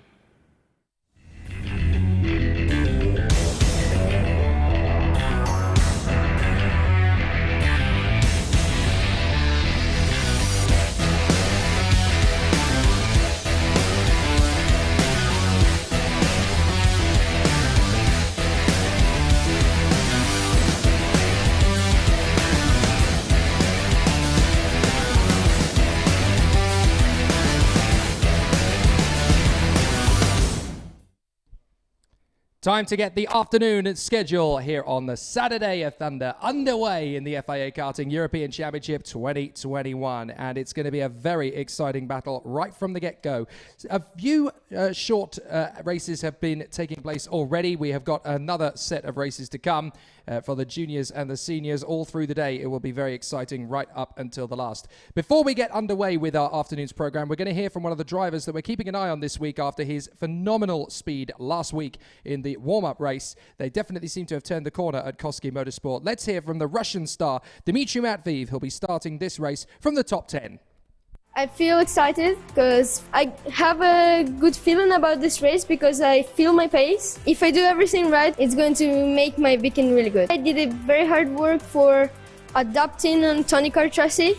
For me, it's really different. We also worked a lot about feelings, which is really important for the pilot to have a good feelings of the chassis. Only like that you can go fast. All other teams are going to come closer, but we are not staying in the same place. We are working. I'm not sure about how it's going to be, but I feel I'm going to be fast. It's going to give me the power for the next season. Like I will be more concentrating and all that stuff. It's been very impressive how Jan Koski and the team at his squad have been making massive gains in terms of progress and development and how they've been able to find the pace with not just Dmitry Matveev but also David Walter showing great speed last week in the warm-up race, the precursor to this one. But now, of course, they've got to try and sustain it with all of that information that the teams and the data that the competitors have been collecting, have been working on it. You're going to see both Dmitry Matveev and David Walter in this field, and it's almost back to normal standings. It kind of shows you just how much pace and how much work the teams have been able to find in those 7 days since last week's race. Yeah, it's always useful to have a preparation race as we did last weekend, and Koski Motorsport definitely one of the contenders, at least one of the teams and these drivers indeed able to really shake things up and put themselves ahead as well of the field. This remains to be seen in the course of the qualifying heats, that's for sure. Buenas tardes a todos. Welcome back here live on FIAKarting.com as well as on YouTube and Facebook. Don't forget to, of course, join us, subscribe and click the little button to get your subscription, of course, done and get all the calls throughout the rest of the weekend. So make sure to be with us wherever you are tuning in the world, as we're live here everywhere on social network as on FIAKarting.com for the last round of the FIA Karting European Championship for both OK and OK Junior class. 5 races this morning, as you said, Jake. 15 more this afternoon. A busy program ahead of us. And of course, 5 more qualifying heats tomorrow. So at the end of this busy program, we will have a clear review of what to expect coming to the final tomorrow, but we won't have the pole sitters yet with a couple of races left to go through. But in the meantime, let's get going with the qualifying heat, the first of the afternoon, opposing the group B and C. And one driver with already 1 win under his belt is Matheus Ferreira, starting on pole position. And so is the man alongside him. Jan Pesarovsky got a win earlier this morning as well, so now one of them has to concede. Maxim Rem third and Edgar Pitigov fourth from Thomas Stolchimadis and Shuda Zono. Alex Kubenko and Due De Decker from Julius Dinesen and Dmitry Matveev. Clement Utran, Eric Gene, Matteo De Palo and Anatoly Kevalkin. Then we have at the back Lucas Amalisto, Alberto Gonzalez, Kimi Tani, Andres Cardenas, David Walter, Maximilian Obst, Jaroslav Trinkin, Thomas Kinsey, Lucas Frucha, Nacho Garcia, as well as Heitor Farias, Miguel Costa, Tim Gerhardt and Len Neis. 14 rows of the grid, 28 drivers on the list, and everybody making it through onto the track for the formation lap before getting going. Once again, the sim proceedings as we're going to have a running start. Same for both categories, of course, and 6 laps ahead of us. Very, very short length, as we said, for the qualifying heats of this junior class. Not a lot of time and not a lot of possibilities to make your way through this field, especially if you had a bad qualifying yesterday. This remains to be seen, but Matheus Ferreira really got his weekend going on the highest note possible, as is one of the contenders, of course, against Freddie Slater in the run for the title this year. So let's watch out of what's going to happen. Ferreira, Pirowski, 1 win each so far. Maxim Rem and Pilogov behind as they make their way onto the last corner. Air temperature up to 28 degrees Celsius as well. That's got to be a factor, and we are not going to get started. It is a false start this time by. So the drivers obviously not into their tram lines in particular correct order, so they've obviously got to form up again. And this is one of the factors that we said is going to be an interesting one. Yesterday was considerably hotter than it is today, but it's still not cold. 28 degrees Celsius air temperature on this longest of the configuration circuits we have in the European Championship at its title time. So it's definitely going to take its toll on the drivers. Yeah, definitely, especially when it comes to the behaving of the not only the mechanics but also the tires. Tires are always a key component in the performance of those young drivers. And briefly talking about this, there's a lot of marbles onto the track, especially in some of the hairpins and the turn number 5 in the middle of the track. And talking to our resurrected Nigel Edwards, he actually asked the stewards yesterday and the day before to clean the track a little bit, especially on the way to turn number 1, because if you look at it quite precisely on the screen, you will see that sometimes the racing line is so narrow in some of the corners that there's no space for 2 cars side by side, which means that if you put yourself outside of the racing line on the dirty side, the dirt side of the track, you can actually lose quite a bit of momentum, and that could compromise your race. We saw that last week in the warm-up race with Freddie Slater, who actually spun off in one of the heats last week, and that really compromised his weekend. But now it's up to the 2 race winners from earlier on this morning, Matheus Ferreira of Brazil and Jan Pesadowski of Poland. They're both winners. Ferreira is a title contender. How is this going to play out, especially when they've got 26 other drivers who want to take a win away from them? Let's see if we're going to go racing this time. Here we go! Up to the first corner. Ferreira holding a good, comfortable advantage from Raymond Stolchemanis. Not a great start for Jan Pesadowski, but he's able to keep himself in the top 5. So he's there tucked in behind Stolchemanis as the field conflagrates through that tight right-hand apex. They now come up towards turn 4 into the hairpin, and it's a big, big braking zone for Rem as he holds the line from Stolchemanis. The rest of the field tucking through turn 4. Back on the power. Down towards that long flowing left-hander, and Ferreira has got a clear advantage over Raymond Stolchemanis. 4th place now, that is Pesadowski getting back into his position, and then the 227 next up in the line, that is Edgar Piligov of France. Here comes Stolchemanis, has a look, not going to happen. Not going to happen quite yet. The battle for second place as Matheus Ferreira, once again, as in his first heat, was able to pull away from the rest of the field, taking advantage of the battles behind him. Look at the gap in just less than 1 lap. And we saw also a huge cloud of smoke further back in the field, actually, with some of the drivers putting their wheels outside of the grass. But everybody's still onto the track. Pretty much clean lap. And watch out for the switch of position for 3rd place, as we had Maxime Rem and Angel Pilogov battling. Switch of position with Maxime Rem up a place in 3rd.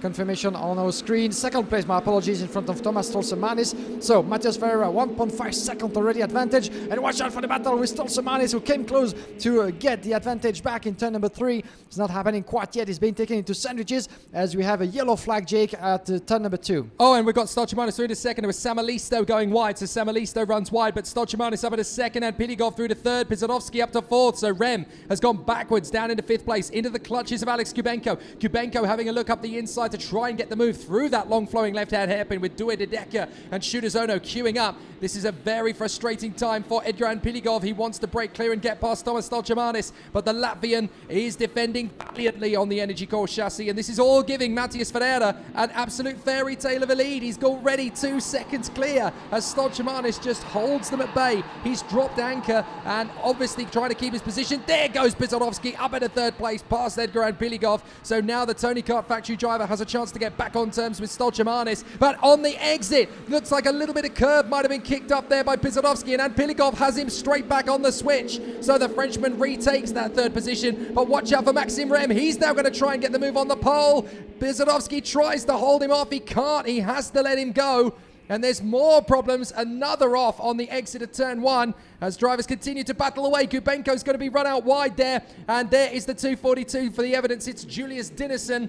So Julius Dinesen, yet another nightmare for him. That's the 2nd race in a row that he's been spat out of the queue. Yeah, quite an unfortunate situation for Julius Dinesen indeed. And we saw briefly the move overtaking move from Due de Decker, and watch out in the braking zone, beautifully made for the 467, just further back of Chu and off the road. That's one of the VDK carts going off. That is the 280, I do believe, going wide. Clément Outran. Yeah, it is Clément Outran. So Outran having a very difficult time in ZUERA, especially after last week when it definitely didn't go his way. Now he's trying again to make up the numbers, and he's very much struggling. That is David Walter breaking his way through up into the top 10, even in front of his teammate Dimitri Madfi. So David Walter, the Dane, is having a much stronger race this time as they battle away down the main straight. Kubenko's going to lose ground here.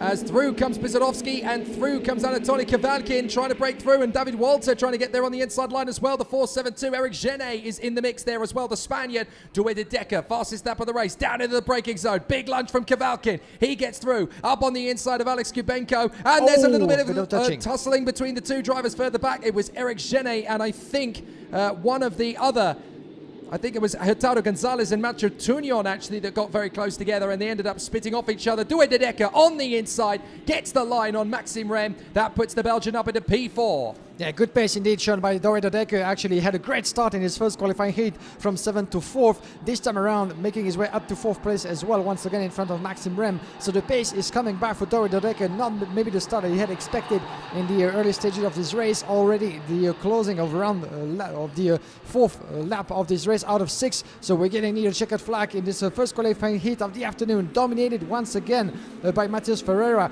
Really pulling away. There's nowhere to be seen, Matheus Ferreira, as you can see, while Stolsemanis is keeping Ampilagov in 3rd place. It seems that the young Russian hasn't been able so far to get past Stolsemanis as it seems, but Dué de Decker might try to get close as well, and he actually might take Maxime Rem as well. So we might have a 4th driver battle. Once again, confirmation of the pace of the young Belgian. 63.6 is the fastest on track. He had a bit of clear hair and just in front of him, as we had a bit of smoke in that particular corner, but nothing to worry about, as Stolsemanis still keeping his 2nd place very much alive. But for how long? Because further back Ampilagov, Dué de Decker and Maxime Rem, all three want the same thing, is to collect as many points as they can, and they see that Stolsemanis is up for grab. But we're getting near checkered flag after this one. This will be the last lap already, and there's not a lot of time remaining, I'm afraid, for Ampilagov to make his move. Of course, it's a reverse golf scorecard, essentially, as the scoring system. You score points based on your finishing position.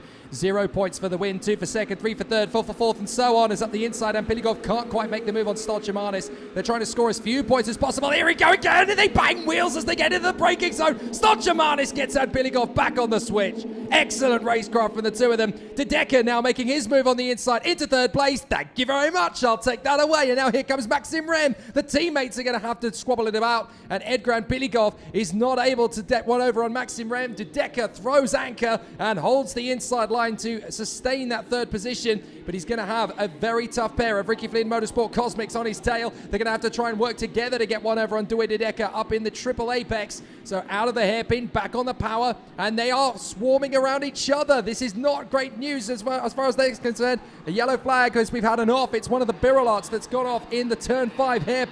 I think that is Kimi Tani, the Finn, who has crashed out of the race, unfortunately. But what a sensational battle it has been for the top 5, but not for the man. Plain sailing for Matheus Ferreira. He takes another victory. Thomas Stolchemanis 2nd from Dué de Decker. What a try from the Belgian. Put himself right up in that top 3. Absolutely fantastic stuff.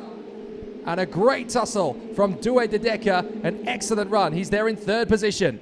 And once again, a great recovery indeed for Dué de Decker. 2 races in a row, and another strong result for the young Czech Republic driver with the BWT pink colors quite easily recognizable from a side. But Matheus Ferreira, another victory for the young Brazilian from Czech Republic, with 1.6 second advantage on Thomas Stolchemanis, and Dué de Decker in 3rd in front of Maxime Rem.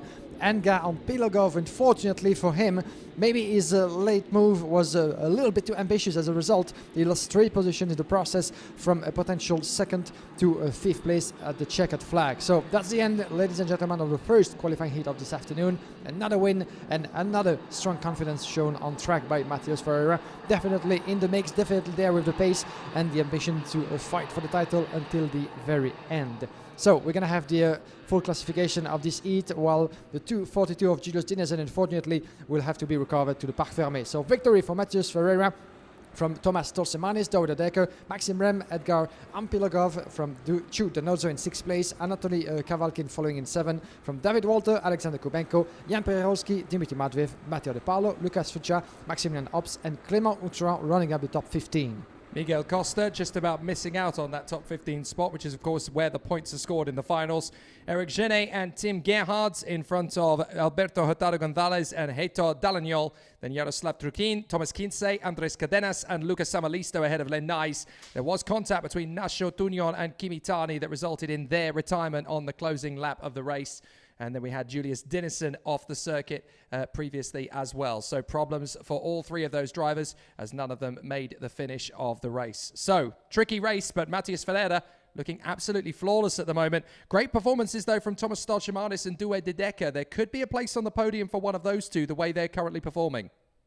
Yeah, they were both able to climb a couple of positions. 3 places gained for Stoltemanis in just 6 laps and 5 for Douwe de Decker. And as we said, you know, with just 6 laps on your hand, there's not a lot you can do in those qualifying heats at the speed they're going and how tight the fields are. So it's always worth noting about the recovery efforts. And let's talk about, of course, David Walter climbing 11 place, 10 places gained as well by Lucas Frucha, down in 13, as well as 10th place for Miguel Costa. Unfortunately, you can see that those drivers have the pace, but didn't get as successful as they wanted to be in qualifying yesterday. They're all going to have to start all over the heats from the back end of the grid and having to recover quite a lot. But on this particular track, very fast flowing, a bad qualifying, a bad step to start the weekend is maybe could be the start of a very, very difficult following of the weekend. So this remains to be seen. Qualifying heat of the junior class is going on after this with the Group E against D. And we're going to have Gustav Wisniewski and James Zagodzi alongside each other in just a few moments. It's definitely going to be a very interesting challenge as the day continues, as drivers get a little bit more confidence in them and start to find a little bit more of the pace. But as we keep mentioning and coming back to, this is all about tyre management because they've only got 3 front tyres and 3 rear tyres to last them the entire weekend from the beginning of time qualifying through to the last heat on Sunday morning. So it's when you decide to put that fresh spare tyre on the front and rear of the kart in order to try and get the maximum out of the package. And obviously you're going to have a fresh tyre on one part of the kart and then old tyres on the other part of the kart. So it's about learning when to maximize the most out of those differences of rubber. I absolutely love this system. It really brings out the calculated nature of the driver, when to really push and when to conserve. Yeah, definitely. And especially on this track, as we said, particularly in the turn number 5, the never-ending left-hander, where actually you have to line yourself up quite easily, but very at the center of the corner, and in order not to lose too much momentum and then shut the door, because there's a couple of corners there and a couple of overtaking spots that we've seen in the different hairpins, turn number 4 and 7 as well. But the tire is definitely the key component, one of the key components to be able to manage as much as you can here in ZUERA. And as we said, the racing line is not wide at all. It's pretty narrow, pretty tight in some of the corners due to the marbles that are present in force and in numbers here. So this is as a result of the degradation of the tire throughout the course of the weekend. But fortunately for the drivers, it's less hot today than it was yesterday and the day before. So that might help. That might actually give them a little help in terms of tire management. But once again, it's down to experience in this category, and the drivers had the occasion to get through those conditions and this track last week, of course, for the preparation race. So once again, an advantage to them. So it's definitely going to be a very difficult day at the office for the competitors. Look at that, broken clouds now over the circuit as the humidity has just plummeted in the last hour or so. It was about 52% at one stage, and now the clouds have come out, the wind has picked up, so that's definitely going to cool things down a little bit. But what we'll also do is put competitors and mechanics in particular on the back foot in terms of how the kart is set up. So either you're going to get it absolutely spot on perfect, or you're going to get it horrifically wrong in the next couple of heats. So that will be interesting for the mechanics to calculate. On the grid for this one, Gustav Wisniewski, pole position for the Sauber Orlen karting team. And then James Zagodzi, the American, will line up on the front row of the grid with him. The man starting in 3rd position is one we've been keeping an eye on over the course of the season. William McIntyre of Great Britain now for the Birolart Racing team. We spoke to him on Thursday about how he wants to end his season on his terms. Well, 2021 has gone quite different to what we planned. Every race we're improving, engine, chassis and everything, to be honest. I think just every week the synergy between the team has been getting a lot better, and the results have been coming, but very slowly. But we just need a bit of luck and maybe we can get a podium. When something's going wrong, I just have to drive the best I can to the best of my ability to try and salvage some points or a good result. And that's really just what the team want, to improve the package. I can drive the best I possibly can, and this would be good enough to know what we need to improve on for the next race, the next championship. I feel like the pace is there. when everything is going right. Just recently, mechanical failures have sort of hindered our performance and made it not look as great as it actually is. We need a little bit of luck and just everything to go right in the weekend, and we'll be probably challenging for maybe a win or a podium very soon.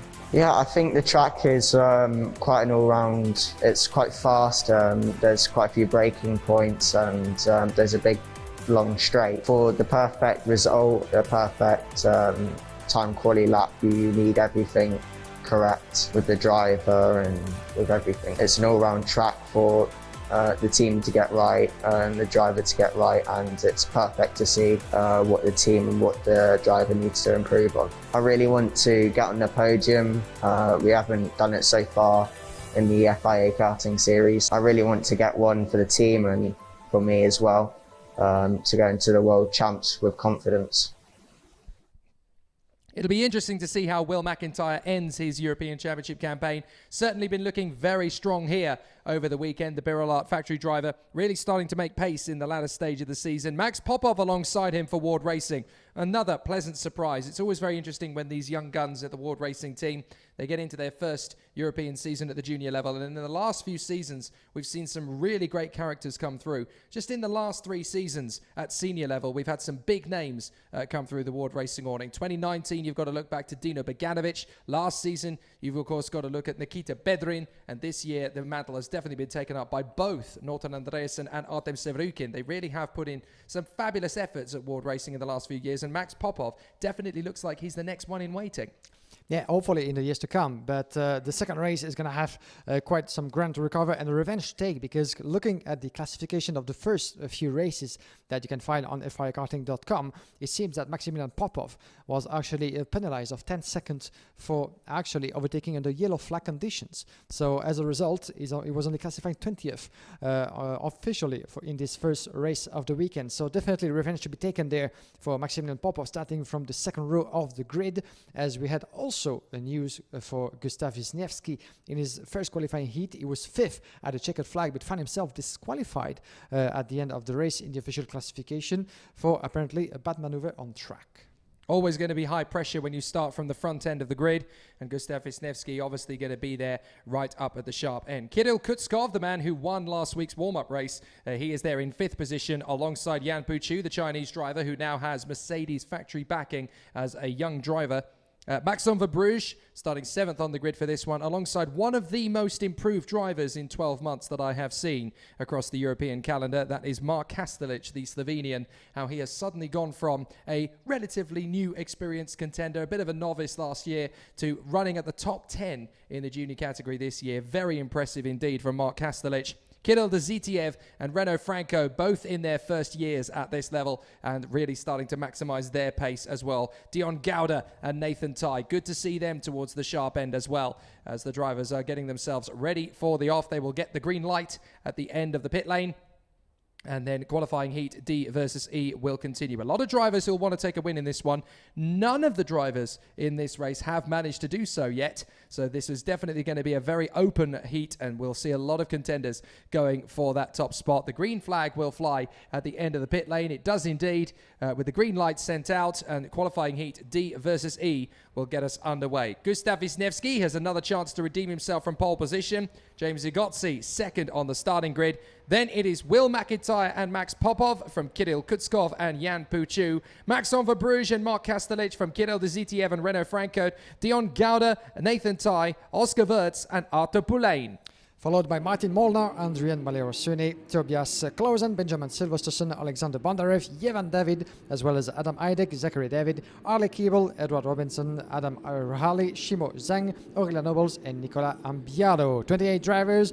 Is everybody out? Yes, it is the case. And you might have noticed that we have Arle Keeble down from at the back end of the grid after a disastrous qualifying session of yesterday with a lot of ground to recover. He did so in his first qualifying heat, entering the top 10 quite courageously. Can he do the same again? Because that's all he needs to do in order to save his weekend. Yeah, we spoke to him after qualifying yesterday during this morning's warm-up, and we said to Harley, you know, what happened in qualifying? We are usually expecting to see you up in the top 10, and he said, I just didn't seem to have any power. Don't know what happened. Normally in the practice it was absolutely fine, but for some reason something wasn't quite right in qualifying, and I had no power on the straights. So now he's had to try and get back to normal. They fixed it in the warm-up session by the look of things. He managed to storm up to 10th position in the first heat, but he'll be going off that 12th row of the grid in every single race this weekend. So he's 23rd on the grid for this race. Expect to see him make up massive progress as he charges his way back. But Gustav Wisniewski and James Zagotzi on the front row of the grid from McIntyre, Popov,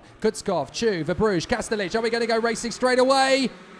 No, we do not. No, it's a false start on this occasion, so they will not be getting underway this time. They've got to do it one more. And again, we had 2 false starts to start the day this morning, 2 false starts to start the afternoon. So there's of course, demonstration that it is not easy, of course, to get that procedure together quite well the first time, but this is something we kind of expected on this very fast track, coming on to the fast start-finish straight at the end of the 12th corner. The drivers were actually telling us earlier this weekend that it's not easy, indeed, especially on the way to turn number 1. Everybody is so... we've had 2 cuts come off during the formation lap. What happened there? Now, that is the 2:56 of Kirill Kutskov, and he's gone there with a 2:04 of Max Popov.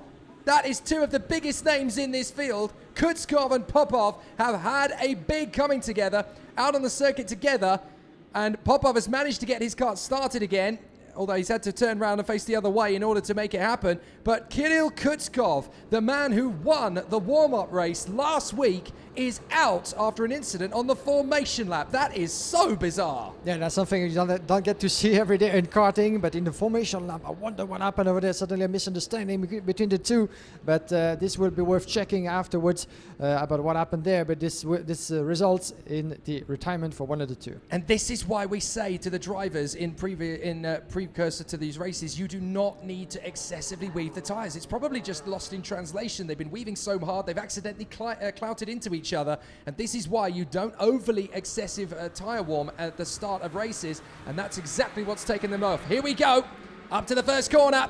No problems at all for our front 2. Wisniewski and Agotzi get a clean start as they make their way through the first corner. McIntyre safe in 3rd position. A big slide for Wisniewski on the brakes as the back end of the car tries to overtake the front. Everybody else through cleanly, so no major dramas. Agotzi goes for the lead though and takes it. McIntyre trying to squeeze through into 2nd place. Has he made it through? Not quite yet. So he holds on to that 3rd position spot. Jan Puchu P4, and right up there for the hunt, that is Maxon Verbruge trying to climb up higher than 5th place. And I think by the look of it, Gustav Wisniewski was a bit too wide on the way to turn number 3. That's why he didn't have the best momentum out of it. Oh, and 2 drivers together, the 474 as well as the 261. Let's try to see who that is. This is Adam Rahali as well as Aurelian Nobles, unfortunately coming together at the start of this race on lap number, the first lap actually, but the second after the extra formation lap. But coming together, this will mean retirement for both of them, I'm afraid. And once again, wondering what happened over there. 2nd race in a row that Nobels has been involved in an incident that's taken her out in the first couple of laps, so a rather unfortunate start for the Brazilian.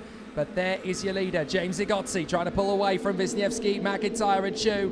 Good battles through to the first corner, several drivers getting hungry, and there in McIntyre and Chu. Oh no! Chu and Wisniewski get too close together, and Wisniewski is enraged.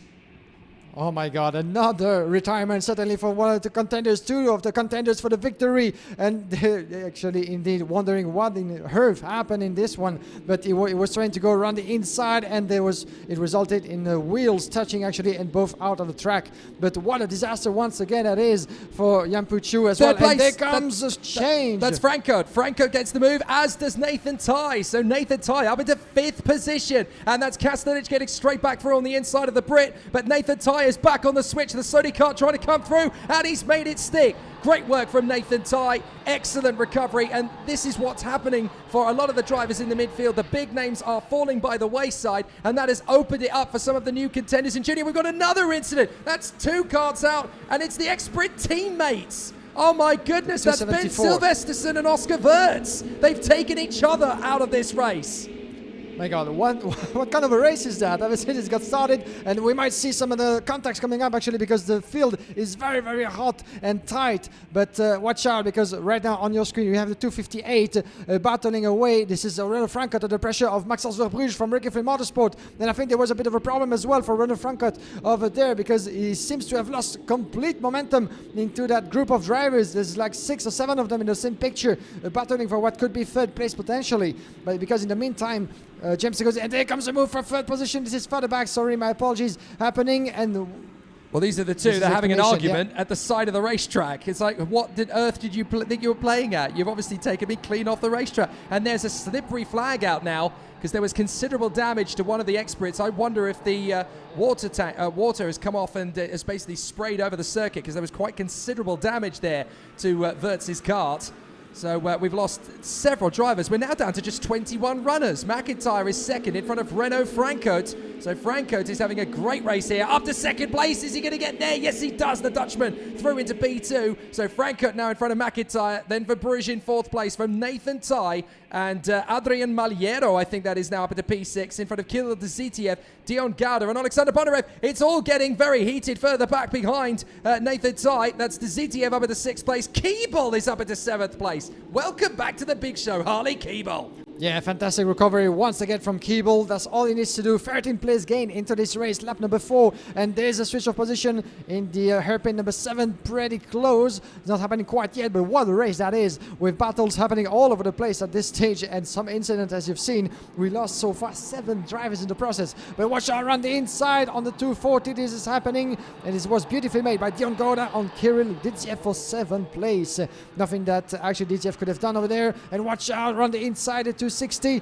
Beautifully made as well. This is Mark Kastelic actually diving through the gap and gaining another position. And now Dion Gauder's trying to make his way on the inside line. Meanwhile, Renault Frankert has decided to drop Will McIntyre, and now he's going after James Zigotzi, the man who's representing the Netherlands in the FIA Karting Academy Trophy. Clearly feels, well, I won that race back in Wackersdorf. I am good enough. I can do this. I've set the fastest lap, which he has indeed, a 1:03.6. I can go for the victory, and it will be his first heat win in a non-academy race if he can get this to work. So Renault Frankert pushing very hard indeed. There's Mark Kastelic following in behind Harley Keeble. They've managed to drop Alexander Bondarev, the privateer, who did a fantastic job last week. Kirill Dzitiev is there in 9th, and up into 10th place comes the Sri Lankan. Make that 9th, because Ivan David has squeezed through and got into 9th place there, and he's joined by Maliero and Molnar, who have both managed to squeeze past Kirill Dzitiev as well.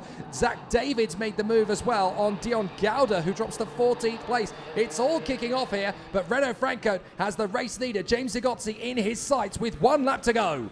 Yeah, it's going to be one heated last lap as we have Zigotzi and Renault Frankert split by just 0.2 of a second, just a couple of meters outside of turn number 1. He's watching over his shoulder, James Zigotzi, to see where the rest is. Well, Renault Frankert is very much in your tailmate, and he's going to try something, that's for sure, because he sees that there he goes around the inside. Can he make that stick? Yes, he does. Renault Frankert confirming he's the fastest on track and with the most aggressivity. Watch out for McIntyre, who's going to try to get himself as well in the mix. It's not happening quite yet because James Zigotzi is unable to fight back. The door was completely shut by Renault Frankert on this one, but McIntyre could actually take advantage of the situation, even though he seems to be missing a couple of meters to do so in turn number 7. What a hand of a race that was, and what a crazy race in total we've seen here in the junior class, but it's not finished quite yet as Zigotzi is taking in sandwich. McIntyre over there, and watch out for the battle between Maxence Verbrugge and Nathaniel Thiel as well for 4th. The advantage to Verbrugge right now for 4th place in the last 2 corners. One last kick of the throttle. In which order will they cross the line? Will it be the victory for Renault Frankert? Yes, I think it is. As Maxence Verbrugge is going to try to be defensive all the way to the checkered flag, and victory in the end on the edge for Renault Frankert in front of James Zigotzi and McIntyre in 3rd. Maxence Verbrugge able to keep that 4th place alive in front of Nathaniel Thiel after a strong recovery from the Sodi Kart driver. That race had so many superstars in it in the end. Renault Frankert coming up from 10th on the grid to take the victory. What a drive from the Xpree. Absolute superstar, the Dutchman. A great drive as he takes his first heat victory of the weekend here at ZUERA. And that's a wonderful, wonderful job from Renault Frankert ahead of Zigotzi and McIntyre. Great run from Maxence Verbrugge. Spectacular from Nathan Ty. Sensational from Harley Keeble to come up from 23rd on the grid to 6th. That race had everything. Yeah, definitely impressive from Keeble. If he keeps on going the way he has so far, you know, it wouldn't be surprising to see him in the first part of the grid for the final on Sunday. We're not there yet, but the pace is there. He's giving everything that he has, and that's all he needs to do. But what an hectic qualifying heat that was indeed, as the A against F is following in just a few moments. The time for the drivers to make their way back to the pit lane. Here's the official and complete classification, yet provisional, of course, in this qualifying heat, with René Frankot taking his first victory of the weekend in front of James Ngozi, William McIntyre, Maxence Verbrugge, Nathaniel Tai in 5th place from Harley Keeble, Mark Kastelich, Alexander Bondarev, Adrian Malero, Yevan David in 10th place in front of Kirill Didziev, Zachary David, Dian Goda, Martin Moller and Tobias Klausen. Then we had Artur Polaine, 16th in front of Nicola Zambiado and Max Popov, who recovered to 18th place in the end. Shimo Zhang, Adam Hideg and Edu Robinson. And then the retirements, goodness me, there were many of them. Oscar Wirtz, Ben Silvesterson, Gustav Wisniewski and Jan Puchu, all out on the same lap. And then, of course, we also had Kirill Kutskov, who didn't start, and Adam Rahali and Aurelia Nobels, who had their incident on the first lap of the race. Much drama and very exciting stuff it was. A lot of damage, though, to Oscar Wirtz's car. We can see it there on your picture. We'll have a close look at it as Oscar Wirtz took all sorts of damage. It looks as though the side pod has parted company with that X-Prix. So big problems there for Oscar Wirtz. It just looked as though he and Silvesterson tangled at exactly the wrong angle, and it actually caused some problems. There was some water, I think, or certainly some form of fluid out on the circuit because it brought out the slippery flags. But the drivers looked after themselves quite well, considering, because that is a very fast part of the circuit for there to be any debris laid out on track. Yeah, and that's why we thank once again the assistance team of the ZUERA International Track, as well as the Orange Army. Look at them actually putting the car together. They're actually still together. They're still tangled together. They can't actually separate them, so they're having to carry the whole mess in one big lump. I'll be honest, I had never seen this before in a karting race, that to have two chassis so much tangled together that actually they haven't been able to separate them yet. Dear, oh dear. Well, that just shows you how hard these guys are pushing. Adam Rahali and Aurelia Nobels, unfortunately, coming a cropper, and the karts are still on top of each other. They still can't separate them, and the race is long over, so we'd have thought eventually their differences would be settled. But no, the drivers will be sat in their karts in the position they were in at the accident. Gonzalo Planta is down there just discussing with the drivers about the procedure of getting back to the race circuit again. And rather unfortunate that those two drivers were not able to get to the end of the race. However, there's still plenty of races to come. And for our pole sitter this afternoon, Kai Sorensen, he is back into his front row of the grid position alongside Keanu Alazari. As the next two races are both going to feature the pole position drivers from time qualifying, let's catch up with the press conference that we had yesterday, where we spoke to our pole position sitters in the junior, Kai Sorensen, and in the senior, which will be the race after this one, Andrea Kimi Antonelli.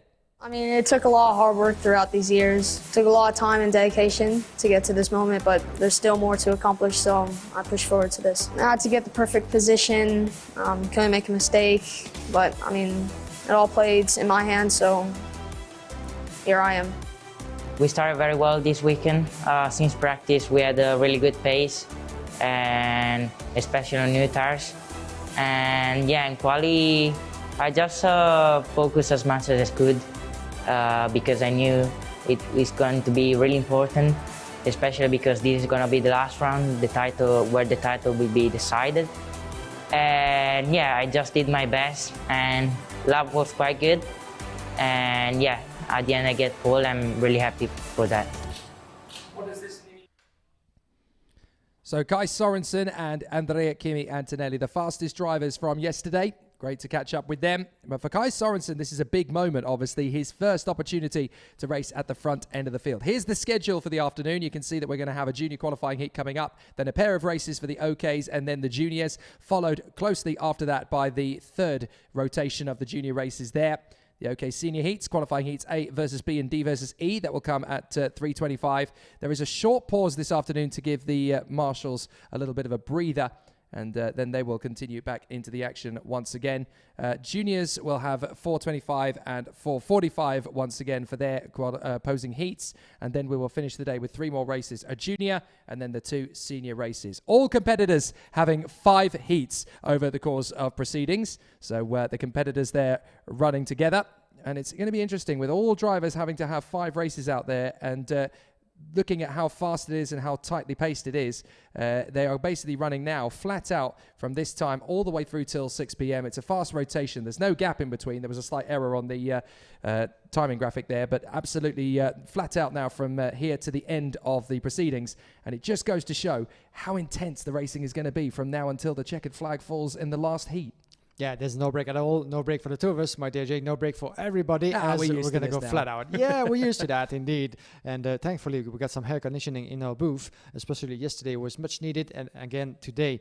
So once again, thanks to the track. It's not the case everywhere we go, and we're very well placed to know what the drivers must be feeling once in the track. The only difference is that we don't have helmet or racing suit, so that's even better for us. But we're all in the same boat. The very, very sunny weather of Spain, of course, have given us some surprises, but it's much colder today, and that's even better for everybody here as the drivers wait for on the demi grid to get themselves ready for the next race coming up, the qualifying heat opposing Group E and F. A couple of different winners in the junior class so far, as we have 2 victories if you're just joining us, for Matheus Ferreira, the young Brazilian from Czech Republic, on course of what could be his first European title against Freddie Slater. Freddie Slater, 1 win as well for him, the young British driver, 1 win for Jan Pirowski, and his first win of the weekend just before for René Francot. So plenty of things to see, plenty of contenders, because we actually resume the battle of the title to just 2 drivers in terms of points in the provisional classification, but the battle for victory here in the final round includes many more other names possibly on the podium at the end. Well, you say 2 competitors in terms of the points, but there is a third if everything goes according to plan, and it goes horribly wrong for the other 2. Alex Powell still just about has a chance, although he, by his own admission, has said it's looking unlikely. So he's just got to go into this weekend, give it as best as he can, and see what happens when the final checkered flag falls. He may still have a good chance of the top 2 in the championship. If it all goes according to plan, he may still have a crack at the European Championship, because, of course, let's not forget that we have had 3 different winners from the 3 rounds so far. Freddie Slater won the first, Matheus Ferreira won the second, Harley Keeble won the third. So it has been 3 different winners thus far. If Alex Powell can become the 4th, and when the points fall in the right way on dropped scores and how everything works out, there's still a chance that the Jamaican could become European champion. It wouldn't be the first time that we'd had 4 completely different winners from the 4 rounds in the European Championship. It's so close in this competition. You never really get one person dominating too often at this level, particularly in the junior category, because they are so evenly matched. You were talking earlier about Freddie Slater. Well, he's back on the grid for this one, and he's alongside his title contender, Alex Powell. So they are together on the 3rd row of the grid. Kai Sorensen has the pole. Keanu Alazari has 2nd, and alongside him on the grid, Akshay Bora, Rashid Al-Daheri on the 2nd row of the grid, the Singaporean and the Emirati. So those 2 will have Slater and Powell behind them. Ian Eichmann's going very well in this latter half of the season. I was always concerned at the start of the season that his podium finish in Genk, where he was so strong because he was a local driver, I thought maybe that's going to be, a little bit of local strength, and it'll be difficult for him to sustain that through the rest of the season. But Eichmann's has been very strong, and he is top 5 in the championship. So he's been able to keep that point score very consistent throughout. Alongside him on the grid, Josh Erfan, another driver who's really come alive in this second half of the season, hasn't been able to get the points together in the finals, which has been very unfortunate for him. He has scored championship points, but nowhere near as many as his pace deserves to represent. And then in the top 10, you also have Augustin Bernier and Konstantin Krapin, 2 drivers that have definitely showcased their talent. Yeah, definitely. And it's good to see some of the names actually back in contention with a couple of points to collect at the end of the season. Thinking also about Akshay Bora, for instance, who was so strong at the beginning of the season, but wasn't able to put things together throughout the course of the championship. Now is very much at the forefront of the grid with a 2nd place as first result. So maybe the start of good things to come for him. And as best result, Kai Sorensen wasn't able quite yet to translate his pole position into winning results. 3rd place in his first race, 5th place for Keanu Alazari on his side on the front row. So we're only getting started, of course, as each of those drivers in the junior class have 5 races to go through until tomorrow morning, and then and only then after that will we have a final classification and starting order for the final, where only the 36 best drivers will get to start. So there's still a long way to go under the sun of the Aragon region, and while we're waiting for the start, it's fair pointing out that the assistance team of the track is still very much busy collecting all the unfortunate drivers and the cart onto the track. This is the last one, I think, being recovered to the Parc Fermé, and then after that we'll be good to go. And it's one of the biggest shocks as well. Kirill Kutskov, who didn't even make the start of the previous heat after his little bit of a difficulty with Max Popov, two names that really have been compromised now this weekend. And we've said this time and time again, this is such a competitive field, such a fast circuit, you cannot afford to get into these difficulties. You cannot afford a DNF. You can't get into these silly little misdemeanors because it will drop you so many points down the order. And as long as drivers just keep it on the racetrack for those 5 races, they've got a better chance of getting through to the final than those that get caught up in these incidents. Yeah, absolutely. It's all about consistency, all about, you know, keeping your head cold as much as you can, and not to make too many mistakes, because in this class you don't have 6 laps per race. This is pretty much nothing. And once you get in trouble into qualifying, you have to recover a lot of position and gain momentum and confidence back. But by the time you've done that, the race is already over pretty much. So it's really not a lot of space for a mistake indeed, and to recover from those mistakes, as you said. But it's especially frustrating when it happens on a formation lap and to the contenders. Kirill Kutskov, who won the preparation race just 1 week ago, was looking so strong and is looking still very much strong. Of course, he will be back into pace, that's for sure. But when you have such a setback in the race in the course of the qualifying heats, it's always very hard to recover from that. So let's see what happens, as we just a little bit behind schedule. The time for the track to be clear and the assistants team to make their way to the Parc Fermé, and then another 6 laps for the junior class. This very grid on your screen with Kai Sorensen and Kino Lazari ready to give it a go. Well, for those wondering why the race hasn't started yet, there is still track work going on, and that is actually why we have this pause between races, because obviously you need to give the mechanics and the marshals time to collect up the battered remains of some of the carts in between races. But a massive thank you to the track staff here at the Circuito Internacional de ZUERA. They are one of the slickest teams in the business, and the boys and girls around the circuit, they are absolutely exceptional, and they have been keeping us very safe for over a week now, because we were here for the warm-up race last week as well. And now the competitors will head out. They get the green light signal at the end of the pit lane. So OK Junior qualifying heat for groups A versus F will get underway. And for the American Kai Sorensen, it's another chance to showcase his flair and speed here this weekend. Kai Sorensen and Keanu Alazali on the front row of the grid from Akshay Bora and Rashid Al-Daheri. Freddie Slater and Alex Powell, Ian Eichmans and Josh Erfen, Augustin Bernier and Konstantin Krapin from Jules Caranta, Maciej Gladij, August Derbeau and Maxim Orlov. From Caleb Garafar, Marcus Sater, Ronnie Lammers, Cathal Clark on row number 9. From Hugo Erwin, Joel Bergström, Enya Frey, Menrito Krauser, Theodor Odmark, Salim Hanna, Alva Sismevara, Simone Bianco, and Thijs Kieran. A total of 27 drivers on the dummy grid. Everybody out onto the track for the formation lap once again to get your tires up to temperatures, but not quite too much, because we've seen that happening in the previous race. When you're waving a little bit too much to get those tires up to temperatures, sometimes a misunderstanding and an incident can result out of those actions. But talking to some of the drivers, actually, they were saying you need to be a little bit more aggressive than usual on those tires at the beginning of the race in order for them to get the temperatures quite quickly and to make them function the way you want in racing, because the race is so short actually that you don't have that much of a time to find that operating window that you want. And that might be a reason why some of the drivers are waving a bit more aggressively than they used to do in those formation laps. And you might be thinking, well, because of the high air temperatures, why do they need to heat the tyres up? Well, they do need to get it to a particular optimum temperature. The air temperature is not enough to give the tyres their optimum bite into the tarmac. Ready? Let's race! Up to the first corner. Good start from Kai Sorensen. Holds the pace nicely. Akshay Bora and Freddie Slater going through in procedure. Driving around the outside, Keanu Alazari hanging around the outside of the world champion. Tucks in a 4th position. Good start all in all for Alazari from the outside. Holds his nerve. Keeps a decent position and is up to 4th position. Kai Sorensen losing the lead, I think, to Akshay Bora, and there's 2 carts up and over in that 4th hairpin. It's Theodor Odmark who's tangled there with René Lammers. So Odmark and Lammers tangle at that hairpin. Unfortunate for those two. Back at the front, Akshay Bora is leading from Kai Sorensen and Freddie Slater. So a very tight battle between those three as they come to the hairpin. Odmark and Lammers, it's game over. Yeah, unfortunately for Lammers, who's going to have to walk back to the marshal post in order to wait for the end of the race. Quite unfortunate. As you can see, Freddie Slater coming across very, very strongly to battle for second place in front of Kai Sorensen.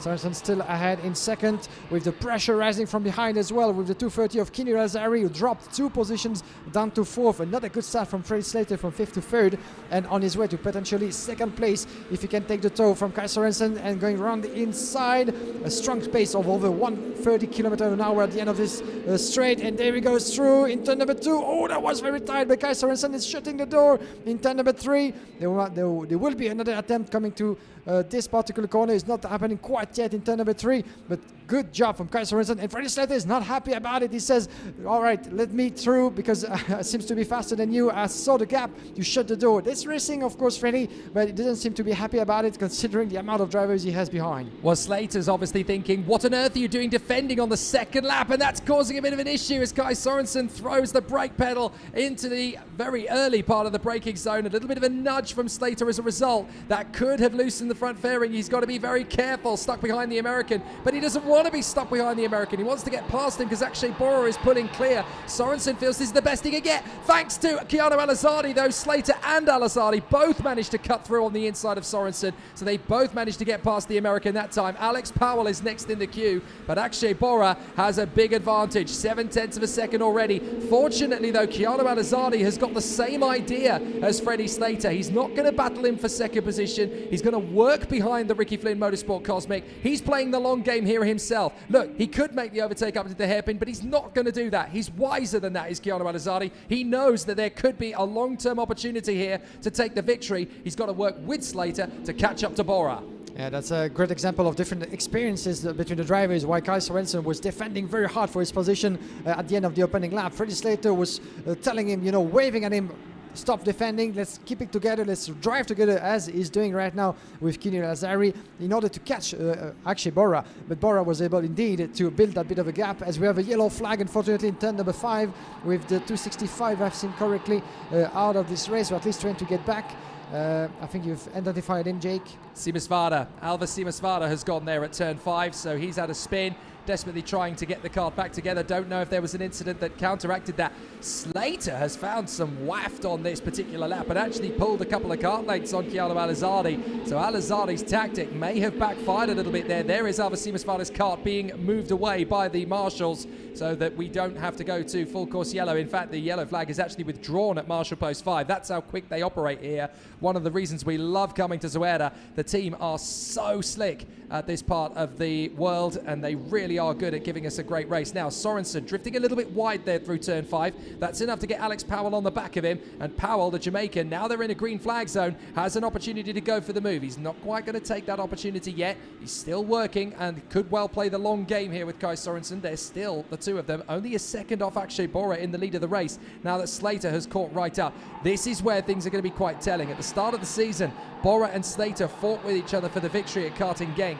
So now Freddie Slater knows a little bit how tough it's going to be to get past Akshay Bora, but knows also he wants to try and catch him off guard. They're about to end lap 4, and Slater has worked himself into a race-winning position again. Yeah, again, indeed. And watch out for the move coming up after that very fast right-hander turn number 1, heavy braking turn number 2 and 3, and then all the way down to 4 and 5th.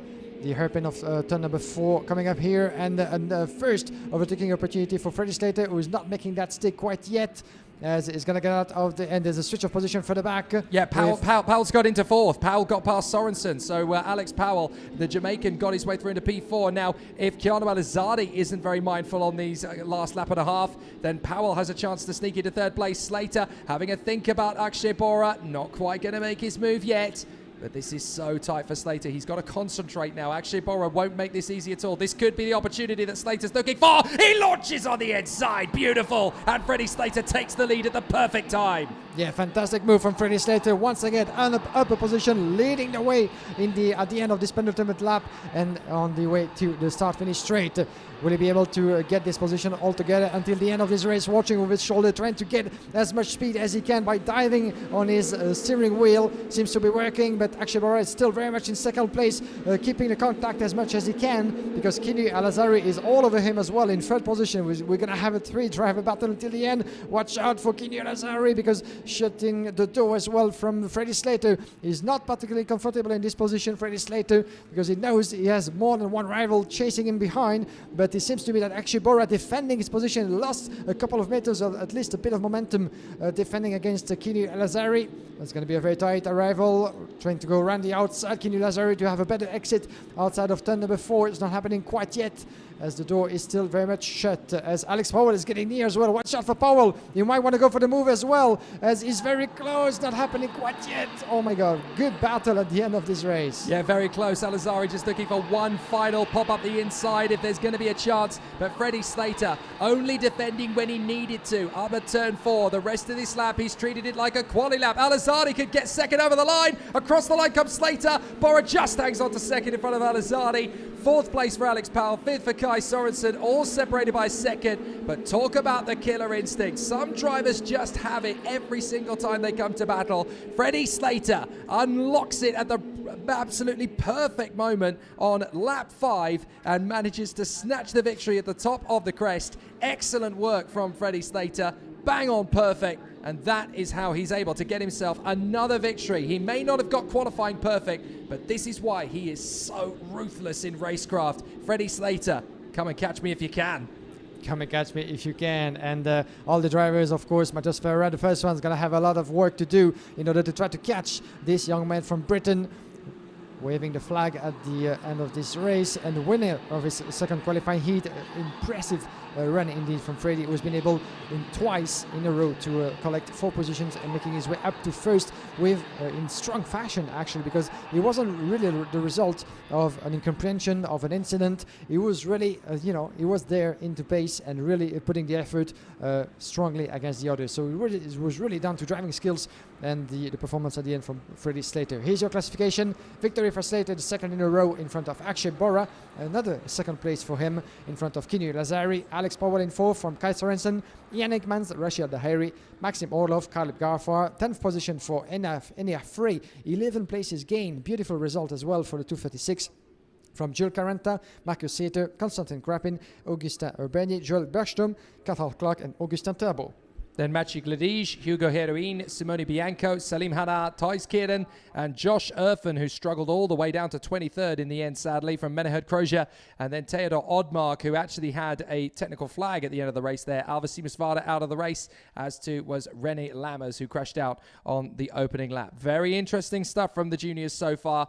They've given us plenty to talk about coming up into these heats. But now comes a very interesting story. The 2 title rivals of this season from Kart Republic, 2 of the 3, I should say, will now share the front row of the grid. And for the first time, you can see Andrea Kimi Antonelli's car, which has a very different livery for this weekend. He's a very passionate Italian, is Andrea Kimi Antonelli. And his kart this weekend carries a very special tribute livery to the Italian footballing effort of the Euro 2020 tournament that ended a couple of weeks ago in Italy's favour. He's one of 3 drivers this weekend, I think, that's carrying the colours. The other 2, Nicola Lacorte and Matteo De Palo, very proud Italians. And I think Andrea Kimi Antonelli has got a few people's back up with this livery, but it's a nice tribute nonetheless. Yeah, nice tribute to the Squadra Azzurra and the first European title for a long time, Italy, actually. And it's a bit of a teasing for the both of us, my dear Jay, considering that, unfortunately, Italy beat England in the final. Did they? And Italy beat Belgium on his way to the title. Did, didn't they? Yeah. Yes, they did. A little reminder,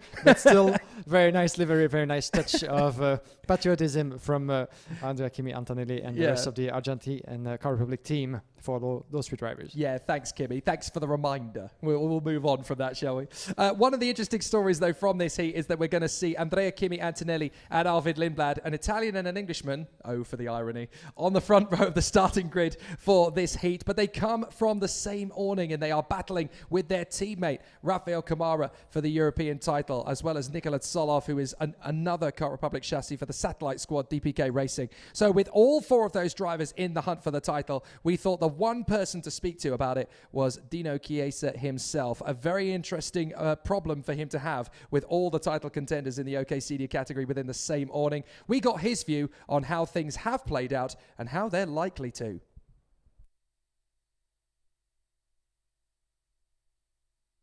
Great season, for sure. When you look the result is a great season. I'm very happy about this because, like always, if we can stay also in the front with the driver, it's more positive for the team, for every people who work hard in this. Junior, we still battle for the championship. We'll see what happens Sunday night. I can tell you Sunday night which one will be the winner. We are a team 3-4 driver. 2 is my driver and from other team to finalize the weekend with a winner. And okay, fortunately for us, the championship is already in the family because we only battled for the winner between all KR driver. I don't know which one go to win, but I am sure, or quite sure, I will win the championship because it's only between us. Interesting race because all the driver will be free to doing what he want. No doubt about the material will be the same for all the driver. We'll see what happens. Inside of the Oni is more hotter than outside of the Oni this weekend, for sure. Now looks calm the 3 driver, but for sure he's under stress all 3. He's a friend, but you know when you put the helmet, you have no friend.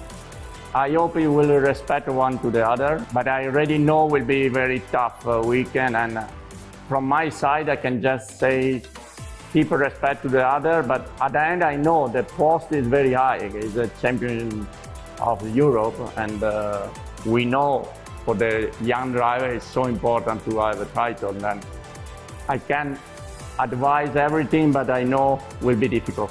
I think we have many drivers fast on this category. Mateusz, Alex, Kuskov, we have a lot, but just Mateusz and Alex probably is the most consistent driver. On the technical side, this track is very difficult for the junior because you have a lot of slipstream because it's very long track. Then I think the race will be difficult for the driver to leave and the final will be fighting all final. We have the driver in the front for sure. And we'll see. Will be very difficult race for me in junior more than an OK class because with less power, you have to fight it until last lap, normally. If it's something happy, otherwise it will be like a tough race or race, because nobody can lead. And then will be very interesting to see the driver can be calm on this situation. But the temperature makes the difference. For example, today will be very high temperature for qualifying, and tomorrow and after tomorrow will be more cold. We call cold, but less hot, 10 degrees less, and then for sure this will be very different. The key for the race will be to follow a ride with the temperature to have the tire in good performance for the final, for the heat or whatever, when you go to the race. This is the key to keep. We don't know if we are fast like the previous race or something. We'll see. We'll see. How does that man deal with the pressure week in, week out of micromanaging all of these little intricacies and these dealings and these battles within the team? It's an incredible job that Dino Chiesa has. No lean task, and I don't know how he keeps his cool every weekend. He just seems like the most chilled out man in the paddock, Dino Chiesa, but he's got 3 incredible races in his awning, all battling for the title. 2 of them are about to come to blows. How does he keep a handle on it? Yeah, that's a big question, isn't it? He's always so calm, so nice, and so easygoing with everybody. He doesn't seem to have any worry in the world, even though he said to us that inside the hornings of Car Republic, it's even hotter than it used to be before. So, you know, figure of speech, you understand it as you like, but it gives us a good example of maybe the situation as it is inside Car Republic's tent. But, you know, the experience of Dino is immense. So I think he's been doing that with great success for so many seasons now. I can't even remember. But, you know, that's part of the challenge, isn't it? To find, you know, to deliver the best material that you can and the best, you know, entourage and, you know, the ways of winning for both the drivers, even more than that, because even though they have different liveries, they're still a part of the same team under the same tent. So, you know, I wouldn't be surprised to see tensions rising through the weekend, that's for sure. There was definitely a coded message in that, because you could take that 2 ways. Is it hotter in the awning than it is outside? Well, yes, actually it is, because in literal sense it is, because you've obviously got the awnings which create a lot of heat collection within the awning, so it's a hotter environment inside the tent than it is air temperature outside. So if you consider that it was 41 degrees air temperature yesterday, could have been pushing the 50s inside the awnings yesterday, that would be very tricky for the drivers to cope with. but we know what he's getting at. We know that it's just a little bit tense this weekend, perhaps even more so than it has been in previous weeks. And Kimi Antonelli versus Arvid Lindblad is just the start of that battle. And you can see just how tense these guys are. They take this so seriously. This is their ultimate test and their ultimate competition. Antonelli, the man who won the European title last year, so he wants to get back-to-back titles, the first man to do so in FIA karting since Marco Ardigo over 10 years ago. And Arvid Lindblad, the new boy, the rookie in OK Senior. He was vice champion of Europe and the world in junior last year. He's one step away from winning the OK Senior category, which will definitely put some of his own personal demons to bed if he can overhaul his teammates. Antonelli and Lindblad go to battle on the front row of this heat, one of the most important of the weekend. Tuka Tarpanen and Bruno Del Pino from Ariel Elkin and Gerard G. Laurence de Certua and Luigi Coluccio, Eduardo Villa, Alfio Spina, Rafael Modenese and Karol Pasovic. Followed by Victoria Blokina, Nicola Lacorte, Emo Fittipaldi, Maximilian Angelar, Ivan Dominguez, Ella Stevens, Ruben Moya, James Wharton, Christian Bertuca, Ismo Lucha, Ahmed Korajev, as well as Santiago Valve. The greatest set, the greatest fall, and everybody is on the track for the formation lap. This is going to be tricky indeed. 9 laps to go through, and who's going to win this one? It's worth pointing out that all of the drivers on the inside line, your Antonellis, your Tarpanens, your Elkins, your Lecertuas, your Villas, your Modeneses, they haven't raced so far today. They are the last ones to get out on circuit, Group A in the OK Senior qualifying heat. They didn't race before the break, and they're the only ones to do so. I'm sorry, I can't help but chuckle at that livery of Antonelli's, the Italian colours and the Abruzzi badge that he has on the karts. I mean, it's a very patriotic message he's sending. Great to see. You'll be okay, James. We'll be all right. Yeah, we'll get over it. You guys got over it by the time. We'll get over it in good time. Antonelli and Lindblad are going to come round the final turn on the front row into the tram lines. Tarpanen and Del Pino there together. Elkin, G, Lecertua and Coluccio from Villa, Spina, Modenese and Pasovic, Blokina, Lacorte, Fittipaldi and Angelard. Are we going to go straight away? Yes, we are. Let's race onto the first corner. Tarpanen tucks in behind Antonelli. Lindblad has to cut across for third place. Elkin with a good start up into P4, and it looks like a very quick start from Laurence de Certua as he makes his way up into 5th position. Fittipaldi trying not to get boxed in the middle of the field there as Antonelli pulls clear. Lindblad round the outside of Tarpanen, but can't quite make them stick round the outside there. He's got to get boxed in, and that's given Antonelli all the breathing space in the world. It's a terrible start for Lindblad. That is not what he needed. He wanted to get past Tarpanen nice and quickly, and now Ariel Elkin is trying to cut his way through. This is a very difficult heat coming up for Arvid Lindblad as he tries to fend off. Elkin's going to dive up the inside. He takes 3rd position. Great move from the Israeli, but it's just going to be so tough from here for Lindblad to overhaul Antonelli now. Yeah, it wasn't part of the plan for Arvid Lindblad, I'm afraid, and Ariel Elkin had a fantastic start as well as for Andrea Kimi Antonelli. Nothing to worry at all for the young Italian who kept pulling away into this first lap. But what a move and what a performance so far from Ariel Elkin, who once again shows and demonstrates to everybody that is going to have to be taken into account. But watch out for the fight back from Arvid Lindblad. Goes through into turn number 1, back in 3rd place, while Tuka Tarpanen is trying to increase his gap as well, taking advantage of the battle between Lindblad and Elkin. Bruno Del Pino very much in the mix as well, in 5th place as well, in front of Alfio Spina. Then we have Eduardo Villa, Geraci, Luigi Coluccio, and in 10th place this is Laurence Lecertua at the moment. But as you said, not the start of the race that you wanted for Arvid Lindblad, really stuck in the middle of that battle with Elkin, Tarpanen going back and forth, left and right, and he didn't have the clear space actually to counter-attack Antonelli and try to make his way through. Well, here's how difficult it is now. Lindblad is already 2 seconds back from Kimi Antonelli. It's a terrible first lap for the Brit. He didn't need that at all, and that is only going to make his job harder. He can still fight back and close up on Tuka Tarpanen, but only now if he gets support from Elkin and Del Pino in 4th and 5th place. Alfio Spina looking for a charge of his own, the Paralin driver in P6. And then you've got Eduardo Villa back to his best after rolling it last week. Hopefully he's not going to have any near a topsy-turvy battle like he did 6 days ago.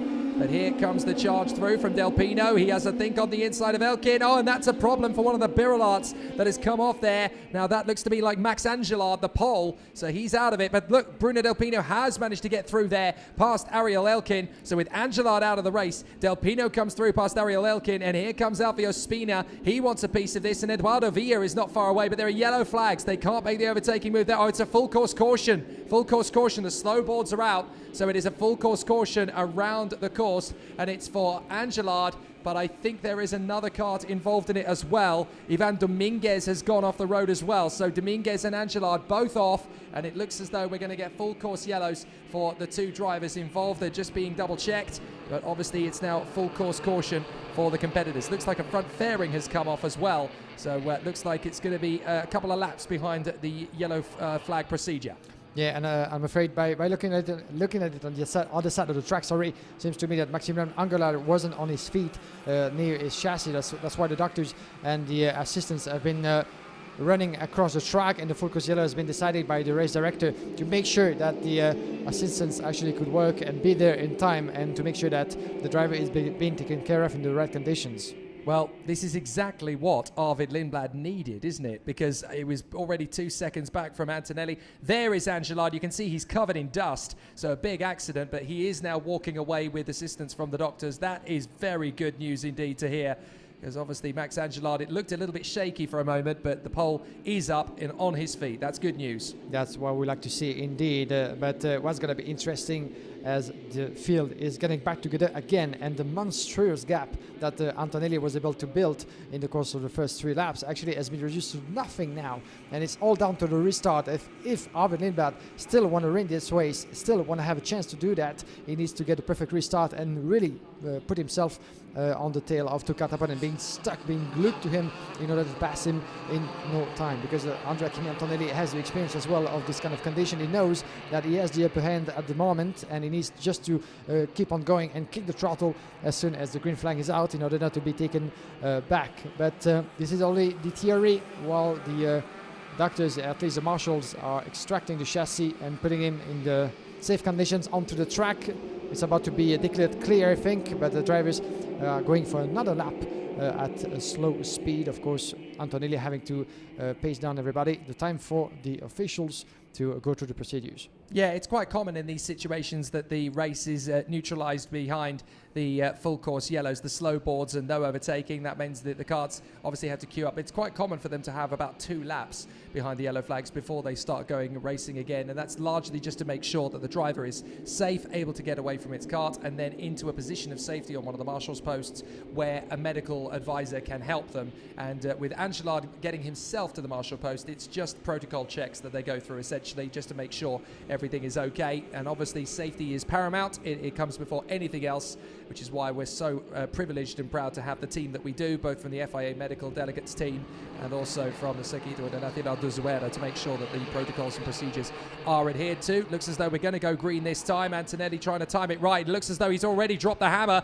so that's a perfect restart from Antonelli, but Tarpanen and Lindblad are going to work together to try and catch up to Antonelli. It's now game on for the final 4 laps of the heat. Here we go, green, green, green, green, and so we are underway racing once again, but now it's all going to come down to when Arvid Lindblad is going to go for the move on Tarpanen. Tarpanen actually protects on the way through to turn 2. Lindblad cannot afford to hang around forever. He's got to go for the move now, which he does on the inside. Lindblad in a second. Now he's got to get after his main championship rival. That looks like a slow-moving Ariel Elkin. Elkin in trouble. The kart is coming to a standstill. Ariel Elkin is out. What a shame for the Israeli. 1.5 happened there. The mechanic, unfortunately, has been not in the right conditions. Unfortunately, betrayed Ariel Elkin on that one. That's quite unfortunate for the young Israeli. After such a good start of the weekend and a good start of the race for him, he's going to have to retire, and that's going to be very costly, I'm afraid, for his performance throughout the weekend. But back in the lead and the battle for second place, Arvid Lindblad making his way through up into second,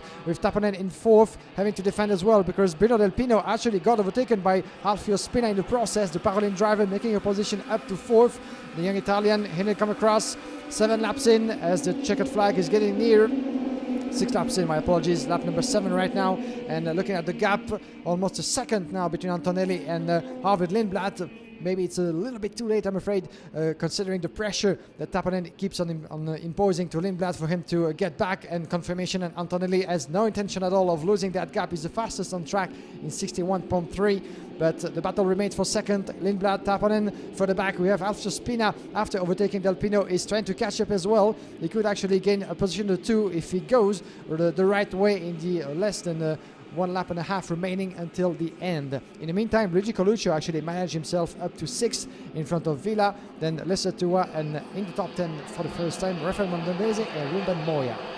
any second now. Tuka Tarpanen's going to turn rogue. Oh, no, he's not. Alfio Spina dives up the inside instead. I just thought that Tuka Tarpanen was going to think, you know what, we can't catch Antonelli, so we may as well race for second place. Spina had the same idea and decided, you know what, I'm going to go for Tarpanen because if I get past him, I can go for Lindblad. Lindblad looks vulnerable. Tarpanen on the inside line, though, gets back into third position. Watch out for his teammate, Bruno Del Pino. He could have a say in this one as well. Del Pino knows this place like the back of his hand. 3 wide at the braking zone as Tarpanen desperately tries to defend the position with 2 to go. Spina having a look on the inside line again, has to hang back. Tarpanen still holds the line, and Del Pino trying to force the issue as Spina goes up on the curbs trying to avoid contact with Tarpanen. Come on, guys, this isn't boxing.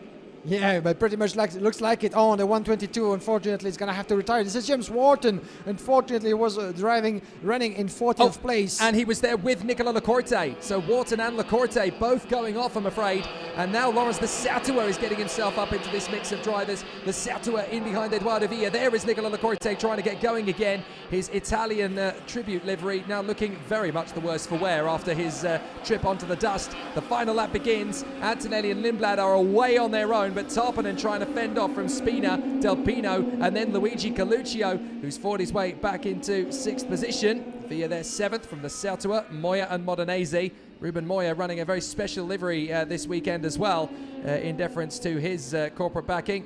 9th position at the moment, Ruben Moya, the Spaniard, on home soil. Kimi Antonelli, just unbelievable raw pace. He's untapped a 101.0, which is half a second quicker on that lap than Lindblad.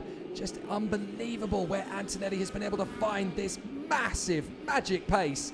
And Lindblad still there in 2nd place, but Andrea Kimi Antonelli is actually closing up on his teammate Nicola Lacorte to lap him after Lacorte's off, and there's no problem at all letting him go. So Andrea Kimi Antonelli is going to get the job done in fine style for the first race of the weekend, and in that sort of pace, it's almost impossible to concede that he's going to lose any races this weekend in the lead up to the final. Andrea Kimi Antonelli dominant in this heat, even with a yellow flag period. He still manages to extend a 2.3 second advantage over Arvid Lindblad. Question marks will be had at the 102 crew. Big smiles at the 101 crew as Andrea Kimi Antonelli storms away with the victory in flamboyant fashion. That's one way to start the weekend indeed for the current leader of the European Championship, winner of this very competition last year. He could actually make it 2 in a row for the first time in the OK class history. We're not there yet, but this is a strong sign of maybe things to come for the young Italian who's never been so motivated, carrying the colors of his country on his helmet and card as well as a strong force to give him. May the force be with him, might be saying the Italian fans watching along wherever you are in the world. Thank you once again for tuning in and supporting the efforts, of course, of your fellow countrymen. But Andrea Kimi Antonelli, the first win in this heat this weekend in front of Arvid Lindblad and Tuka Tarpanen. This was one hectic of a race, that's for sure, but Kimi Antonelli made the demonstration that he needed to really, get himself out there. Andrea Kimi Antonelli, here's your classification winner in front of Arvid Lindblad for 2.3 seconds. What a massive advantage that was. Tuka Tarpanen down in 3rd. Alfio Spina making his way up to 4th. A good first race as well for the young Italian in front of Bruno Del Pino, Luigi Coluccio, Lawrence de Satua in 7th. Onom Sol, pretty much the Belgian from the Spanish region near Alicante. Ruben Moya in 8th, followed by Rafael Modenese. Eduardo Villa in 10th. From Christian Bertuccia, Karol Pasievic, Santiago Valvi, Gerarchi, Emo Fittipaldi and Victoria Blokina. Ella Stevens still finishing solidly in her first FIA weekend. Is Makuja Ahmed Kodjiav 18th from James Wharton.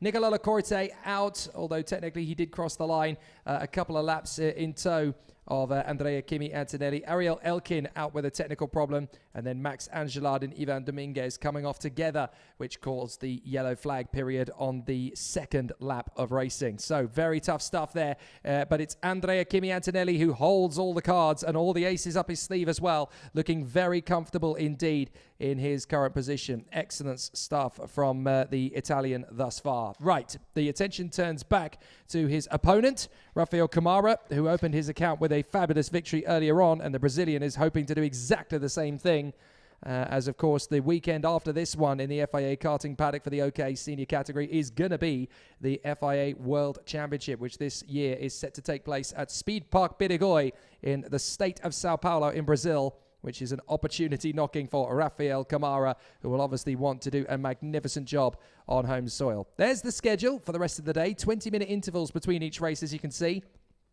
This qualifying heat, C versus D for the OK drivers, and then we'll have 3 races in a row for the juniors. At 15:45, we will have the next race for the OK qualifying category. That is for groups A versus B.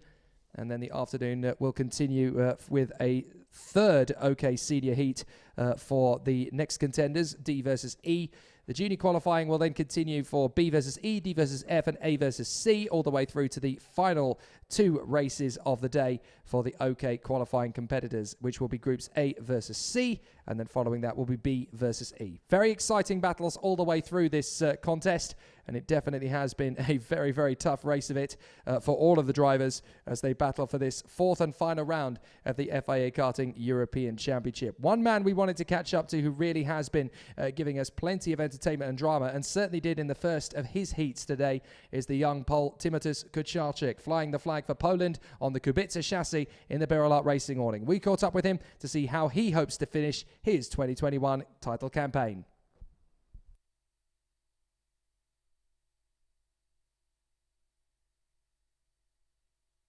I think we're really good prepared.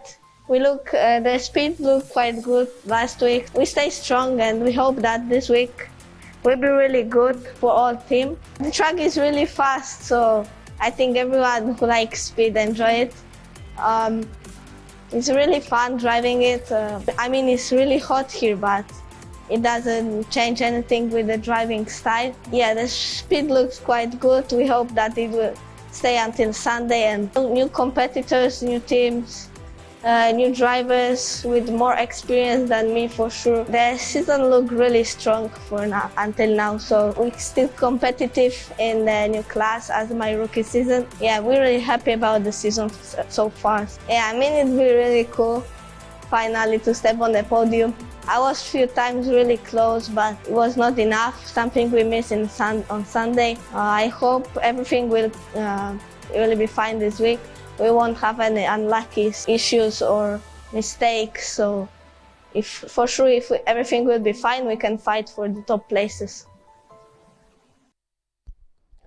Excellent work so far this weekend from Timothus Kucharczyk. Really threw the cat amongst the pigeons in his earlier heat as he battled away for position. He starts 3rd for this race. He ended up with a 4th place finish in the previous heat, although he was leading it at one stage as he fought with 2 of the big contenders in the earlier battle, as we watched some of the strongest competitors up at the sharp end of the field. Obviously, Rafael Camara and Arvid Lindblad. He really was fighting his corner there. Timothus Kucharczyk had to give best to them. But 28 degrees Celsius, as you can see, there's some broken clouds now overhead as the humidity has dropped right the way down to 25%. It was over 50% humidity earlier on in the day. So those clouds have definitely made things a little bit different. But this circuit just keeps getting hotter all the way through the day. We're expecting a high of 34 degrees Celsius by the 5 o'clock mark, as the final few drivers are being brought back into the pits after their very difficult race at the office there. But now it's going to be about Rafael Camara, and if his race 1 pace is anything to go by, do not expect him to wait around after turn 1. Yeah, this will be exciting to follow. 1 win already for Rafael Camara in his opening race, and strong statement to Kimi Antonelli and Arvid Lindblad, the 2 close rivals in the course of the title, of course. And this will be fantastic to follow. Igor Igochukwu might have something to say this weekend as well. A 2nd place for him to get things going in the previous qualifying heat. But let's not forget, of course, Timothus Kucharczyk. Rintaro Sato was 6 to start the weekend with. Norton Andreasen, strong effort as well. He will be starting from the 3rd row on the grid with 3rd place to start this weekend with. So these are some of the contenders that we're going to see on track in just a few moments. The dummy grid is getting complete. As you can see on the left side is Rafael Camara at the wheel of his Car Republic chassis, and the oak racing colors from Brazil, highly recognizable. Against him, same team, same horning from Car Republic, but the typical colors of the Italian team for Igor Igochukwu, the young American, the reigning European champion in the junior class last season, and more than, of course, motivated to do his impression for the closing round of this year's championship before maybe competing at the top of the game next season. Of course, first season is always there for you to learn, to get your grip, to get your rhythm through a new field, a new sort of driving as well, of course.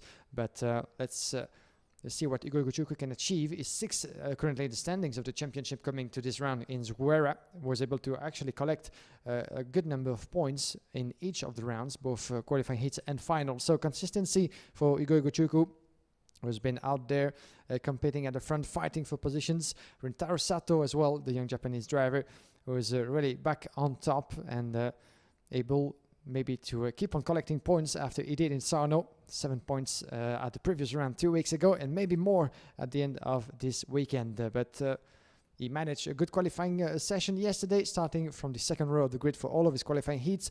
Didn't manage, unfortunately for him, in the first race to translate that, as he was 6th, crossing the checkered flag.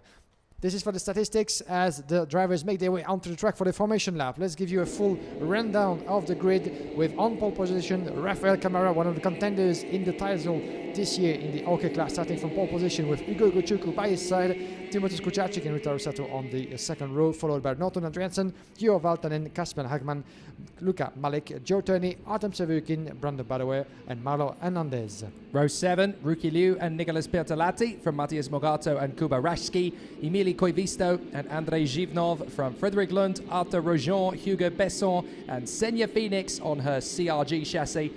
So the battle will continue, but can Rafael Camara unlock that magic pace we saw from the previous heat, or is Igor Guchukwu, his American teammate, about to bring out something pretty special to the table? Watch out for Timo Kucharczyk. If they figured out what it was that caused him to lose pace in those last 3 or 4 laps of the heat earlier on, then he's definitely going to be a potential thorn in Camara's side. We saw how early on Kucharczyk was able to battle away with the Brazilian, and Norton Andreasen is one to watch out for in this one as well. He's got lightning speed. Caspian Hagman is a name that keeps appearing in the top 10 as well. The Ward Racing youngster is definitely starting to get some rapid pace now, one of the underdogs of this category, but forever and ever causing problems to some of the established names ahead of big drivers like Joe Turney, Artem Savukin, Brando Badua and Matthias Mogato, really starting to showcase his skill now. Are we going to go racing? No, we're not. Not this time. And another formation lap for the drivers of this field, as we have a total of 22 on track. But Nigel Edwards, our race director, decided, no, it's not quite good enough, gentlemen. Here we go for another try. And we're very down to, of course, having the formation of the grid done in the following the proceedings. Everything has to be perfect. At least most of the drivers have to be aligned on the corridors in the position respectively as they were given at the end of the qualifying practice. So it's always, of course, easier said than done from our speaking position. Of course, we're not on the track, we're not behind the wheel, but those drivers have some sort of experience already coming on those grid with the rolling start as it has been applied here in the direct drive classes. But coming out of this corner number 12 so fast, this right-hander actually on the start-finish straight, there's always that huge temptation to accelerate actually before the yellow line and get out of the position and corridor to try to get an advantage on the way to turn number 1. So the temptation is there, and it's actually the officials and Nigel Edwards' job to prevent that from happening and to pace down everybody, especially the pole sitter, because this is Rafael Camara, who needs actually everybody to get together on the way to the starting grid. That's his job as well, to pace everybody down as from his position of pole sitter. It's another fast start, but is this one going to be a legal start? Yes, it is. Let's race. And Rafael Camara chops across, and Guchukwu and Kucharczyk come together and are spat off into the barriers. Kucharczyk is out. Guchukwu is out too. Oh my God, what a ton of event that was. Oh, there's more. Mogato's gone. Mogato is gone, and I didn't see who's gone with him. But there's definitely 2 karts in the mix there, so that's more problems for Matthias Mogato. And there is Igor Guchukwu trying to get started again. Camara is not your leader, it's Andreasen. There's the other kart involved, it was Kuba Rashki. Norton Andreasen leads the race in front of Rafael Camara. Talk about mayhem. That's mayhem indeed, and what a disaster for this young man, Igor Guchukwu, as well as for Timotheus Kucharczyk. Actually, Kucharczyk won't be getting back onto the track, and as well as for the Birla driver on your screen. Unfortunately, this is race over, I'm afraid, for Matthias Mogato, who won't be able to get his engine back again onto the track. So disaster for Timotej Kucharczyk, who already in his first race was hit by some mechanical trouble, at least a loss of power that prevented him from maybe winning this first race. And now a contact with Igor Guchuku will maybe mean the end of good result hopes at the end of this weekend. We're not there yet, but this is such a disaster for him at such a early point in the weekend. But what a mayhem it is. And actually I'm quite happy for Timotej Kucharczyk, who didn't hit the barriers at the end of his long slide once out of the track. But fortunately everybody is okay. Sato got back through on Hagman, so Sato into third place in front of Caspian Hagman. But what do we keep saying? Don't get yourselves into these situations. Don't get a DNF, because you're going to score a massive amount of points. You score points based on your finishing position, as Raski and Morgato walk in. 0 points for the win, 2 for second, 3 for third, 4 for fourth, 5 for fifth, and so on, all the way down to 22 points for 22nd. And it's the lowest scoring drivers of the 36, lowest scoring drivers that get through into the final. There's the move up the inside from Brando Badua. He gets through on Caspian Hagman,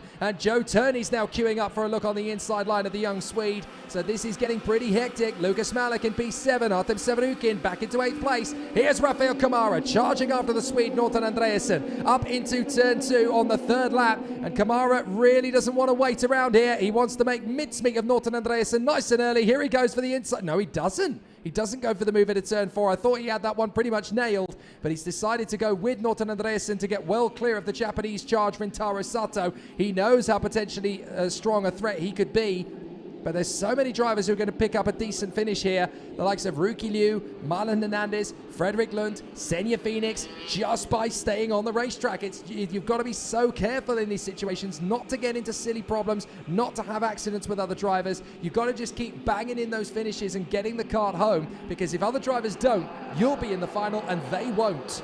Absolutely, you need to think this through, and that's what Rafael Kamara is doing. Actually, it was the faster than Norton Andreasen on the last lap for just 500 of a second, so not a lot.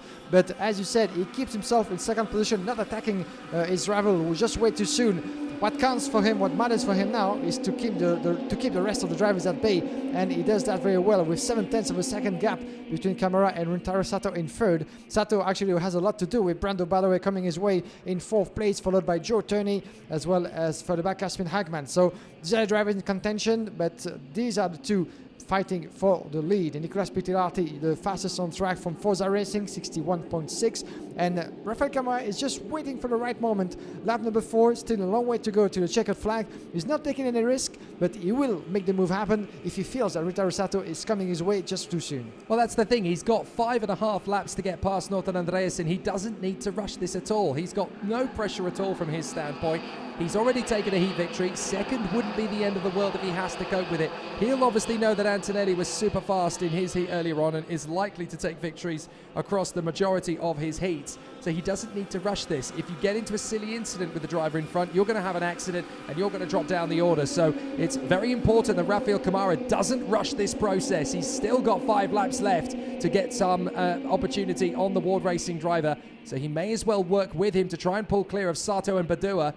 The two drivers whose fathers were both Formula 1 stars, of course, Rintaro Sato and Brando Badua, trying to get well clear of Joe Turney and Lucas Malik. Artem Severukin there in 7th place. Nicolas Bertolatti in front of Juho Valtian and Caspian Hagman. An investigation has begun into Timotej Kucharczyk. They clearly feel that he might have been the instigator. There's Kamara on the inside of Andreasen. Pick the moment, Rafael, and that's exactly what he's done. You don't need to rush it. If you know that the move is on, you may as well wait and make the opportunity come to him. Andreasen tries to fight back, but Kamara's too strong. He's not going to give it away. Yeah, definitely. That was the right time. In the hairpin number 7, Kamara chose his moment to get ahead and lead the way as he's about to conclude lap number 5 out of 9. But Timotej Kucharczyk, of course, under investigation. I was going to say that Kamara was maybe aware of the trouble that hit both Igor Guchuku and Timotej Kucharczyk. He might have seen them going off the road in turn number 1, so he was aware that even though one of the two retired, they were in a lot of trouble, so the way was free for him to do actually whatever he wanted. In this case, stay in the shadow of Norton Andreasen and wait for the good moment to get ahead. That's what he just did with the fastest lap as with it, so 61.4. Camara, no trouble at all. And what counts for Noto Andreasen now is to keep himself away from Ryutaro Sato.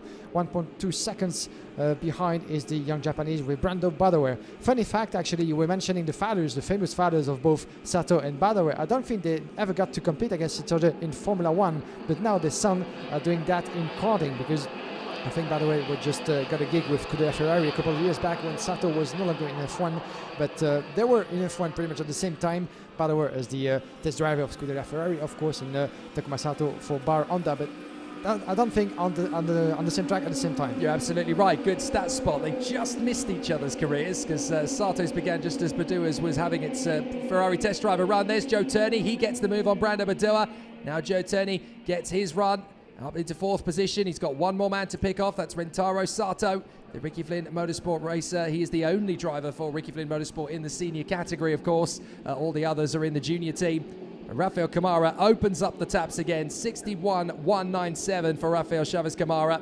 Don't expect to see too many lap times dip under 61 seconds because obviously now they are on worn tyres because they've got to try and make these. Well, they've got 3 tyres for the front end of the kart and 3 tyres for the rear end of the kart that they've got to try and keep as much life in them as humanly possible to last them from the beginning of time qualifying when they are fresh all the way through to the final heat on Sunday morning. They only get a fresh pair of tyres at the front and rear ends of the kart in time for the final, so they've got to try and make the tyres work right up until that point. Rafael Camara, half a second ahead of Andreasen, Sato, Turney, Badua.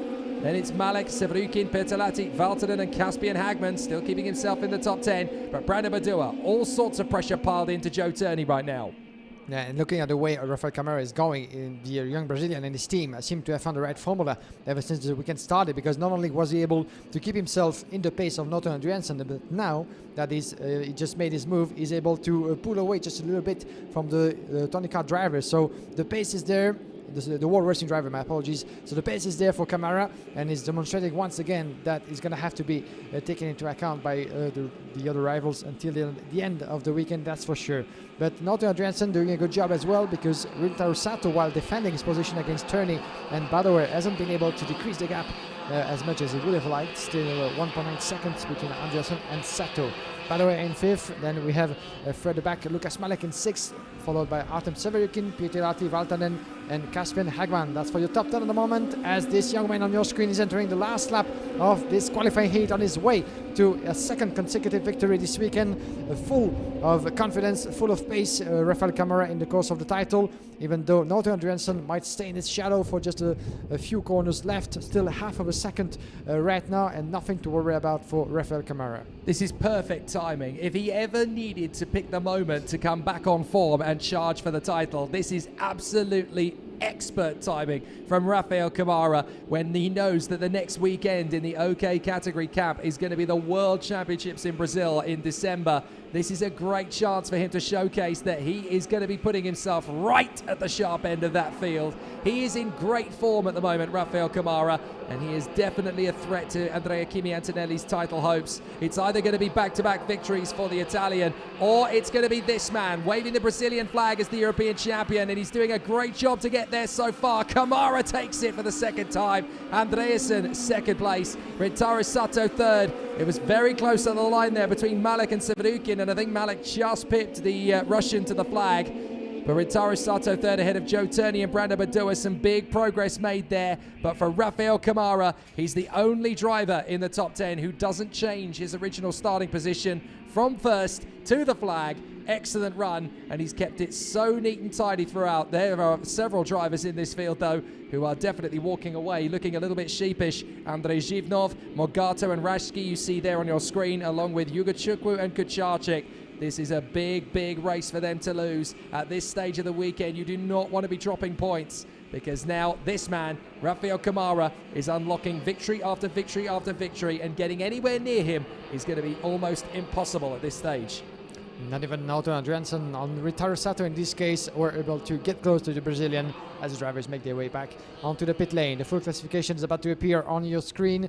as Rafael Camara on his way to what could be pole position in the end of the qualifying heat. This will be for tomorrow morning to be decided. But a second victory for the young Brazilian in front of Andriansen, Rentaro Sato, Joe Turney, Brando Badoer, climbing 6th place as well into the ranking up to 5th in front of Luka Malik, Artem Severikin, Nicolas Pitilati, Joao Valtanen, Marlon Hernandez, Caspian Hagman. 12th place for Emeline Covisto in front of Rookie Liu, Frederic Land, Arthur Ronjon, Xenia Phoenix and Hugo Besson. These are the drivers who crossed the line in the end of this race.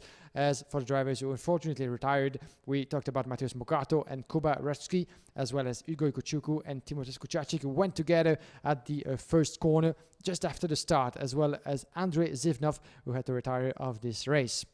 But big setback indeed for the reigning European champion in the junior class, Ugo Ikuchuku, as well as for Timothée Kuchacic, who started his weekend on a strong note with 4th place. He has the pace, he has the chassis, but unfortunately this retirement is a huge setback, and he's going to have a hard time trying to recover if he wants to find himself in the final on Sunday afternoon. Yes, indeed. So it's still big news for Rafael Camara.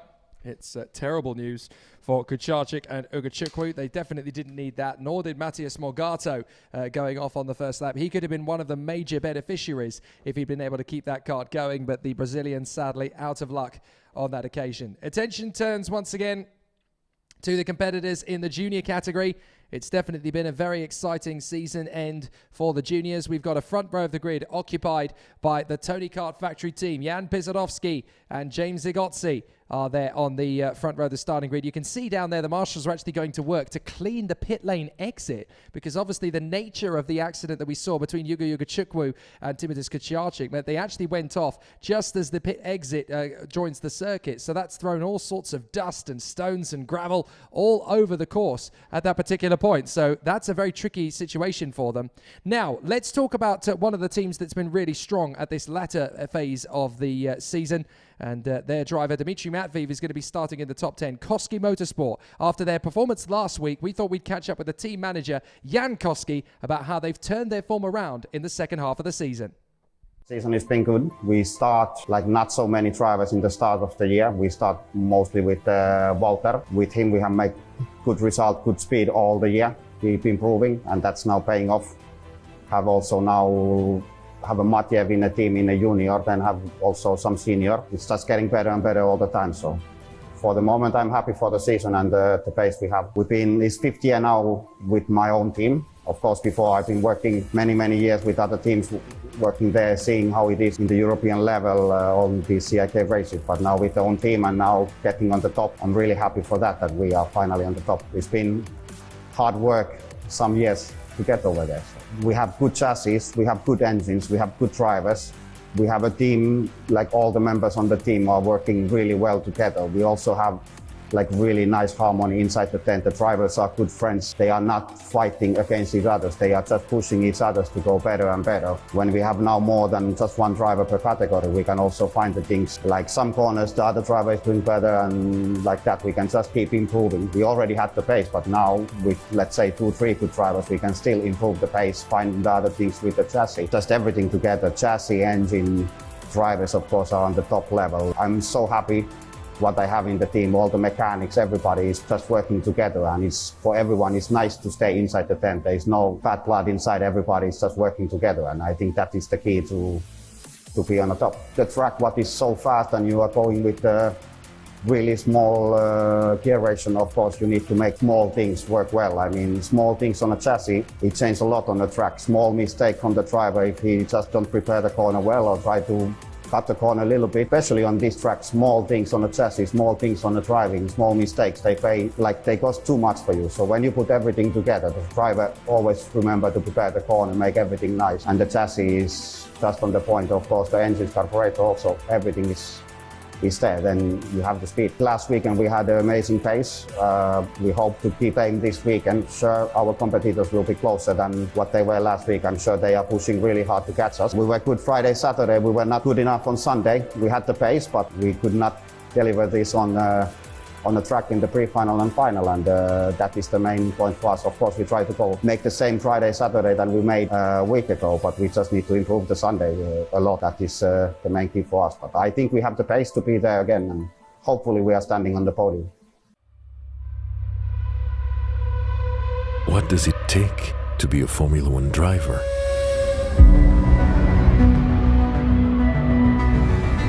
To be the most focused, to respect the rules, to be the quickest, to make a difference. Together we push forward health and safety innovations. We give our best to protect the environment. We stand against discrimination and fight for diversity. We promote motorsport and mobility around the world. To be a Formula One driver means to be committed. Together with the FIA, we are driven to help build a world that raises hope and enriches the lives of everyone, everywhere. Now we race for change. And we race because we are all purpose-driven.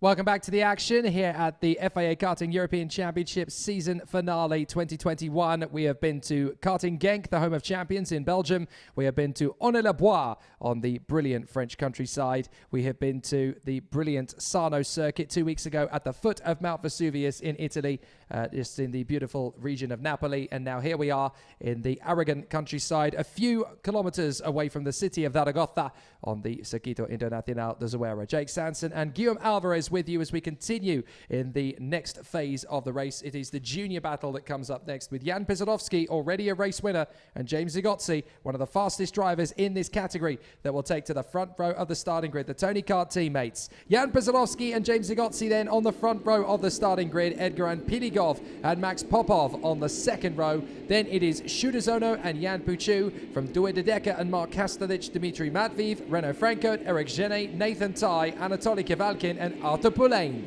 Then we have Alberto Gonzalez, Adrian Maleorsone, Andres Cardenas and Benjamin Silversterson from Maximilian Obst, Jevan David, Thomas Kinsey, Zachary David, Nacho Tunan, Edward Robinson, Miguel Costa, Chimo Zhang, Lane Nace and Nicolas Ambiado. 28 names and everybody making their way onto the track, leaving the dummy grid for the 6-lap race ahead of us. We're going to have once again a string of 3 qualifying heats for the junior class before switching again to the seniors, back and forth until the end of the day. Will be about 6 to wrap things up. A busy program here under the sun of ZUERA. The sun is back with us and it's actually going and leaving, going back and forth above our heads. The sun, even though the temperatures have now risen to 30 degrees Celsius local here in on the Circuito Internacional de ZUERA. So still heavy conditions, a lot of heat here in Spain, but that's all for our pleasure and all for the challenge to for the drivers to go through. 6 laps on the map.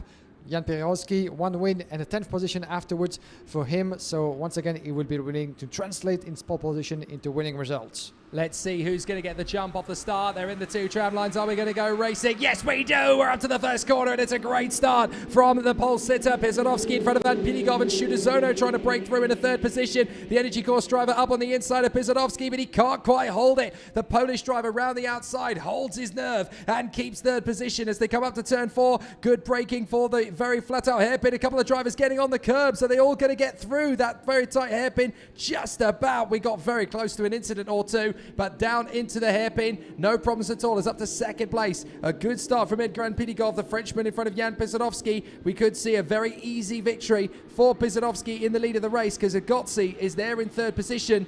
And Piligov is definitely stretching out a bit of an advantage. A little bit of a run wide there from one of the Koskis. That is the 244 of Dimitri Matviv. So he runs wide and has lost about half a dozen positions. Yeah, Dimitri Matviv was in need of a good result after an 11th place in his previous race, dropping a couple of positions in this opening lap.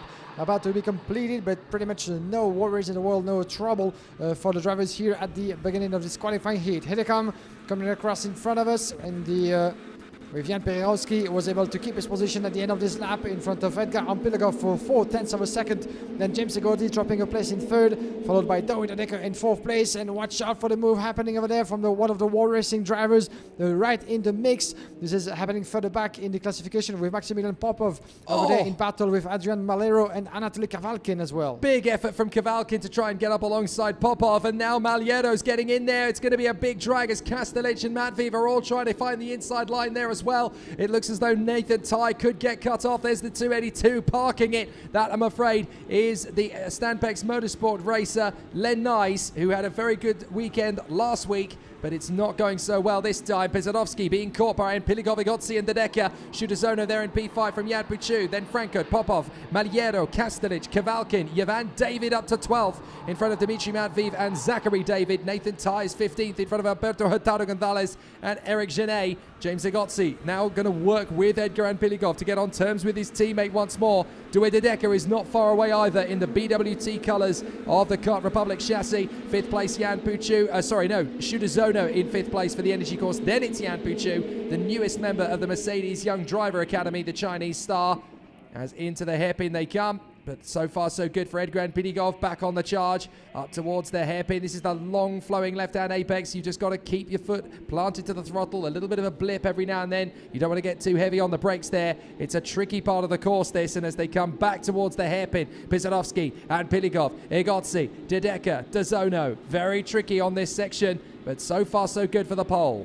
Yeah, watch out for what can do actually though Dedeka in his race. 2 third place for the young Belgian with the pink livery in 4th.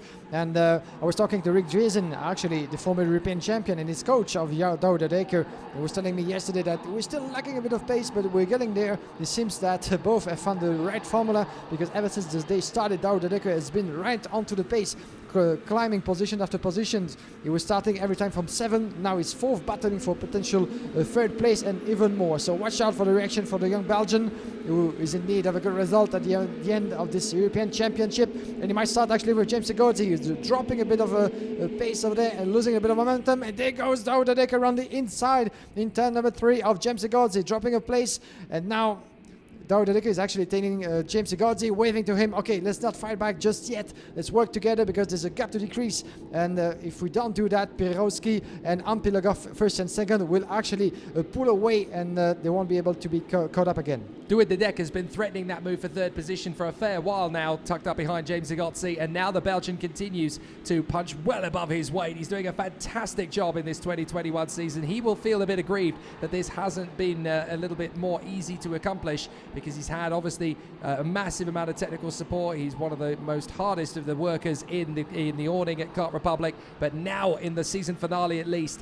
it is starting to come together for Douwe Dedeka. He's finally starting to get that recognition and that pace that he's always looked like he could produce. But is this going to be a victory for Pisanovsky, or can Edgar and Piligov get one over on him, because he's getting very close indeed. The penultimate lap, and Piligov may still have a race-winning move up his sleeve. Yeah, it's going to be very tight indeed, as we're getting near checkered flag in Pirigozzi and Piligov split by just over 0.2 of a second. Mark Kastelic, the fastest on track in 63.5. Kastelic running in 9th place, just in front of Andrea Maleo-Sone. But the battle is on, and it will be raging until the end. Certainly, can Douwe Dedeka try to surprise both of them? He's still missing a couple of meters to do so. But it seems to be that Jan Perezowski might be able to protect himself until the end of this qualifying heat. This would mean 2nd victory for Perezowski, who's looking over his shoulder to see where the rookie Finn driver is. And Piligov is just behind.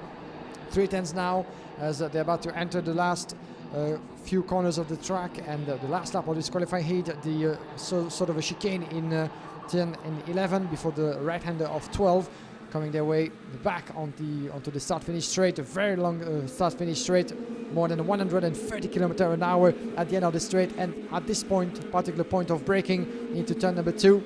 But there seems there's nothing shaking Pirowski at this time. Watch out, because Piligov is now back on his tail. Can he actually try to go for the move at the end of this other straight just in front of us at turn number 5? But an overtaking maneuver can be done in this particular part of the track, but not quite easy, as we haven't seen that happening quite a lot, as Maximilian Popov now is taking the fastest lap. But Douwe Dedeka was able to catch up just a little bit on the way to turn number 7. But time is running out, I'm afraid, for Piligov or Dedeka to try to decrease the gap or do something in this qualifying heat. So better keep that position in that context. But watch out, because Dedeka is very fast. Can he actually try to go for the move in the last sector? The pink livery Belgian driver over there. This is going to be very hard, as all doors seems to be shut, as Jan Perezowski is coming out of the turn number 12. This will be victory for the young driver from Poland. 2nd victory in a row indeed, crossing the line as 1st place. Perezowski actually managed to recover from a 10th position result on the previous race, and now is taking another victory in his qualifying heat, showing everybody that he has the pace, he has the strength to go all the way to the end. Excellent work from Jan Pisadowski, and Piligov just managing to hang on in front of Due de Decker. Not much between those two at the line at all.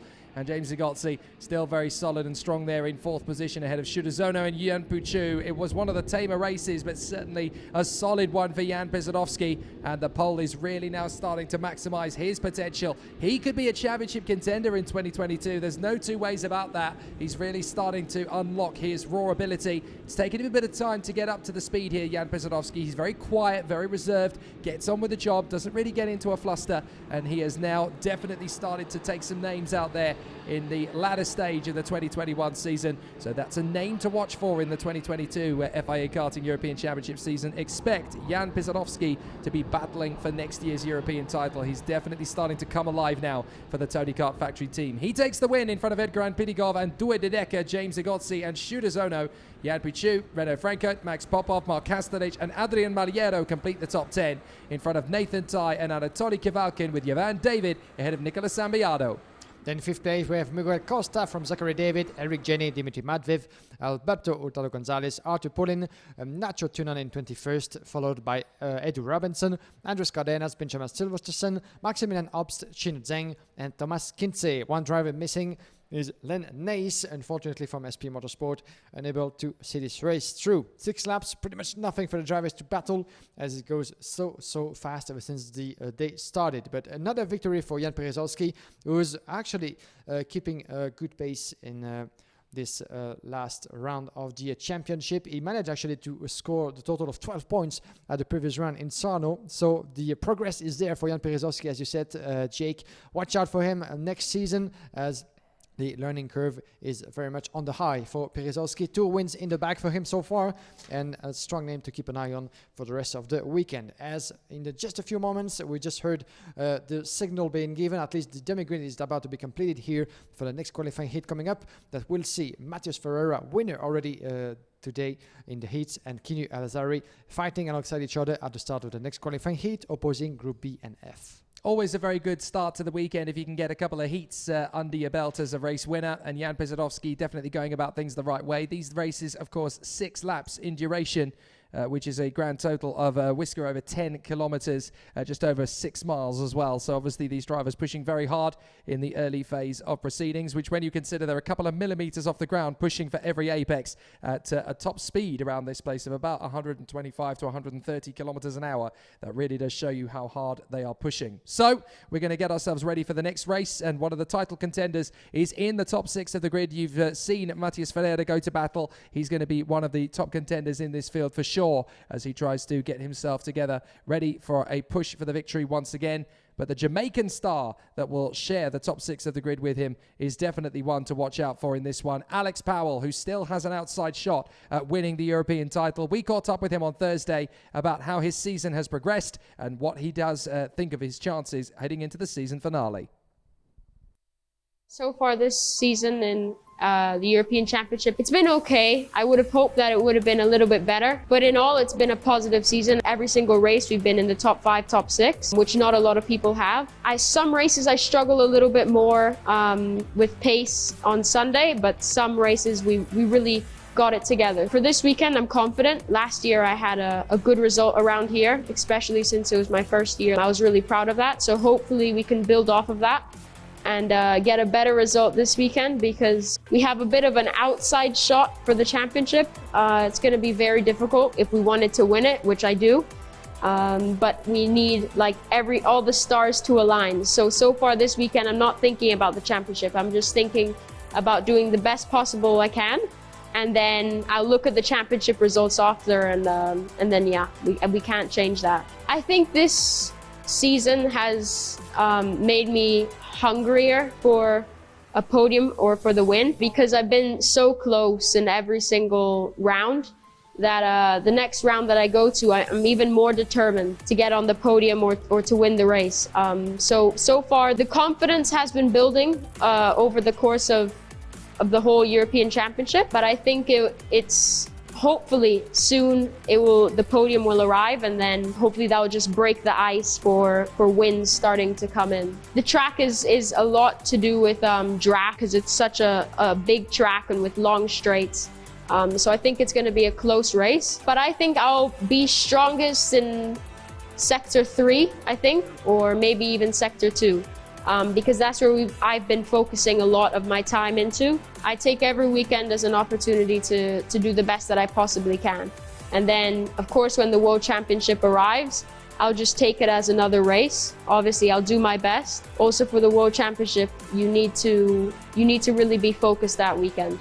Like every other one, but that one's is a special weekend. I'll put the same amount of effort as I do into every other race that I do. Alex Powell, great to see him in the fight for the junior title fight. If you've just joined us, you are halfway through the action here at ZUERA as we bear ourselves up for round 4 of the title fight. Jerry Griffin, watching along, asks, where are Rafael Kamara and Nicola Solov? Have they raced yet? They certainly have. In fact, Kamara has pulled off 2 heat victories so far.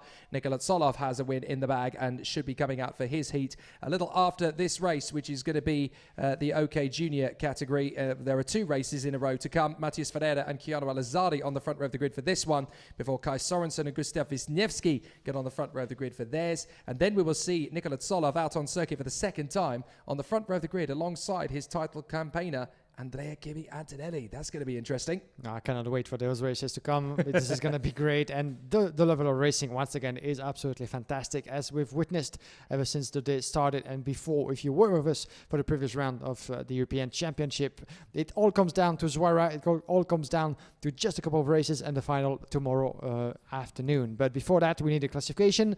We need points to be awarded at the end of the qualifying heats. And we are just getting started with a couple of races more this afternoon.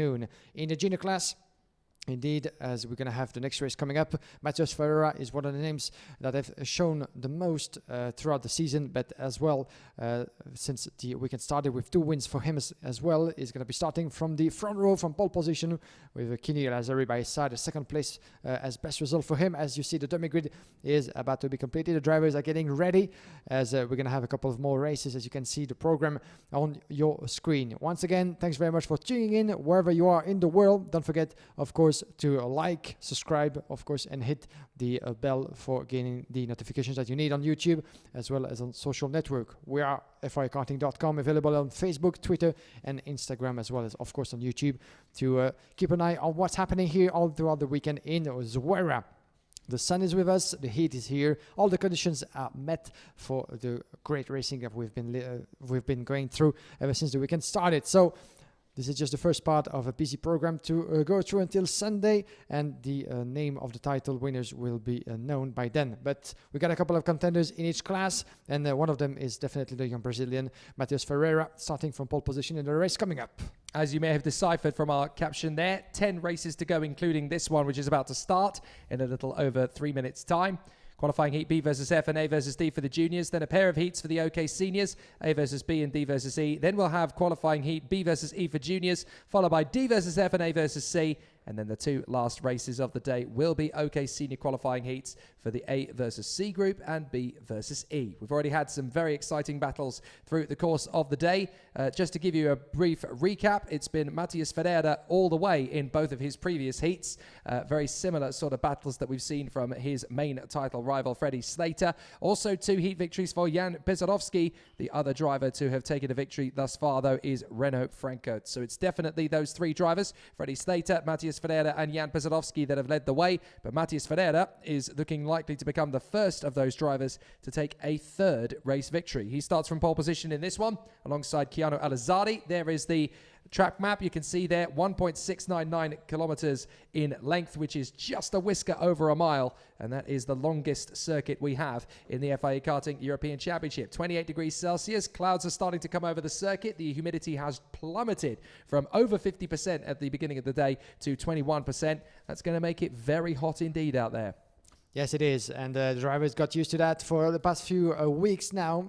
You might remember that in Esse and Sano, especially 2 weeks ago, temperatures were at least equally hot, less hot a little bit in Italy than it is here in Spain. And we had a preparation race coming to this weekend just a few days ago, and the occasion for the drivers to really get acquainted to the local climate and to the track as well that most of them are quite familiar with. But once again, it's never easy to drive when it's so hot. It's not easy for anybody actually involved in the making and the running of this event. But so far, so good. Don't forget, of course, you guys out there to hydrate yourself and to stay in the shade as much as you can. If it's not the case for you, of course, sun cream is always a good choice. Protect yourself and don't stay too long under the sun if you don't need to. That's for the precautions to be taken, of course, but we're going to get back on track in just a few moments with the next qualifying Heat B against F. This will be the third race for both those groups, and as you said, Matthias Ferreira can be the first one to get a third win in the heats this weekend. That would be, of course, another strong demonstration of his determination and a strong ticket on his way to at least a front row start at the end of the qualifying heat. I'm saying front row because we are far from having seen everything happening in the junior class. A couple of contenders still very much in the mix for pole position. That will be, of course, for tomorrow afternoon, where we're going to have a couple of races left tomorrow morning. So that's a bit frustrating in a way that at the end of such a busy program and on Saturday, we don't know yet officially the name of the pole sitters because we still have some races to go through. Yeah, it's always a little bit of a mystery Saturday night because you've got a few drivers out there who may have held their spare fresh tyre back ready for the morning's final heat when they can make a big impression if they've got a better tyre than some of their opponents. Here they are, the competitors coming out onto the circuit. Matthias Ferreira and Keanu Alazzari will be on the front row of the starting grid. The Kart Republic Motorsport man who leads the battle for the title fight over the course of the heats so far. And he comes into this third heat with a better opportunity to continue that. Why is he ahead of Freddie Slater if they've both had the same amount of heats? Well, on aggregate, it still goes the way of Ferreira because he has the fastest qualifying time. That's why he's ahead of Freddie Slater in the rankings at this moment. But it's all going to come down to their latter heats. And now Matthias Ferreira goes to battle with the feisty and determined Keanu Alazzari of the United Arab Emirates, who's been threatening to take a win all weekend. And now the young man from Dubai is on the front row of the grid beside the unbeaten Matthias Ferreira. The second row, Maxim Rehman, Rashid Al-Daheri from Thomas Stalchemanis and Alex Powell, Alex Kubenko and Josh Erfan from Julius Dinesen and Konstantin Krapin, Clement Utran, Maciej Gladij, Matteo De Palo and Maxim Orlov. Then we have Luca Samalisto, Marcus Sater, Kimi Tani and Kahal Clark, David Walter and Joel Bergström from Jaroslav Trukin, Menjet Krosev, Lucas Flucha, Salim Hana, Eitor, Daniel Farias, Simone Bianco and Tim Gerards. 27 out of them, and everybody making their way onto the track, no problem at all, as the sun is back with us for the formation lap. The time for the drivers to wave around and get the tires up to temperatures as fast as they can. If you were not with us earlier, you missed actually some trouble for the drivers actually waving a bit too aggressively, and it resulted in a contact for some of the contenders earlier on. But hopefully it's not going to happen this time around, and we got a couple of false starts as well. Not always easy to get the procedures of the start get all together at the same time, so we might have another attempt this time around, but let's pray for the first attempt to be good, as the drivers are about to come out of turn number 12, 10 and 11, and then number 12, the very fast right-hander on the way back to the fast lane of start and finish. Yeah, it's worth bearing in mind that the two drivers that were taken out by excessive weaving earlier on were Kirill Kutskov and Max Popov, two of the big names in this junior field. So it can happen to anyone. They come off the final turn. Are we going to get a good start? No, it's a false start on this occasion. So they clearly feel that the drivers are not quite in position. This is exactly what we were talking about, Guillaume. It's not easy to get the start here, especially when you consider that you're on the throttle from that final left-hand flick into the final two corners. You're on the throttle and accelerating for the next 18 seconds around this just over a minute lap. So you really are pushing very hard from that point. Yeah, and especially if you find yourself in the upper part of the grid, and if you have a second of hesitation with that throttle, you might actually lose a lot of momentum on the way to turn number one and maybe positioned with that. So it's always very tricky. You just need that split of a second, watching the lights, keeping your pace down, but keeping your foot on the throttle, ready to tackle. But there's a lot of things actually to consider in the split of the moment, So So we could easily understand why this is actually difficult. You can see one of the officials on track actually pacing down the field as much as possible. This happens, of course, normally once the field has to go for an extra formation lap and another attempt of a start. But they have to listen to the officials. It's also down to the pole sitters, in this case Matheus Ferreira, to really slow down as much as he can, so the others do the same and they can actually get back onto the start finish straight in formation. Yeah, that's the local man, Gonzalo Planta, who keeps them in position and tries to hold up the pace of the field a little bit, ready for them to get started.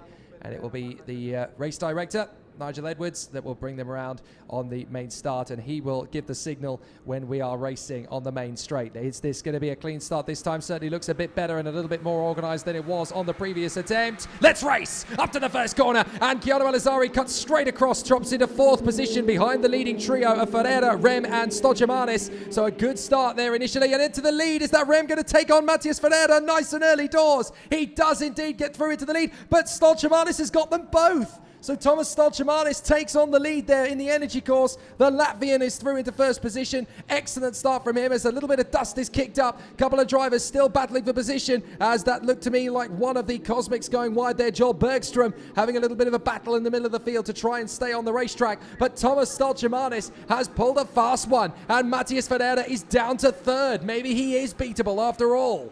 Yeah, he remains to be seen. Of course, 6 laps is not a lot at all, but Stolchamanis actually made that stick beautifully. He's been finishing 2nd twice for the past 2 qualifying heats as well. So he needs a victory. He wants that victory. He has the pace. He's shown to be very much in contention to fight at the front. And there's a switch of position for the back as well for 4th place. I think it was Rachel Daheri getting ahead in 4th place.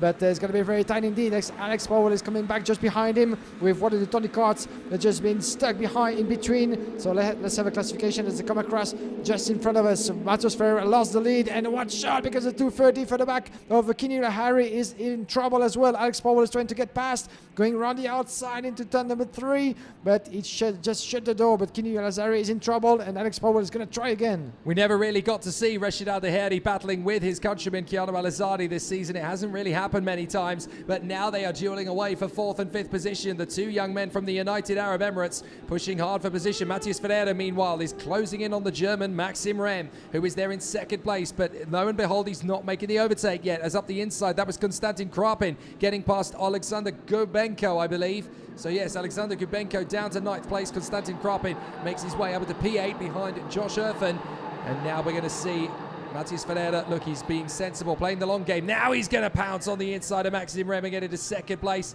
So a nice overtaking move. Now he's got the audacity and the nerve, as far as Maxim Rem is concerned, to get past him and then gesture, come on, work with me. Well, you've just done me, man. I don't want to work with you. I don't want to give you anything. Thank you very much. But Thomas Stolchamanis is the man in front. And Maxim Rem knows that if he wants to win this race, he's got to let that one go, team up with Matheus Ferreira and start to pull away. That's Alex Powell getting a move on the inside there of Chiara Malazari. So the Jamaican gets through and up into 5th position. That's another good move from Alex Powell. And if he keeps banging in these consistent results, he's going to be right there at the crucial moment. Yeah, definitely. Powell did not have the best qualifying yesterday, but he managed a 2nd and a 4th so far in his results. And there he goes. Watch out for the fight back on Matheus Ferreira. Maxim Rem around the inside in turn number 7 and takes 2nd position back from Ferreira. Actually, those two were trying to work together at least, but Maxim Rem figured that maybe it might be his time as well, so he got back in 2nd place. Ferreira has to do everything again, but watch out because Rashid Al-Daheri might try to do the same as well. He's catching up behind the Paralympic driver. Might want to try to get into the mix as well as the drivers complete lap number 3. Stolchamanis twice 2nd on his way to potentially 1st victory in the qualifying heats, but Maxim Rem and Ferreira are not far behind, just 0.3 of a second between the Stolchamanis and Rem. Ferreira, Rashid Al-Daheri, Alex Powell in 5th place, 2nd and 4th, and maybe a 2nd best results as well in 4th position. And it goes again, Alex Powell. Watch out because Kimi Lahari and Josh Erfen are not far behind, but Alex Powell is getting up positions. He's the fastest on track, and he just translated that into another position gain up into 4th. Great work from Alex Powell. He gets past Rashid Al-Daheri. Now Chiara Malazari is able to close in on his rival as Maxim Rem protects the inside line a little bit there from Matheus Ferreira.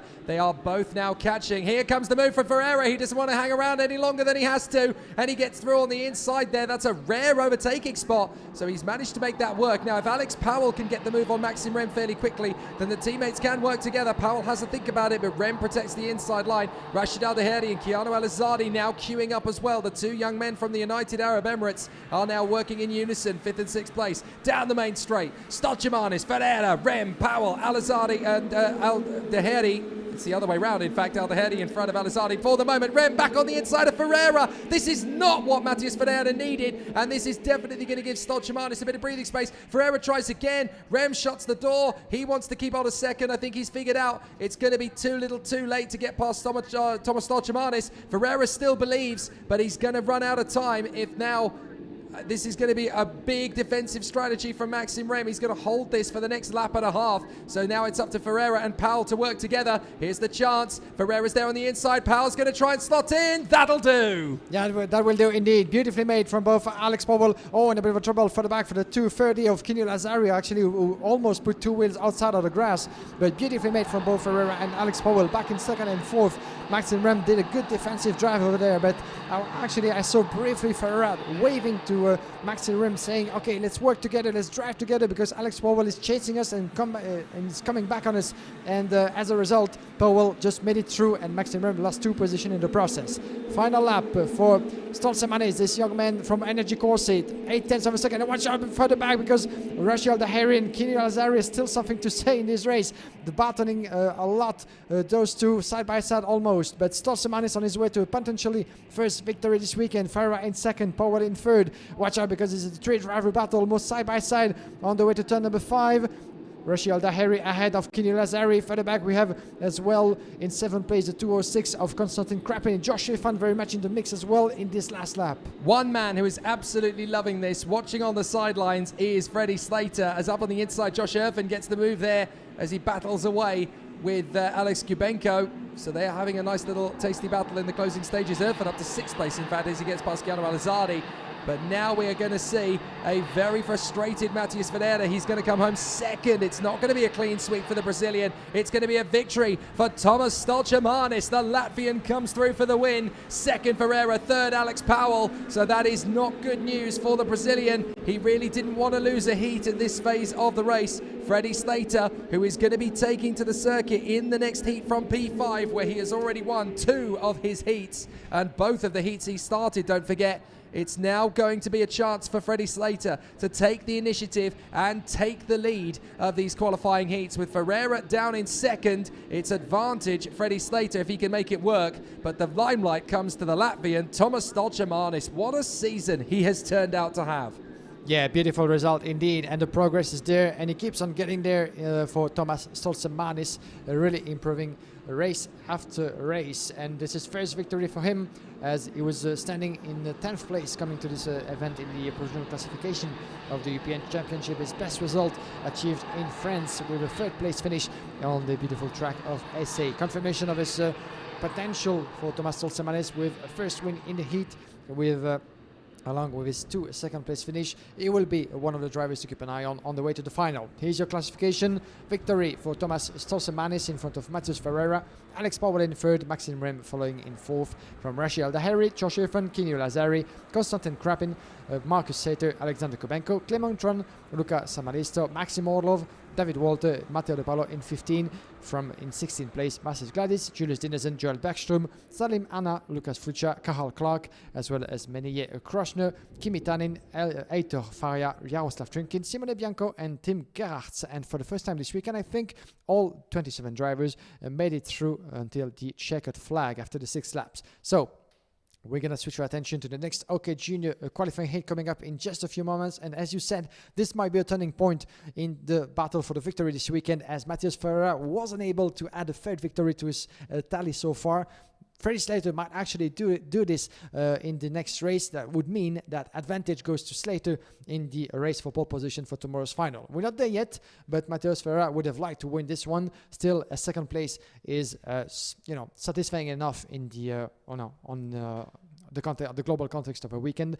But it would have been, of course, even much more satisfying for him to have won this one. But Stolsemanis just proved to everybody once again that he will be one of the contenders for the win until the end of the weekend, that's for sure. He certainly will. It's a great victory for Thomas Stolsemanis. You've got to say, very impressive from Ferreira and Powell to not lose their heads. They're second and third across the line in that one. They just need to keep on delivering these results. Meanwhile, though, Freddie Slater, winner of both of his opening heats, now finds himself fifth on the grid for this one, behind pole sitter Kai Sorensen and Gustav Wisniewski, who shares the front row of the grid with him.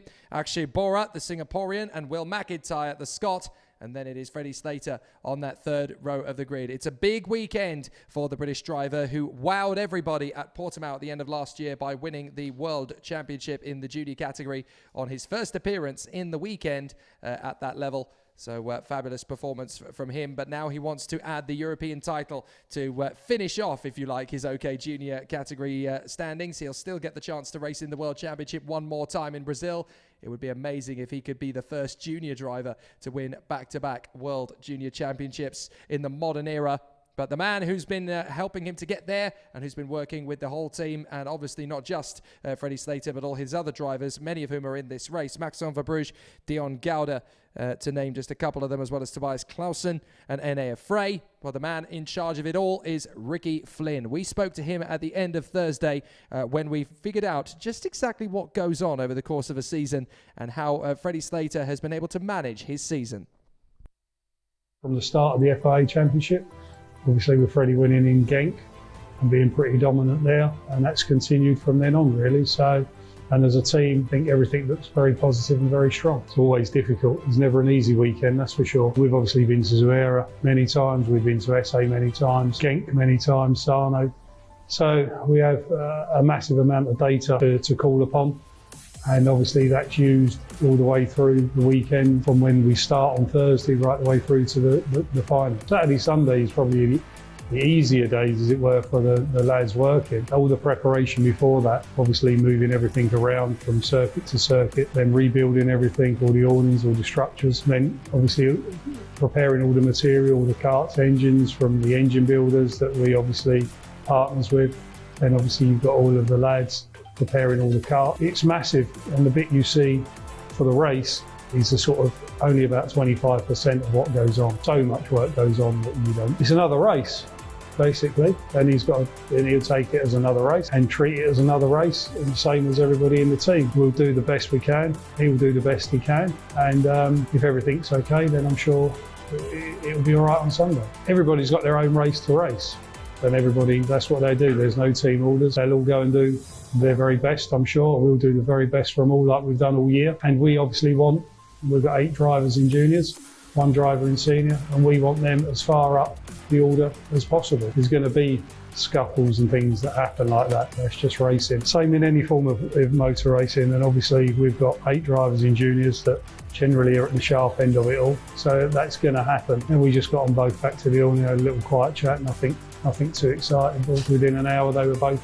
mates again. Once they're on track, there is no mates, as it were, but as long as they respect each other and race hard and fair, that's all we ask from them. I think only the temperature's going to push them, the same as everybody. Who knows? You may be a bit quieter this weekend. 41 degrees or whatever it is today, and a 55-degree track temperature. It'll be tough, and I think Saturday afternoon you'll see how tough it is, because obviously that's when they'd have done 4 heat. Fatigue will start setting in. They're only young kids, 11, 12 years old, you know. It's a big ask for a powerful machine on a track like this in this temperature. It's very, very difficult. People underestimate the challenge and how good these boys really are. Very interesting to note the psychological battle that they're having, and Ricky Flynn obviously picking up on, just how quickly Freddie Slater was able to recover from his little blip 2 weeks ago at Sarno when he had that tangle with his teammate Dion Gouda. How they were just so quick to repair the friendship, how quick they were to settle the difference. And that just shows you the kind of character that Freddie Slater's proved to be. Like so many of the youngsters out there, this isn't just their office, it's a friendly environment, and it's clear that there is a really nice ambience within the Ricky Flynn Motorsport team this season, and Freddie is right at the centre of that.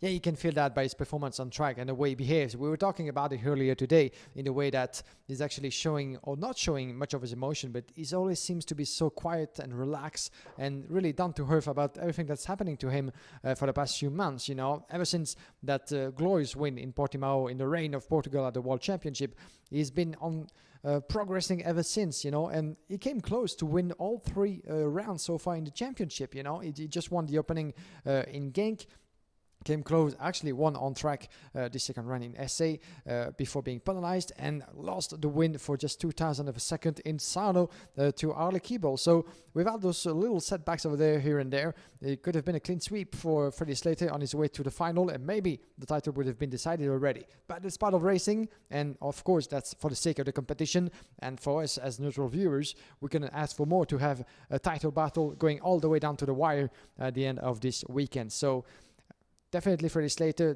certainly the most impressive of all junior karters this season, and the confirmation of his world title last year. Can he actually go all the way to win the European title before making his way to the OK class for next year? This would be, of course, the ideal scenario in his case, but there's more than one contender more than willing to prevent that from happening. But Kai Sorensen will be starting from pole position. You can see him, the young American, on the left side of your screen. Front row start for the young man who was the fastest in qualifying yesterday. Didn't manage yet to make that happen until the end and win one of his heats so far, a third and a fifth for Kai Sorensen.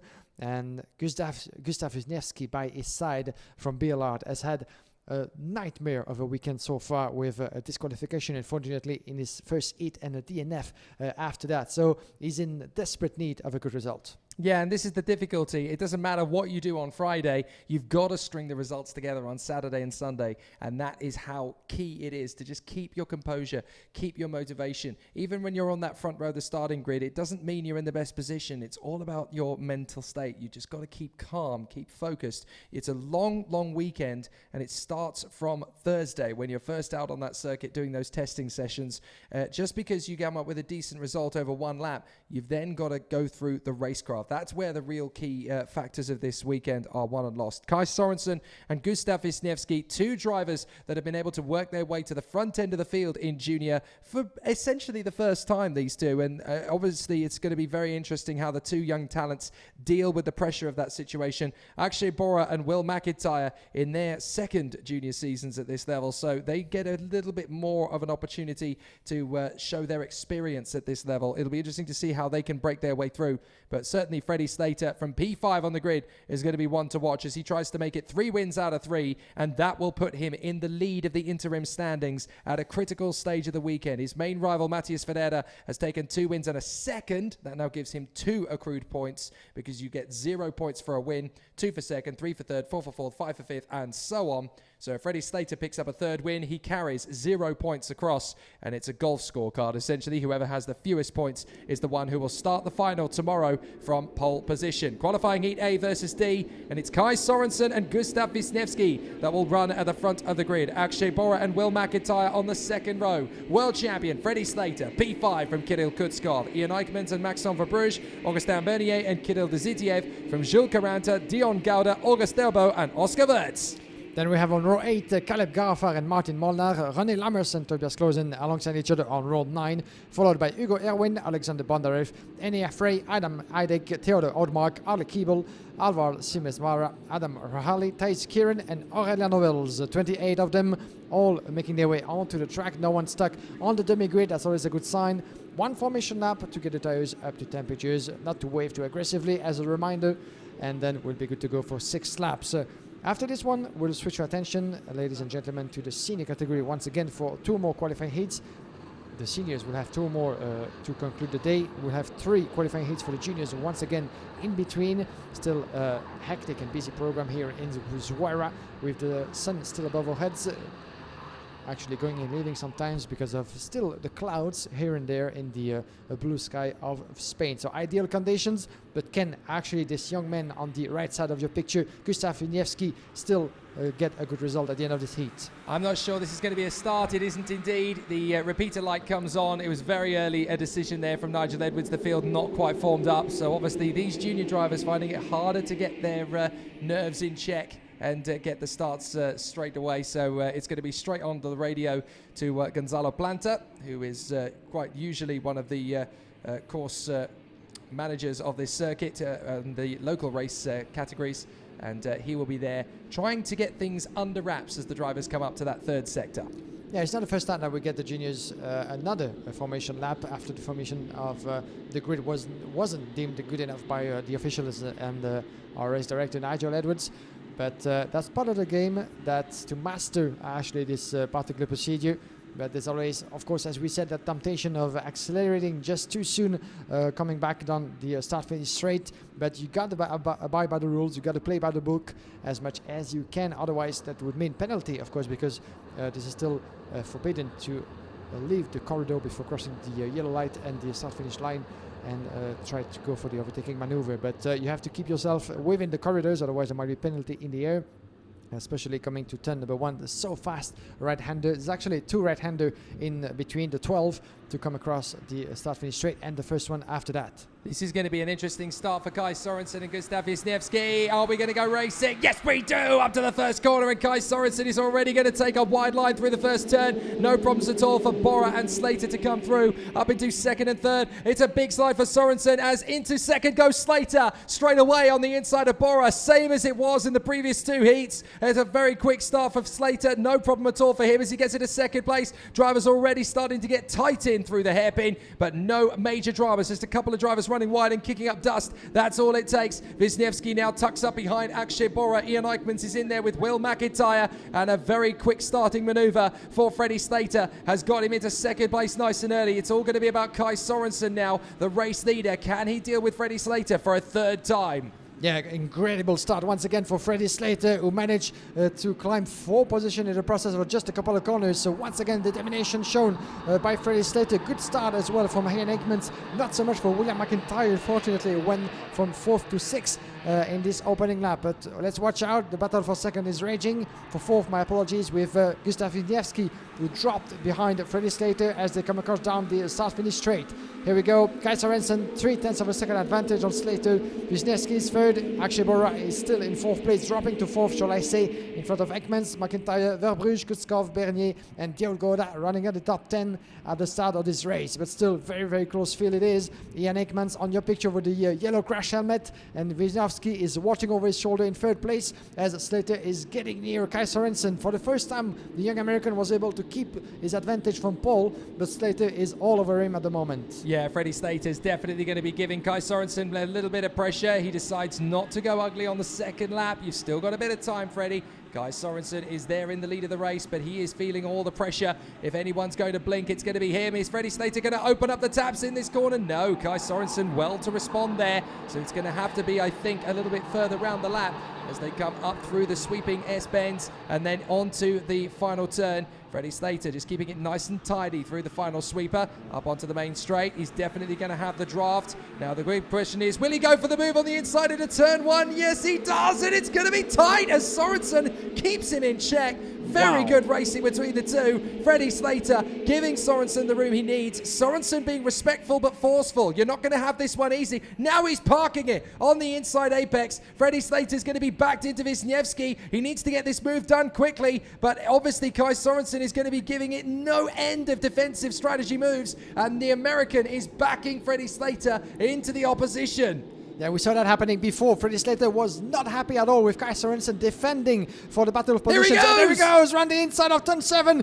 Then Kai Sorensen fires back round the inside and keep the position. Watch out, because Wisniewski might want to try to fight against Slater, but Slater stays ahead of him. But oh, that was close. And watch out, because McIntyre can take advantage of the situation. What a drive that is, as we have up to 5 to 6 drivers. And there he goes through Slater once again, and Kai Sorensen has nothing that he can do and draws back in second position. Slater is now leading. He got himself into a little bit of a position there, Kai Sorensen. He thought he had a little bit more time to deal with it. Freddie Slater completely pounced on him, and now Kai Sorensen once more. Slater's now going on the defensive. Now Slater is using Sorensen's own tactics against him, and here comes Wisniewski side by side. They've already tangled once before. Oh, and Wisniewski taps the back of Slater as they go side by side, but Slater's going to get some assistance from Kai Sorensen to edge through, so they are back into first and second. Now Sorensen Sorensen will take on Slater once again. This is going to be the toughest battle for Freddie Slater yet because Kai Sorensen's motivated. Wisniewski is desperate for a decent result, so they are not going to take any prisoners out there this time. Slater still protects as he needs to, but he's not having to be ultra defensive at the moment. He's got a gap of about a kart length and a half,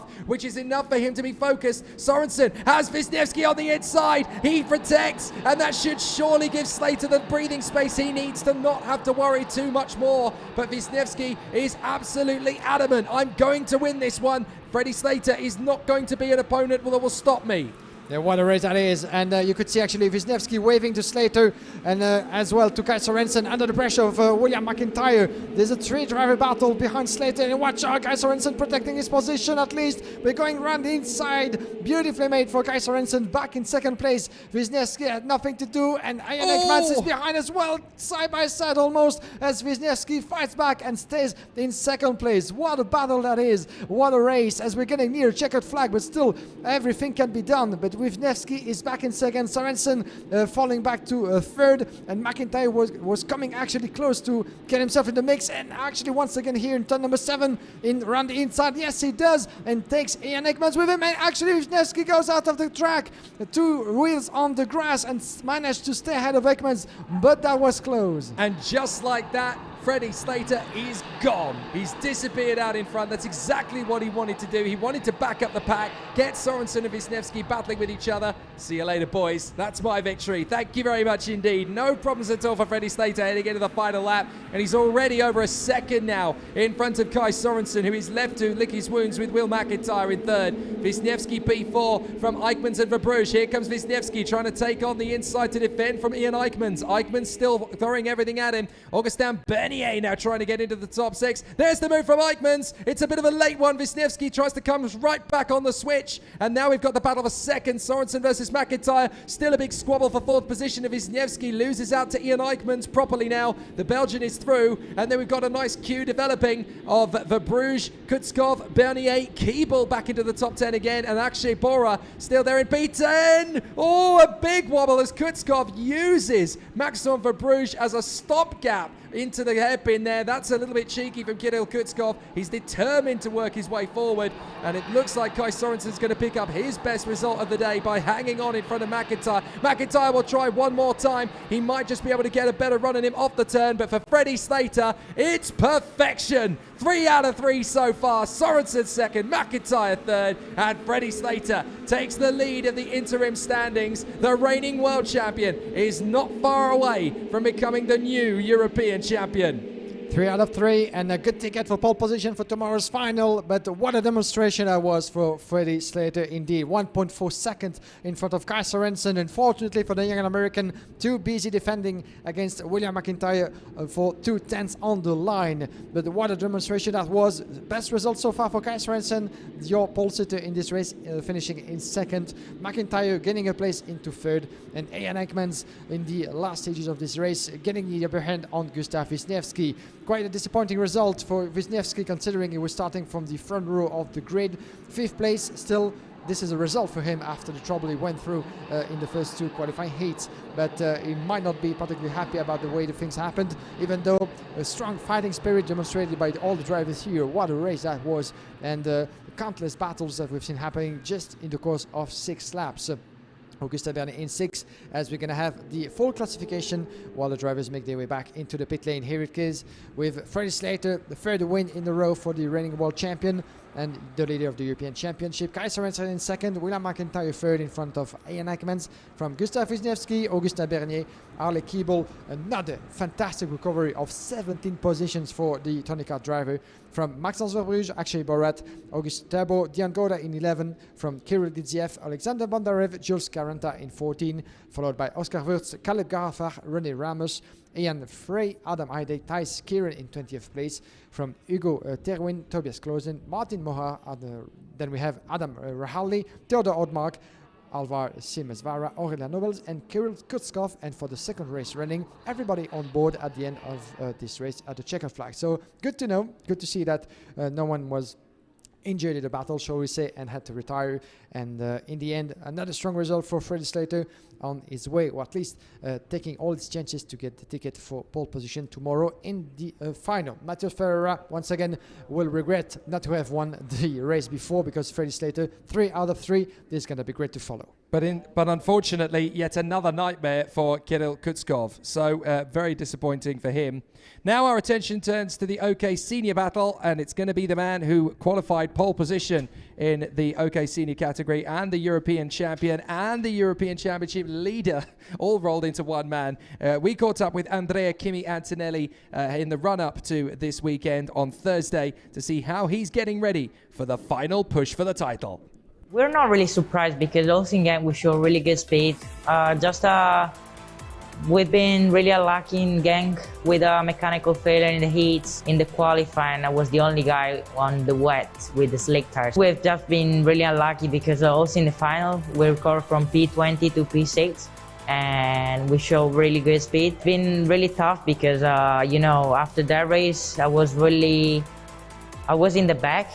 I missed a lot of points from the leaders, but just me and my team, we just focused and worked as hard as we could. We won the last 2 rounds, and yeah, we get back the lead of the championship. I'm really excited because also last week we showed really good speed, especially in the final, and I think we can achieve the same result in this race. Yeah, it's been hard because also last year I suffered a broken leg and broken foot, so it's been really hard to recover. Also, now I'm not still 100% with my leg because sometimes it's still hurting a little bit. But yeah, I think it's been harder because also this year we're fighting with more drivers.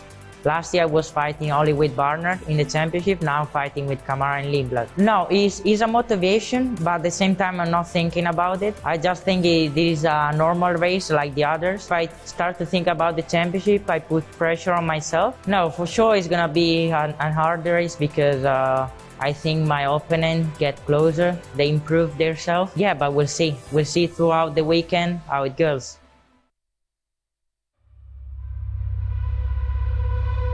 What does it take to be a Formula One driver?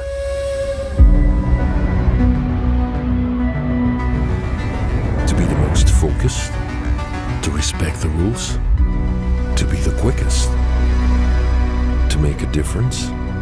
Together we push forward health and safety innovations. We give our best to protect the environment. We stand against discrimination and fight for diversity. Promote motorsport and mobility around the world. To be a Formula One driver means to be committed. Together with the FIA, we are driven to help build a world that raises hope and enriches the lives of everyone, everywhere. Now we race for change. And we race because we are all purpose-driven.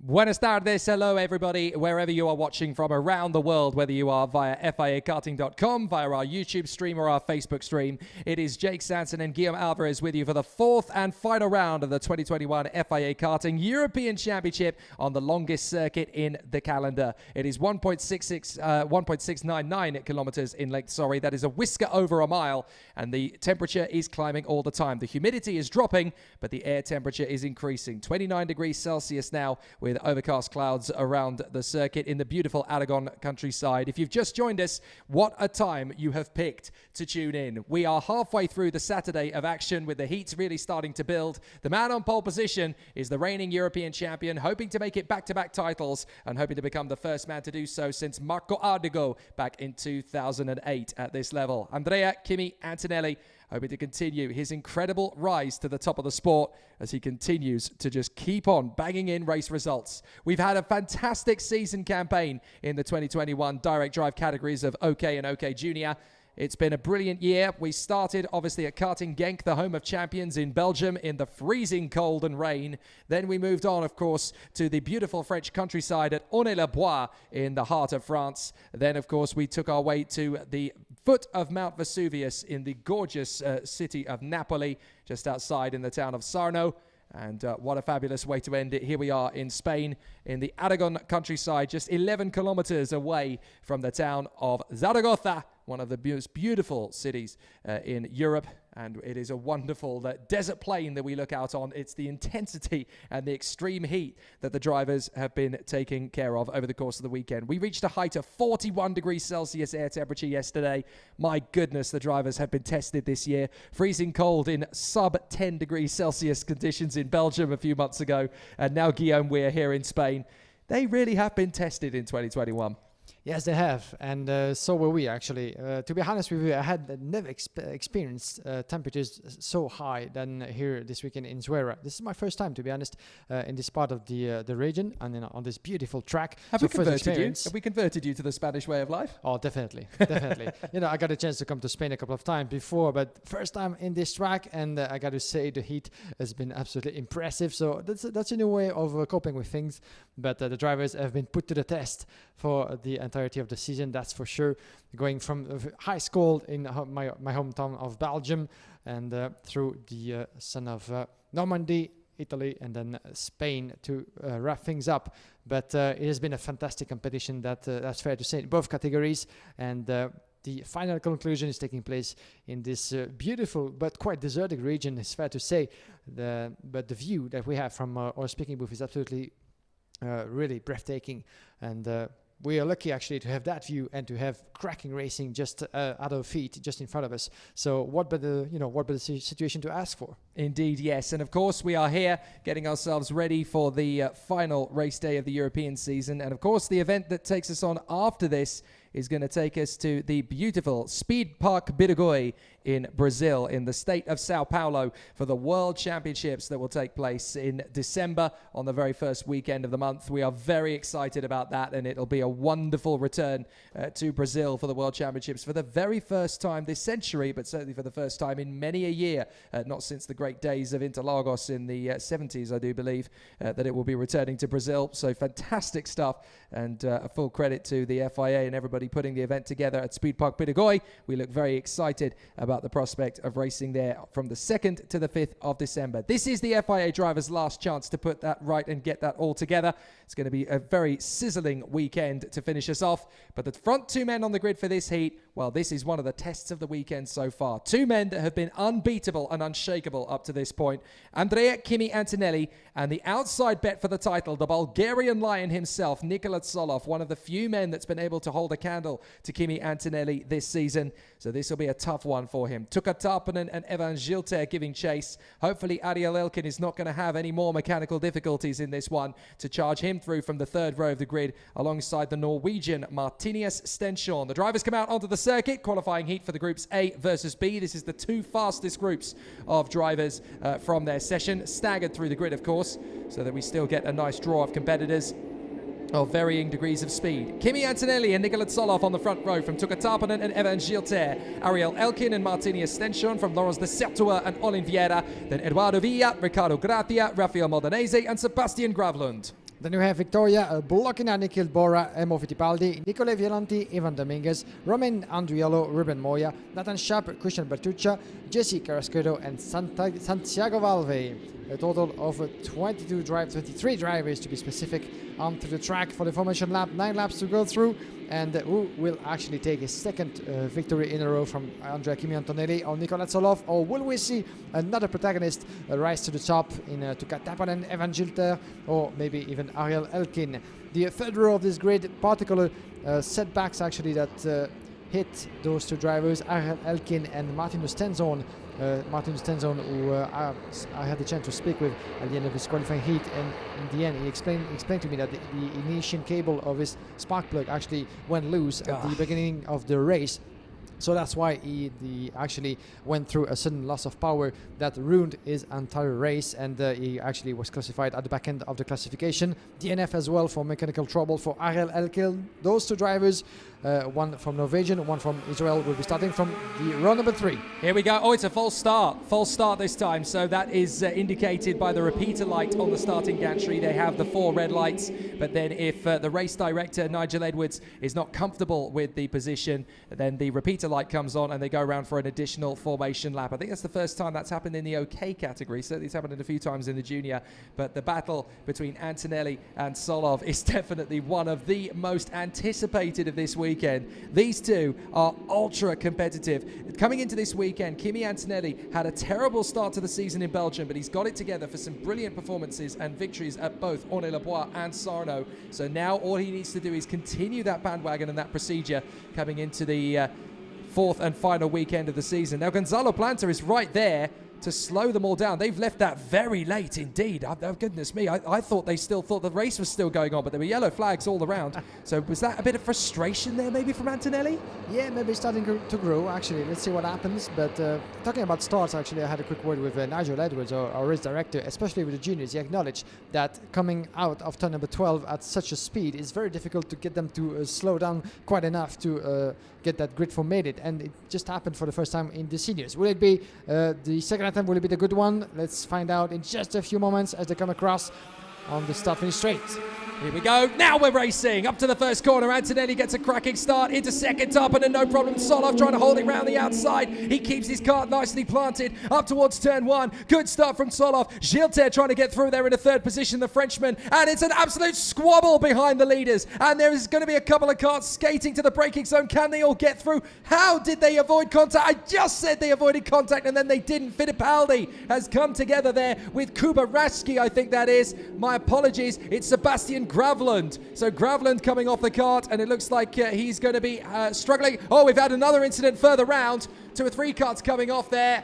So we've had one of the Leclerc by Lennox karts coming off the road. Several karts in trouble. Here come the leaders, and it's Antonelli, Tarpanen and Solov out front. And then we've got Elkin and Gilter, the VDK twins, who will be charging around the course together. This could be a very interesting race if they can team up and work their way forward. And we have Nicola Violanti and Roman Andriolo missing out in the classification, I think. So we have 3 drivers as well as Sebastian Graven in trouble at the end of this first lap.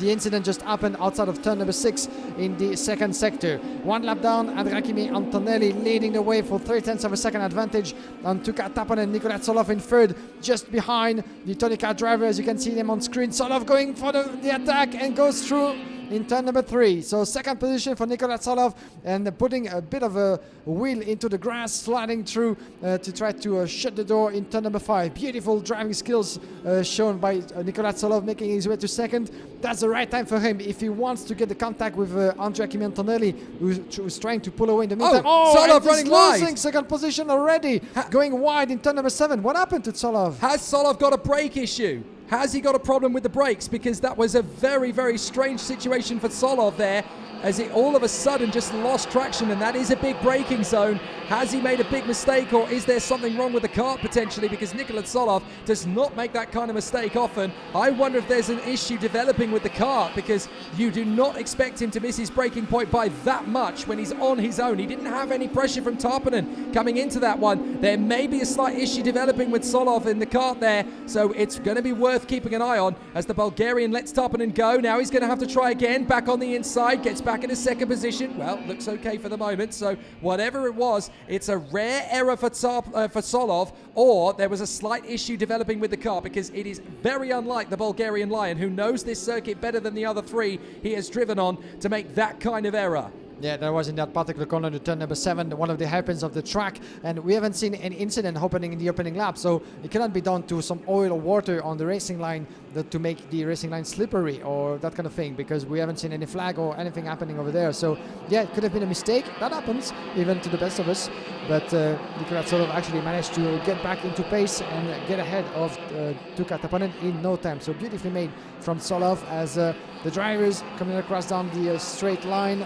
completing lap number 3. And Kimi Antonelli, no pressure at all for him. 1 second already advantage on Nicola Solov. Too busy fighting to get that position back, but he's going to try to decrease the gap as much as he can because Tappanen is still very much in the mix for just 3 tenths behind. Then we have the 2 drivers from VDK with Ariel Elkin and Elva Gilter, and further back the battle on your screen with one of the CRG drivers, Onlin Vieira, in 7th place under the pressure of Eduardo Villa, but Lawrence Lesatua is as well in the mix in 6th place at the moment, the young driver from Belgium.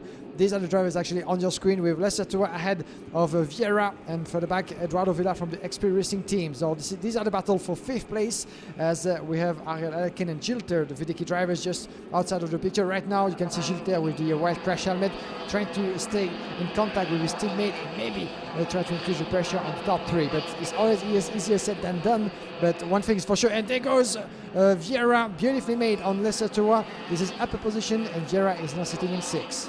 So now Lesatua has got to try and get back on terms with Olin Vieira. There is Ariel Elkin, the young man from Israel, the highest man ever from his country to rise through the FIA Karting ranks. He won at Lonato last season in the Academy Trophy finale, and ever since then he has been making massive gains up the order. Now here's Ruben Moya trying to take on Modenese and Gratia as they duel away for position. Kimi Antonelli opening up the tabs for a new fastest lap, and Eduardo Villa is back on form, the Italian on the expert car number 136. Eduardo Villa doing a great job tucked in there behind Lawrence Lesatua on the 129. Olin Vieira is the man in front on the CRG chassis. They get down into the braking zone through the left-hander and back on the power. Now they're flat on the throttle through the right kink, holding the curb, back on the power. You've got 3 apexes now to try and meet. Here comes Villa on the inside of Lesatua. Villa gets through. Nice move from Eduardo Villa, and that puts him up another position. Excellent work from him so far as Nikhil Bora picks up the warning flag. Now he's very fortunate that this isn't last week, because last week the rules stated that if you got a warning flag, you got a 5-second penalty that could not be contested or appealed. So Nikhil Bora quite fortunate that that isn't happening 6 days ago, because otherwise that would have come with a 5-second penalty. Slightly different rules in the warm-up race, of course. But Kimi Antonelli, 61.101. This man is absolutely rapid when he's in front. And another man who's rapid in the field is Ariel Elkin, just behind Tuka Tappanen. You can see them right now, the young Israelian coming across for just 0.3 tenths of a second. He's putting the pressure on Tuka Tappanen. This is the battle for 3rd place at the moment, as Tappanen wasn't able to keep contact with Nicola Solov. Now is being distance for 0.8 tenths of a second, as it seems right now. Nicola Solov doing a great job at keeping the pace together, as he was lapping not as fast as Kimi Antonelli, once again the fastest on track ever since the race started, but still in 61.3, very much 0.2 tenths of a second faster than Tappanen. And now you get a confirmation that the momentum has been lost for Tappanen to attack Solov again in this race, as he's going to have to defend against Ariel Elkin. Oh, trouble for the 130. That is Christian Bertucca. Christian Bertucca's had an incident. What a shame for him. So Christian Bertucca, who's already had a very tricky season in 2021, all come undone for the Italian. That's a real shame, as once again, I didn't know if we would get into the 60s today, but Andrea Kimi Antonelli, look at his pace. He's just got up with a 60.997. Absolutely astonishing. And when you consider that that's on worn tyres as well, that's phenomenal pace from Kimi Antonelli. Yeah, you had to respond. You know, watching from the side the performance of Rafael Camara, you know, at a distance, he had to respond and keep on aligning those qualifying laps and the victory that goes with it. But now, great demonstration indeed from the Car Republic driver, wearing the colors of Italy. Of course, it's Squadra Azzurra in football, as you might have noticed before.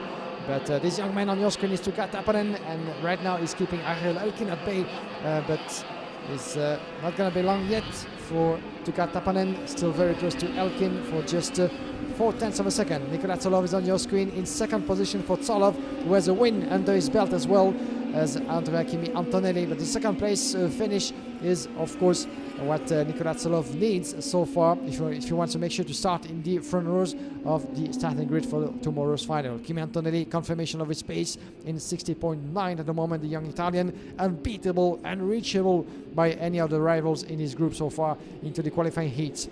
A quick fun fact, actually, because I was watching Eduardo Villa making his way through. He's still in 7th place, the Italian. If you look at him, actually, his driving position is a little bit different than the rest of the drivers. It reminds me of Kars Haverkort, who used to be driving with the same kind of style, really almost bend it on his seat, a bit further back on his chassis. Quite, quite surprising from Eduardo Villa. But if we get a good look at him further later in the race, you might notice this as well. Yeah, he's one of the drivers who has adopted that Kars Haverkort stance. Last lap for Andrea Kimi Antonelli. But yeah, it's interesting from Eduardo Villa. He does sit in a very different stance. Most of the drivers turn into the corner and lean into the corner as they drive. You watch Andrea Kimi Antonelli, he kind of turns in and goes his body the similar sort of way, but he does lean slightly against the kart, and that's basically to adjust the center of gravity of the kart. It gives you just that slight little shift in momentum. The way you position yourself in the kart does actually help you gain a little bit of traction. It takes a little bit of getting used to, especially for Eduardo Villa's position, where you lean against the position that the kart is going. So you turn left and your body moves right. It's a very unique driving stance, or at least it used to be. Now Kars Haverkort has found something and a few drivers have imitated it. But Andrea Kimi Antonelli, wearing the colours of the Italian football team that won 2 weeks ago the Euro 2020 title campaign, is continuing his march of dominance. He comes off the final turn, and Andrea Kimi Antonelli continues his second win of the day, and by tomorrow morning it could well be 5 in his current form. Excellent work for Andrea Kimi Antonelli. That is now 2 wins from 2, and he can be very happy indeed with that. And in fact, no, sorry, he'll have 4 races to do over the course of the weekend rather than 5, because of course there are 5 groups that they separate into in the senior category. So he got 4 heats to do over the course of the weekend. So Kimi Antonelli makes it 2. He'll have 1 more race later this afternoon to make it 3, and then he'll just need to finish the job and do 1 more the same way tomorrow morning, and then he will start in pole position and of course take the crucial 10 championship points for doing so heading into the season finale, in which case it's going to be an absolutely sensational run for Andrea Kimi Antonelli. He's just never looked back from the second round of the championship at Aulnay-le-Bois in France, and now he is here in Spain, having been victorious on home turf 2 weeks ago at the foot of Mount Vesuvius, and here he is having a wonderful, wonderful run in the 4th round of the championship. Here's the provisional standings for this race. Andrea Kimi Antonelli in front of Nicola Solov, the Bulgarian star, Tuukka Tarpanen and Ariel Elkin, then Oliveira, Eduardo Villa, Evan Gilter and Laurence Desertua from Martini Extension, Rafael Modenese, Ruben Moya and the very talented Russian female Victoria Blokina from Nickel Bora, Nathan Sharp and Santiago Valve.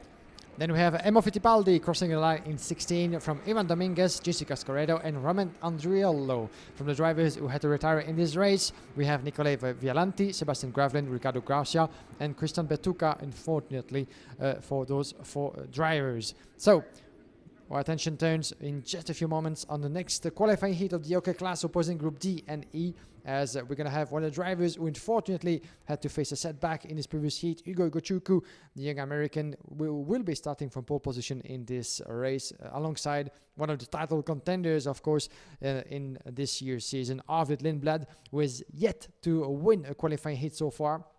Unlike his 2 closest rivals for the title, Rafael Camara and Antonelli, 2 wins each now so far. So it's now or never, shall I say, for Arvid Lindblad if he wants to make sure to start alongside or at least close to his rivals in tomorrow's final. But this will be for in just a few moments as the grid is getting ready, as you can see, with the drivers waiting a couple of minutes to get set in the machines. But another strong victory for Andrea Kimi Antonelli, that's for sure, who kept aligning the qualifying laps, lap after lap actually, who was truly unbeatable into this last race, despite the efforts of both Nicola Solov and Tuukka Tarpanen. But good race as well from Ariel Elkin and Oli Viela, actually wearing the CRJ colours, who managed 3-place recovery up to 5th. Yeah, it's going to be an interesting one this time because you've got last year's junior European champion starting from pole position. From the United States, it is Hugo Igochukwu who lines up in pole position, and he will be there on the front row of the starting grid alongside the great British star Arvid Lindblad, who is part of the Red Bull Young Driver Academy. And Rintaro Sato of Japan will line up in 3rd position on the grid. 4th place, it is the local star and a bit of a local hero as well for the Tony Kart Factory team. We caught up with him on Thursday to see how he will find things in the closing weekend on home soil. We caught up with the Spanish talent Bruno Del Pino. It always feels good. I am not distracted well. I drove here a lot of times. I actually feel confident that I can do really good this weekend. It's a real fast track. really fast corners. Find speed here, you really have to have a really fast rolling speed into the corner, because you have to have the speed in the exit. The sprocket is made to have real fast in the straight. So making the rolling into the corner will be really good. If you can make it, it will be really fast. We were struggling a lot in the beginning of the year, but now we're starting to find the pace, and that's important, so we can start battling in the top 5 and luckily having more podiums. All the drivers here are really fast, obviously the highest level in the category, so it will be really tough, but for sure I'm confident I can do it. The difference was not so big, because it's still a kart and it's still the same chassis. So the only thing I was struggling a lot was in the maintaining the tires and how to find the pace. But every single race, every single lap, I'm trying to get back to where I was last year. It's gonna be really difficult because you have to be as constant as possible, trying to always be in the heats top 5 and having a good start in the final. And after that, always have to find the pace, be as fast as possible and not make a lot of mistakes. In such a truly international field, it must be quite an honour for the likes of Bruno Del Pino to be racing against such a competitive field on home soil. He knows this place very well indeed, of course, being the ZUERA circuit, but it's always very, very exciting to watch the competitors come from far and wide, and they really do, from all 4 corners of the globe. We have pretty much all 6 continents represented in one way, shape or form here this weekend. On the pole position for this one, last year's European Junior Champion, Hugo Ugachukwu, who lines up in pole position, the man who is backed by the McLaren Formula One race team and the CEO, Zach Brown himself. Very, very motivated to watch this young American star charge his way through from New York City and doing an absolutely fantastic job at the front end of this field. Alongside him, it is Arvid Lindblad, with the Red Bull backing on his race suit. Rintaro Sato and Bruno Del Pino, who we've just heard from on the second row of the grid. Finland's Juho Valtonen, ever increasing his pace and back to the front end of the grid as he usually is for Stanpex Motorsport, 5th on the grid. Gerard G, the young man from China, what a turnaround his 2021 season has produced. He got that rather fortuitous victory at Karting Genk, of course, at the start of the year when mainly the competitors were on one type of tyre. He went the other way and the weather worked out in his form, and he picked up an unlikely but very fortunate and fortuitous victory. Ever since then, he's been making massive gains on his expert chassis for the Forza Racing team, and it's great to see Gerard G really starting to make big gains. The Slovakian Lukas Malek lines up 7th on the grid for this one. The Italian Luigi Coluccio in row 4 alongside him, and then the Russian Artem Sevrukin alongside Alfio Spina.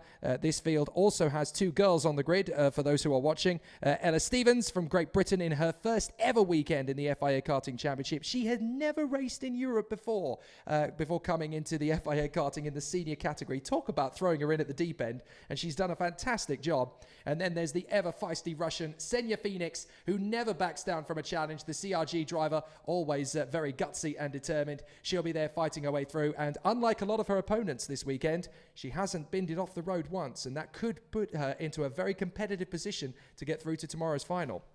Yeah, let's cross fingers indeed for Xenia Phoenix as for the rest of the field to go through that race without too much trouble. But trouble there was certainly for Hugo Ugachukwu in his last qualifying heat, as he was forced to retirement after being put out of the race, or as a result of a racing incident with Timotej Kucharczyk. You might remember that, as both went sliding on the outside of turn number 1 just at the start of their previous qualifying heat. So there's a need of a result as well for Hugo Ugachukwu after his 2nd place to start the weekend with, in order to find himself in a good position for tomorrow's final. We still have a couple of races after that, of course, for those young drivers. Arvid Lindblad, twice 2nd in his previous race. He needs a victory as well. The green flag has been waved and the drivers make their way onto the track. Let's give you another full rundown of the classification for the starting grid. Hugo Ugachukwu starting on pole position. Arvid Lindblad in need of a win, as we said, alongside him. Rintaro Sato and Bruno Del Pino on row 2, followed by Juho Valtonen and Gerard G. Then we have Lukas Malek, Luigi Coluccio,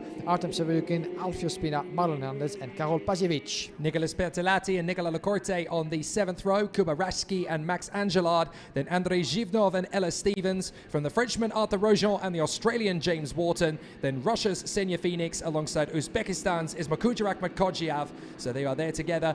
22 drivers battling away and questing for position. For Hugo Ugachukwu, the American star. Is he slowing? Has he got a problem? Has Hugo Ugachukwu slowing down? He's got a problem. Something is not right with Ugo Chukwu's car. The pole position sitter is slowing to a crawl. I can't believe it. The young man from New York City in pole position, and he will not get to start this race. It looks as though he's got a slight problem with the axle there, but Ugo Chukwu definitely in dire straits. We saw Adiel Elkin pull off with mechanical problems earlier on. Now Ugo Chukwu, the pole sitter, has got no power at all. What happened there? This is just a disaster for Ugo Chukwu indeed after his retirement. But what will happen this time around? Because it seems to be... Well, he's trying to get the car started again. Look, he's desperately trying to get things started. They're going to go around again. Yeah. So this is not going to be a good start at all. So it will be a false start. Now Ugo Chukwu needs to get himself back into position again, because he went around and then it seemed like there was absolutely no power at all. Oh, he's off the road now. Oh my goodness. Stuck throttle. Now, thank goodness, Ugo Chukwu is going to be okay, but what an absolute disaster for the young man from New York. Oh dear, Ugo Chukwu is having all the drama in the world before the race has even started. What's happening there? Is it like, as you said, like blocked throttle or something with the axle or the engine actually getting off and getting on again? But yeah, a bit of a mechanical trouble, that's for sure. Definitely. Putting Ugo Chukwu in a very, very sad position. You can see his mechanic waving to him to get back to the pit lane just in front of us, because there's nothing else that can be done for him. Oh, that's absolute agony for Ugo Chukwu, one of the stars of this field, and of course the man who is bowing out of his European title. Another trouble for 162, I'm afraid. Now that is that's Max Angelard. He had a problem earlier on, don't forget. But, oh my goodness, Ugo Chukwu, if he can start this race, he's going to have to start from the back of the grid, but I would not at all be surprised if he pulls into the pit at the end of this formation lap. What a shame. That is such a big problem. And there is Max Angelard trying to get going again with assistance from Gonzalo Planta, but no, it's not going to happen for him. So are we going to get started this time?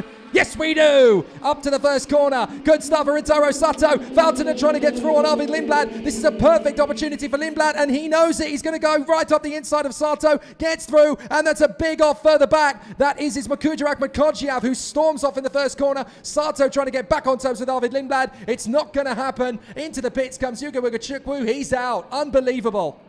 Yeah, and the battle is on in the opening lap, and watch out because Lindblad is taking the lead. Lindblad is in the lead in front of one of the Rookie Finn drivers, Rintaro Sato, into second place. Watch out for the field, still very tight indeed, but there's going to be a switch for third position as the 127 of Bruno Del Pino is trying to go around the inside. It's not happening quite yet. Beautiful battle over there by Juho Valtonen, who's keeping third position alive. But it was a good start, strong start of the race for Arvid Lindblad. That's what he needed to do, actually, is to get himself ahead of the field as soon as possible.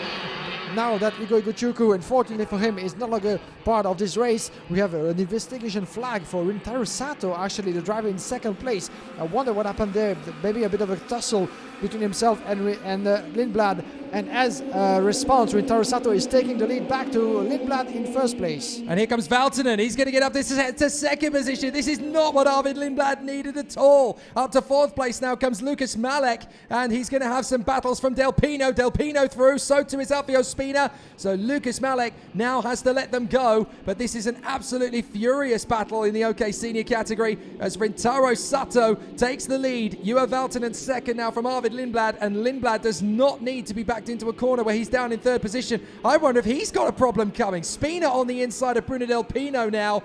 So there is Spina through into position. This is getting to be a very interesting situation. Arvid Lindblad, look, every single lap he's come around there, Arvid Lindblad's been adjusting the engine. I wonder if he's got some kind of issue developing. I'd seen him do that actually in previous heats. I was wondering what was happening, but it seems to be the confirmation that maybe he's not particularly happy about his engine power and keeps on trying to adjust the settings with his right hand actually every lap. You might see him do this. Juho Valtonen as well, adjusting everything they can at the end of the straight. Oh, and the 166 of Cosmic Kuba Raschke is going to be retiring. Yeah, Kuba Raschke, another retirement for him is being put aside. Juho Valtonen under the pressure of Arvid Lindblad. This is battle for second but the battles are raging for the back as well. Alfio Spina, Luca Malek and Luigi Coluccio wearing the Cosmic colors, all tangled pretty much in the same picture. But Lindblad, not the scenario that he had foreseen in his head, that's for sure. He needs to be in front. He needs to win this one if he wants to make sure to be close enough to his rivals in the final. And there goes through, beautifully made from Luca Malek, the 133. going around the inside of Bruno Del Pino that was in turn number 7. Now, looks like Lindblad has got himself back together again. He's caught back up to Valtonen, but he might want to use Valtonen to close up on Rintaro Sato. As up on the inside, that is a big challenge from Luigi Coluccio. Now he's going to get his run on the inside of Bruno Del Pino in the final turn. And that long flowing hairpin, he comes back onto the main straight. It's all going okay for Rintaro Sato, the Japanese driver, son of the two-time Indy 500 winner Takuma Sato. Now is there in the lead of the race. Second place, Juho Valtonen, but how long is the Flying Finn going to be able to hang on in front of the Red Bull young gun? Arvid Lindblad on the inside. That'll do nicely. Second place, thank you very much. And he charges forward as Max Angelard from the sideline watches on, wondering what might have been. As Lindblad gets to second, Valtonen is third, then it's Spina, Malik, Coluccio, G, Del Pino. James Wharton is up in 9th place. What a comeback from James Wharton. 20th on the grid, the Australian, now up in 9th place.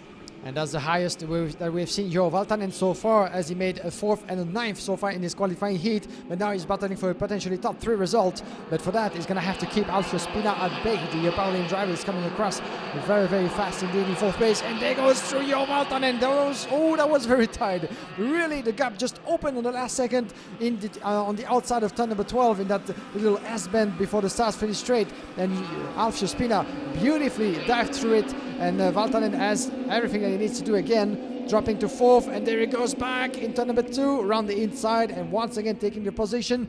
But that's a strong battle for 3rd, and Luka Malak actually might want to try to get involved as well. But Alfio Spina goes back ahead of Valtonen, and actually that could be the occasion that Malak was searching for, but not quite yet, as Valtonen shuts the door. Excellent racecraft at the moment from Spina to get himself back into 3rd place. Lucas Malek is really sitting up and paying attention now as he charges his way forward. Can he get the run on the inside of Valtonen? He does indeed. The Slovakian star up now into 4th position past Juho Valtonen. Valtonen trying to chop across on Gerard G, the Chinese ace, and he is still in P6 for the moment. 7th for Bruno Del Pino in front of Luigi Coluccio, Artem Severukin and James Wharton. Karol Pasovic now in P11 in front of Andrei Zhivnov, Arthur Rojon, Nicolas Bertolatti. There goes Gerard G on the inside. Excellent work from the Chinese sensation. He gets through up into P5 in front of Juho Valtonen. Who would have thought that at the start of this season? As Coluccio goes for broke on the inside of Bruno Del Pino, he gets the position. Excellent work from Gerard G.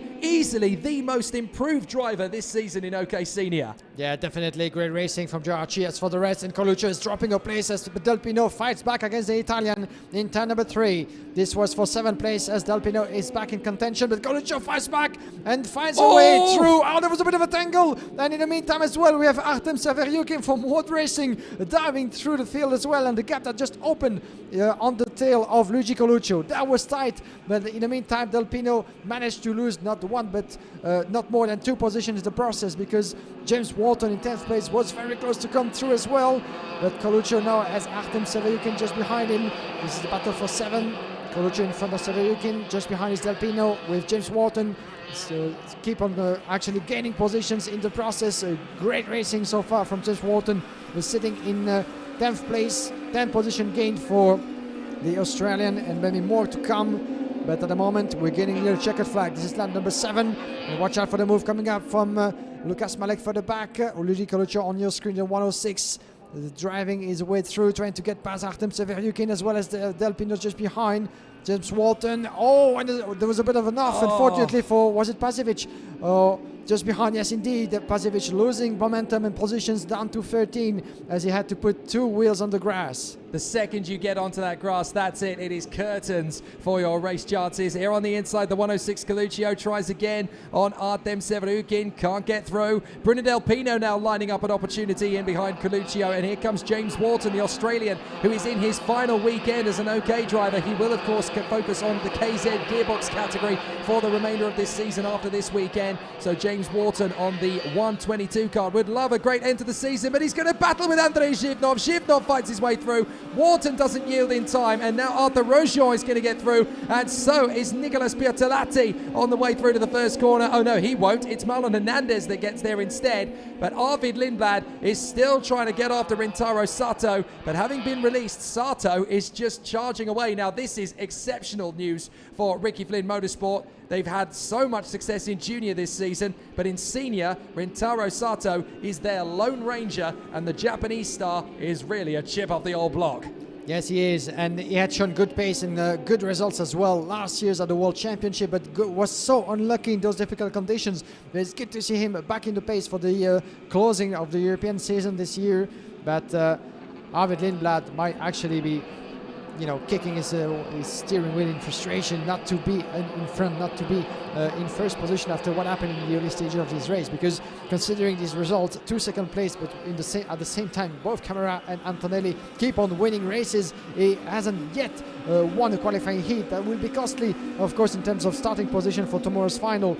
And Rintaro Sato, the opposition led by Sato and some of the others, have shown so far how determined and how fast they can be. Final lap for this young man from Ricky Flynn Motorsport. 1.3 second advantage on Arvid Lindblad. Is going to take second place. Another one in the pocket for him, but that's not really what he had foreseen in his head coming to ZUERA, that's for sure. But that's part of the battle. Arvid Lindblad is still there, very much in the contention for the title at the end of the weekend, but he is in need of a win at least before the end of the qualifying heats. It's a great run though for this man out in front. The 153 on the Ricky Flynn Motorsport kart. Rintaro Sato of Japan has really turned the corner midway through this season. He looked a little bit out of sorts at times, but he has completely rebooted himself, and in the last 3 weeks he has turned into a serial competitor, and now he has turned into a winner. I'm sure Takuma Sato on the sidelines here in ZUERA is absolutely delighted. Rintaro Sato takes the victory in front of Arvid Lindblad and Alfio Spina. What a drive from Rintaro Sato. He's been threatening to do that for the last 4 weeks or so. Absolutely amazing to see him take an FIA Karting Heat victory. Totally and utterly deserved. And what a performance from the young Japanese star. Absolutely sensational. What a job, and an excellent work from Rintaro Sato. Excellent. Arvid Lindblad in second place. He will be so frustrated. He is his own worst critic, Arvid Lindblad. And he knows coming into this weekend, he's got 2 teammates to battle with. Absolutely sensational stuff from him thus far. But Arvid Lindblad will still be feeling the pressure. He'll be feeling so frustrated. I could have beaten him. I could have got closer to him in the opening couple of laps. I could have had this one. He'll be beating himself up about it. But listen, Arvid, as a rookie in the senior category, when you've got teammates like Kimi Antonelli and Rafael Camara to go up against, you have held yourself admirably. You have nothing to fear and certainly nothing to prove to anyone. Incredible speed this season. Whether he manages to come first or third, he really has been one of the stars of the show. Rintaro Sato, though, in front of Arvid Lindblad and Alfio Spina. Lucas Malek in front of the brilliant Gerard G. Juho Valtonen ahead of Artem Sevrukin, Luigi Coluccio ahead of Bruno Del Pino, from Andrei Zhivnov, Arthur Rojon, Marlon Hernandez, James Wharton, and then Karol Pazovic in front of Nicolas Bertolatti. Ella Stevens going very well in 16th place. Nicola Lacorte and Senya Phoenix having a moment in the closing stages, but still bringing it to the flag. And then Ismakuja Ahmed Kodjiav finding himself the last man home, with Kuba Rashki out of the race, along with Max Angelard. And something that went wrong from the cool kid from New York, Hugo Ugachukwu. What on earth happened to the American? That is definitely a big mystery, and something that we're going to have to look into in some rather interesting scrutiny. That is it for the senior drivers for this moment in time. There's definitely going to be some strong battles from the seniors at the end of the day, but we're going to turn our attentions once more to the OK Junior category. This front row of the grid is going to see Matias Ferreira, who has completely rejuvenated himself in the last couple of weeks. The Brazilian in pole position, alongside the young man from North Carolina, the United States of America, James Igozzi. He flies the Italian flag here this weekend, as he has done all season, of course, for the Tony Kart Factory team, racing under an Italian license, but he is, of course, from the United States, and he is there on the front row of the grid. Maxim Rem of Germany, Max Popov of Russia, 2 drivers who definitely need a strong result after a tricky day so far. Thomas Stolchemalis, the Latvian, who won his first heat earlier on in the day. Jan Puchu of China, Alexander Gubenko of Russia, Mark Kastelic of Slovenia, who's been absolutely on fire this weekend. Julius Dinesen, the Dane, who really could do with an excellent result this time. And Renaud Francote, already a race winner. All sorts of great battles. One man who's fighting to get himself back into the top 10, as we saw him take pole position in last week's pre-final, the warm-up race to this one, is the young Danish talent David Walter, who's already been making his way through the field here today. We caught up with him to see how he's prepared for this weekend.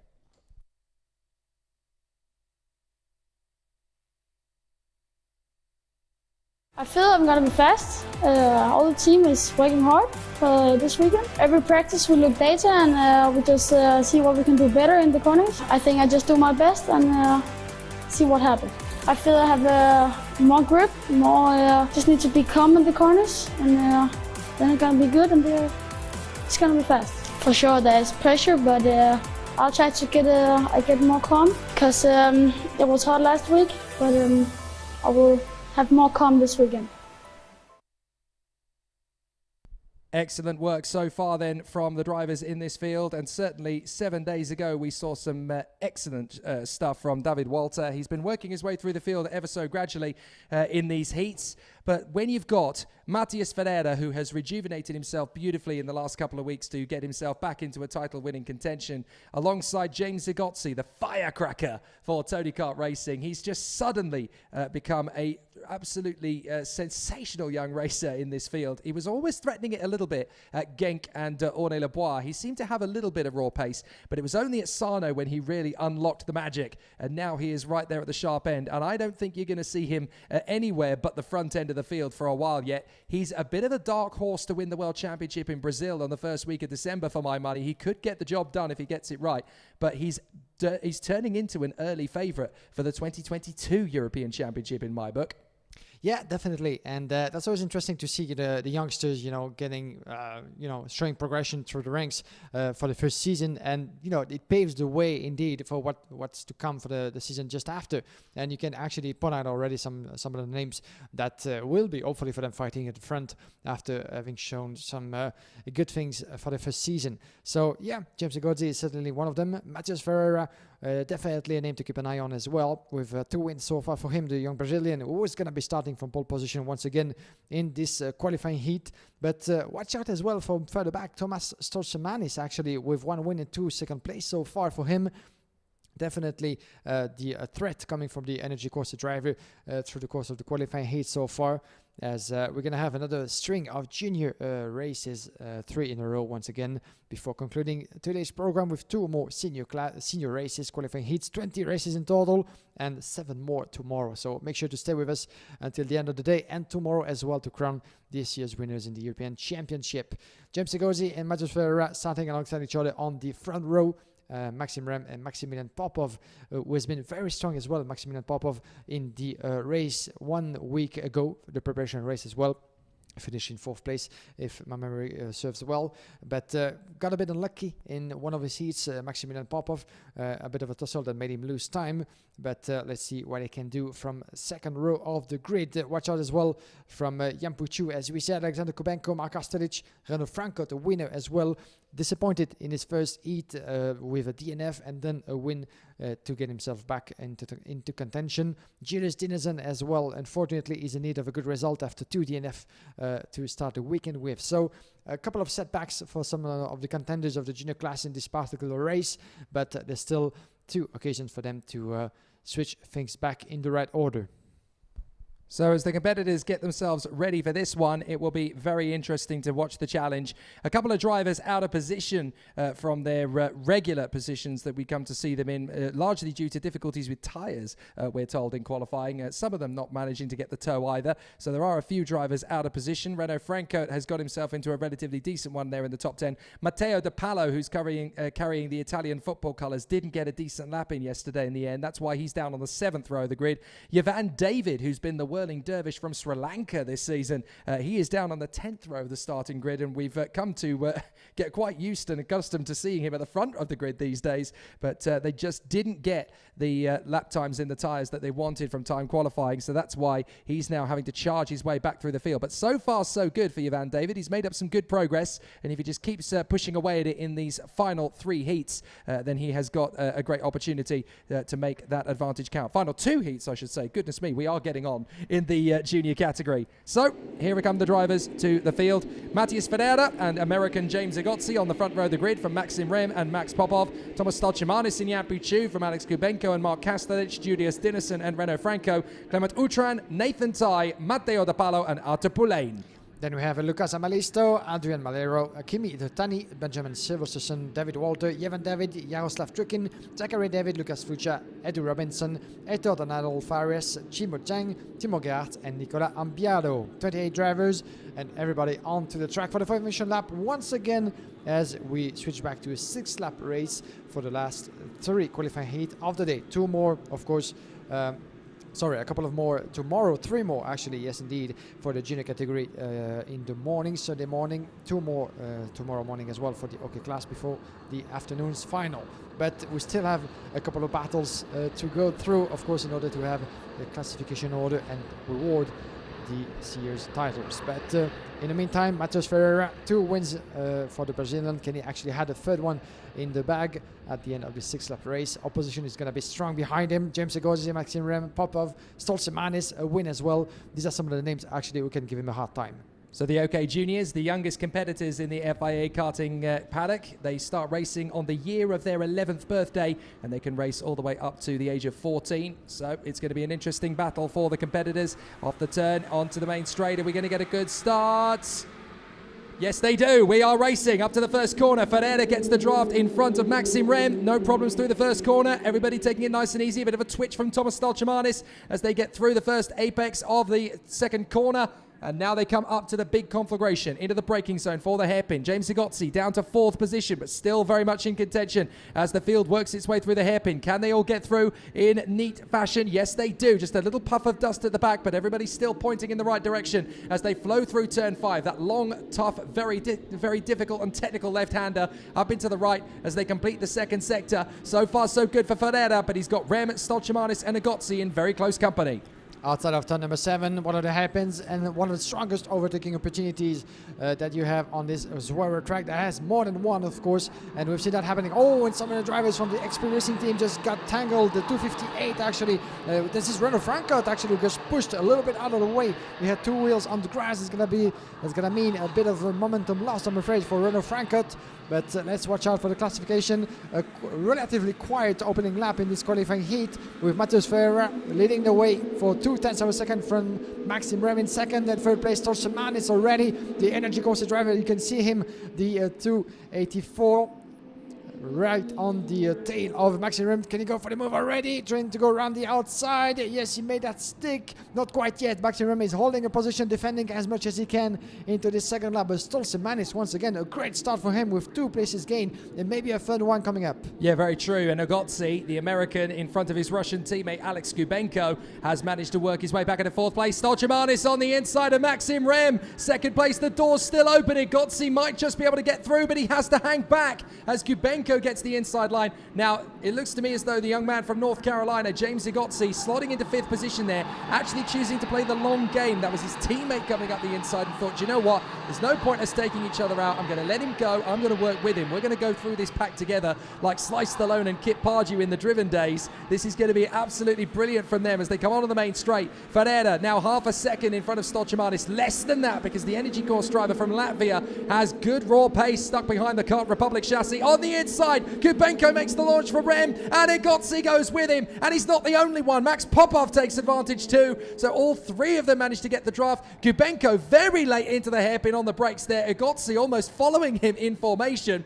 So the 2 Tony Kart drivers, 3rd for the Russian Gubenko, 4th for the American Egozzi, and then 5th for Max Popov on the Ward Racing machine. Notable by the difference in overalls because the Ward Racing drivers run the black and yellow suits while the factory drivers run the green and white machines. But this is a fabulous, fabulous duel as Gubenko and Egozzi are now going to try and work together to close up on the Latvian Thomas Stoltze-Manis. And I'm afraid that the hemorrhage of positions might continue for Maxime Rem because he's being put under pressure by Jan Puichu, the 220 in 7th place. He dropped actually 3 places in just 2 corners, Maxime Rem, and now you can see him actually having to defend against Jan Puichu wearing the Argentine Mercedes colors, the 220. Can he try to do something after the straight, taking the toe from Maxime Rem? Is going to have to go defensive into the opening sector. Further back, you have a good battle as well with Julius Dinesen from the DPK colors, and I think there was a bit of a contact with Dinesen and Nathaniel Tai just behind in 8th and 9th place. And there goes the move from Stoltze-Manis, beautifully made of Ferreira.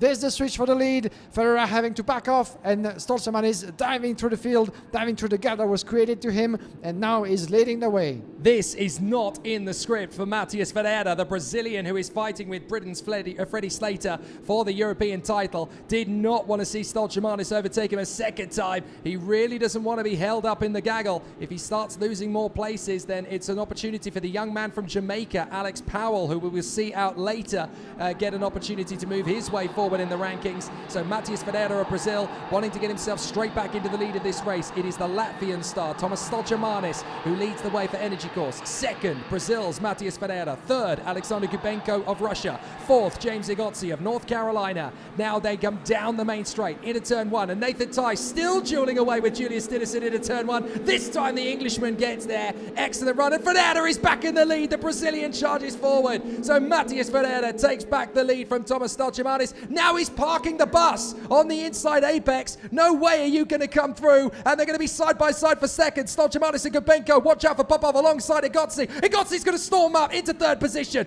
Great opportunism from the North Carolina youngster into third place in behind Stoltemanis. Take that! And James Igotzi, the fastest on track. Great racing indeed. And Popov under pressure. And there goes through Kubenko and Stoltemanis. Yes, indeed. For second place, Alexander Kubenko up in a place. Sorry, my apologies. It's James Igotzi up in a place in front of Stoltemanis. So Stoltemanis dropping another position. And someone actually lost one of the, not the front fairing, but the nose. That is Heitor Dallagnol. That is Heitor Dallagnol, the Brazilian, has completely lost the front nose section. That's the Nassau panel completely taken off his Praga. So if he's still going, there is absolutely no question that he is going to get a technical flag for that. And I can tell you he is still going. I can just see him coming out of the final turn now. He'll come past our position as we go into the last lap. So Heitor Dallagnol, there he comes past our position, minus the Nassau panel. So Igotzi hanging on a second for dear life. Stoltemanis trying to stop the cart as Popov gets in massive pressure. And here up the inside comes Jan Puchu trying to get his way into this battle as well as he tries to disappear underneath the rear bumper of Max Popov. Igotzi hanging on to second place for dear life. Ferreira has definitely got this race won on a plate now. The Brazilian leads the way, but Igotzi holding on to second for dear life. Stoltemanis giving him plenty of pressure. Up the inside, that is a move from Nathan Tighe. He is having an amazing resurgence of form in the season finale here. Excellent stuff from Nathan Tighe. He's now knocking on the door of Alex Kubenko, the Sodi kart driver, absolutely charging forward. Now there's a chance for Stoltemanis to sweep in with James Igotzi. Can he get through? No, Igotzi's going to hold that door firmly slammed shut in his face. Ferreira out of the final turn. That'll do for you for Matheus Ferreira. That was so close. James Igotzi second, Stoltemanis third from Popov, Chu, Kubenko and Nathan Tighe. Take a bow, boys. That was epic stuff. That was epic indeed. Great racing from Matheus Ferreira, who manages third victory in a row. Another one in the bag for the young Brazilian in front of James Igotzi for 6/7 of a second. And once again, the fastest lap in this race. Fastest lap, my apologies, for Maximilian Popov, actually, who managed to run fastest in the last sector. But another victory for Matheus Ferreira. James Igotzi in second, and Stoltemanis managing third. Popov in fourth, Jan Puchu in fifth, who actually resisted until the end the assaults of Alexander Kubenko, who lost pretty much everything in the battle, in the heat of the battle that was. He could have actually finished within the top three, Kubenko, but dropped all the way down to 6 in front of Tighe. And Maxime Rem, quite an unfortunate turn of event as well, an outcome for him, as he was seen battling as well at the forefront before losing a pile of positions down to 8.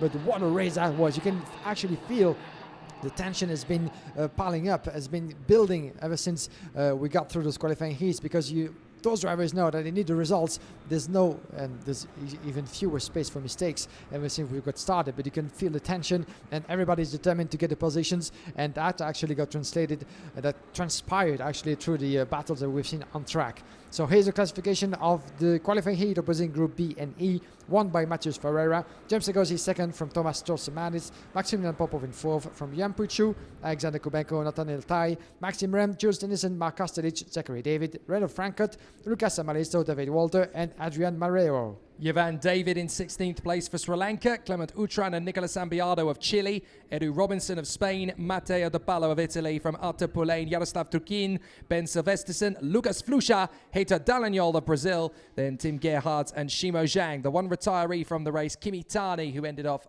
the road on the 5th lap, did not make the finish of that race. So we've just mentioned him. So we were obviously watching Lukas Flusha amongst many of the other drivers in that race. For those who want to know the circuit and the style of racing here a little bit more in detail, why don't we take you on a hot lap of the circuit on board with local star Lukas Flusha. It's the longest circuit in the calendar, and Lukas Flusha already carrying on flat out through the first corner. You hug the apex, try and get a little bit close to the rumble strip without actually kissing it, then into the hairpin at turn 2. You carry a lot of speed through here. It opens on the exit, tight in for the left flick. Try and avoid the marbles, break down, turn in into the right-hand hairpin. You get a little bit of grumble strip on the exit. Now you're coming up to one of the toughest corners in the sport. Turn 5, you turn in, you're carrying speed, but you're still turning, hugging the inside apex, then coming out, then getting back in, into the right-hand for turn 6, back on the power, over the rumble strip, back on the power again. Big stopping point for the hairpin, but you carry a lot more speed through here than it first looks. You open out the throttle, then get back on the right-hander for the flick, still blending the throttle, getting back onto the rumble strip. You use plenty of curb. Now 3 apexes. 1, miss the first. 2, catch the second. 3, tight in for the third. Then back on the brakes again. Double left apex. Get close to the apex on the second one. Open up the throttle. Get back on the power for the right hand. And then hold that throttle all the way through and back onto the main straight. 1.699 kilometers. A whisker over a mile. Tough for any racer. What does it take to be a Formula One driver?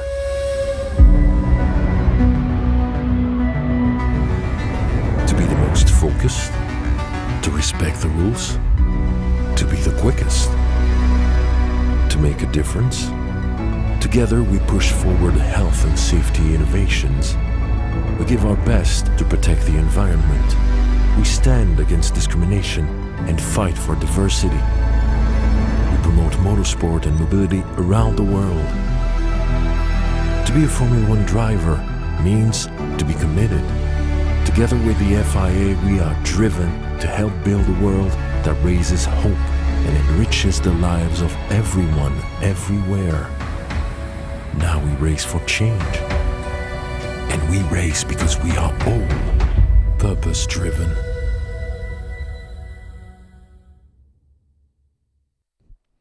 These karting sensations are all purpose-driven here at the season finale of the FIA Karting European Championships at ZUERA in Spain, just a few kilometers from the city of Zaragoza. And what a fabulous part of the world this is. There's your schedule to take us through the end of the day. Just 4 races remain in this Saturday of action, but that doesn't end the weekend. Far from it, because we'll have 5 races tomorrow morning, which will be starting again at 10:40 European Standard Time. And after those 5 races, Guillaume, we will know the starting grid for the races that decide it all. The finals of the junior and OK senior title fight. The winners of that will obviously have a moment of glory, but there's going to be one lucky driver in the junior and senior contest that will claim the European title. This is the final of all finals, of course, at the end of the Foreign Championship that we had the pleasure of covering for you guys through the entirety of the season. Of course, this doesn't mean the end of the season. In the FIA Karting Championships, there will be, of course, the gearbox class going to Adria next month for the closing round, as well as the World Championship at the beginning of September. For the direct drive class, the end of the season will be a little bit later than originally planned, the first weekend of December, from 2nd to the 5th of December, taking us all the way to Brazil on the beautiful Speed Park circuit. This is there that another title will be discerned, but before that we need the first 2 European Championship titles to be discerned at the end of this weekend. This is going to be exciting, but you can feel the excitement building up in both classes, as we've just seen in this fantastic, hectic qualifying heat all the way, going all the way down to the wire. But it was another strong victory for Matheus Ferreira. And victories, of course, will be needed as well for some of the drivers that we're going to see on track coming up with the Group D and F. Gustav Wisniewski has been through some setbacks ever since the weekend started, unfortunately for him, with a disqualification and retirement with a 5th place finish. After that, to recover from the damage of the first few races.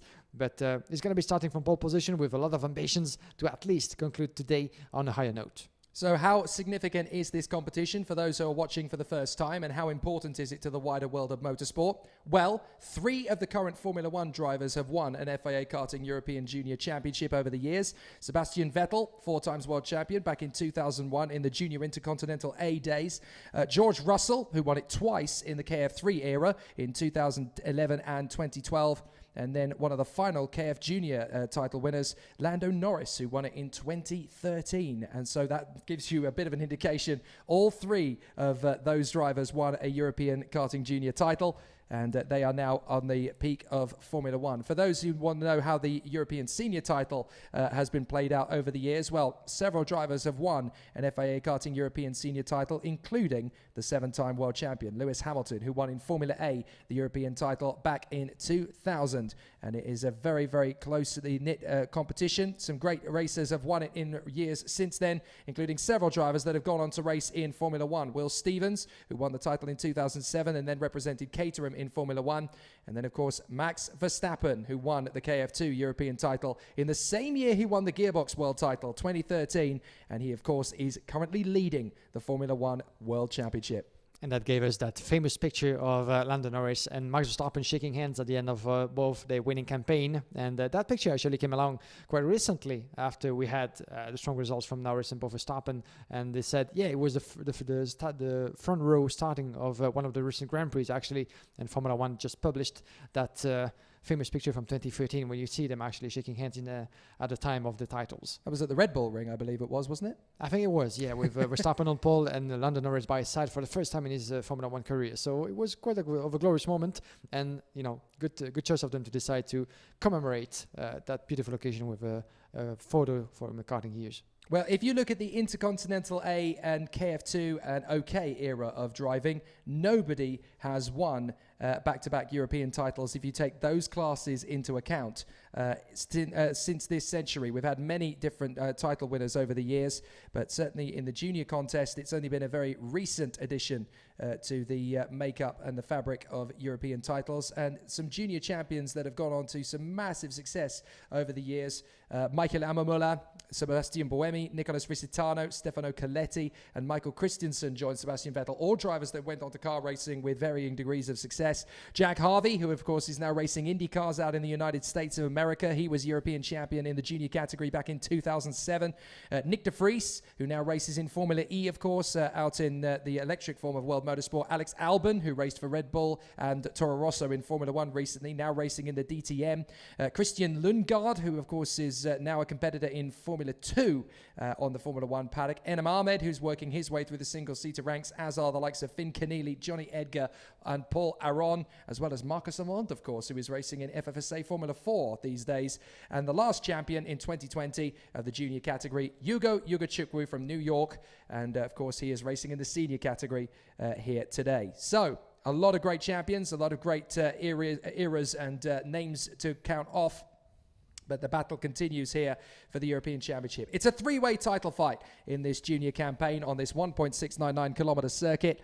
And it is 3 very worthy drivers who could go for the title. Britain's Freddie Slater, who leads the charge and has done since the opening round at Genk in Belgium. Matias Ferreira of Brazil, who is there in second position in the point standings. And Jamaica's young sensation, Alex Powell, the first man from Jamaica ever to run at the front end of the FIA Karting ranks at this level. Look at how interestingly the weather has changed over the last couple of hours. 5 kilometers wind, so it's picked up a little bit now. 30 degrees Celsius air temperature. The humidity has plummeted. It's now only 18%. Yeah, absolutely. 18. We had more than 30%, even more than that in the beginning of the day. So really evaluating climate here in ZUERA. And it's been really on the shoulders of drivers as well. 30 degrees still is quite nothing compared to what we had yesterday and the day before, with temperatures rising up to 40 and even 41 degrees at some point of the day. So it gives you, of course, context of how hard the conditions have been here in this particular region of Spain.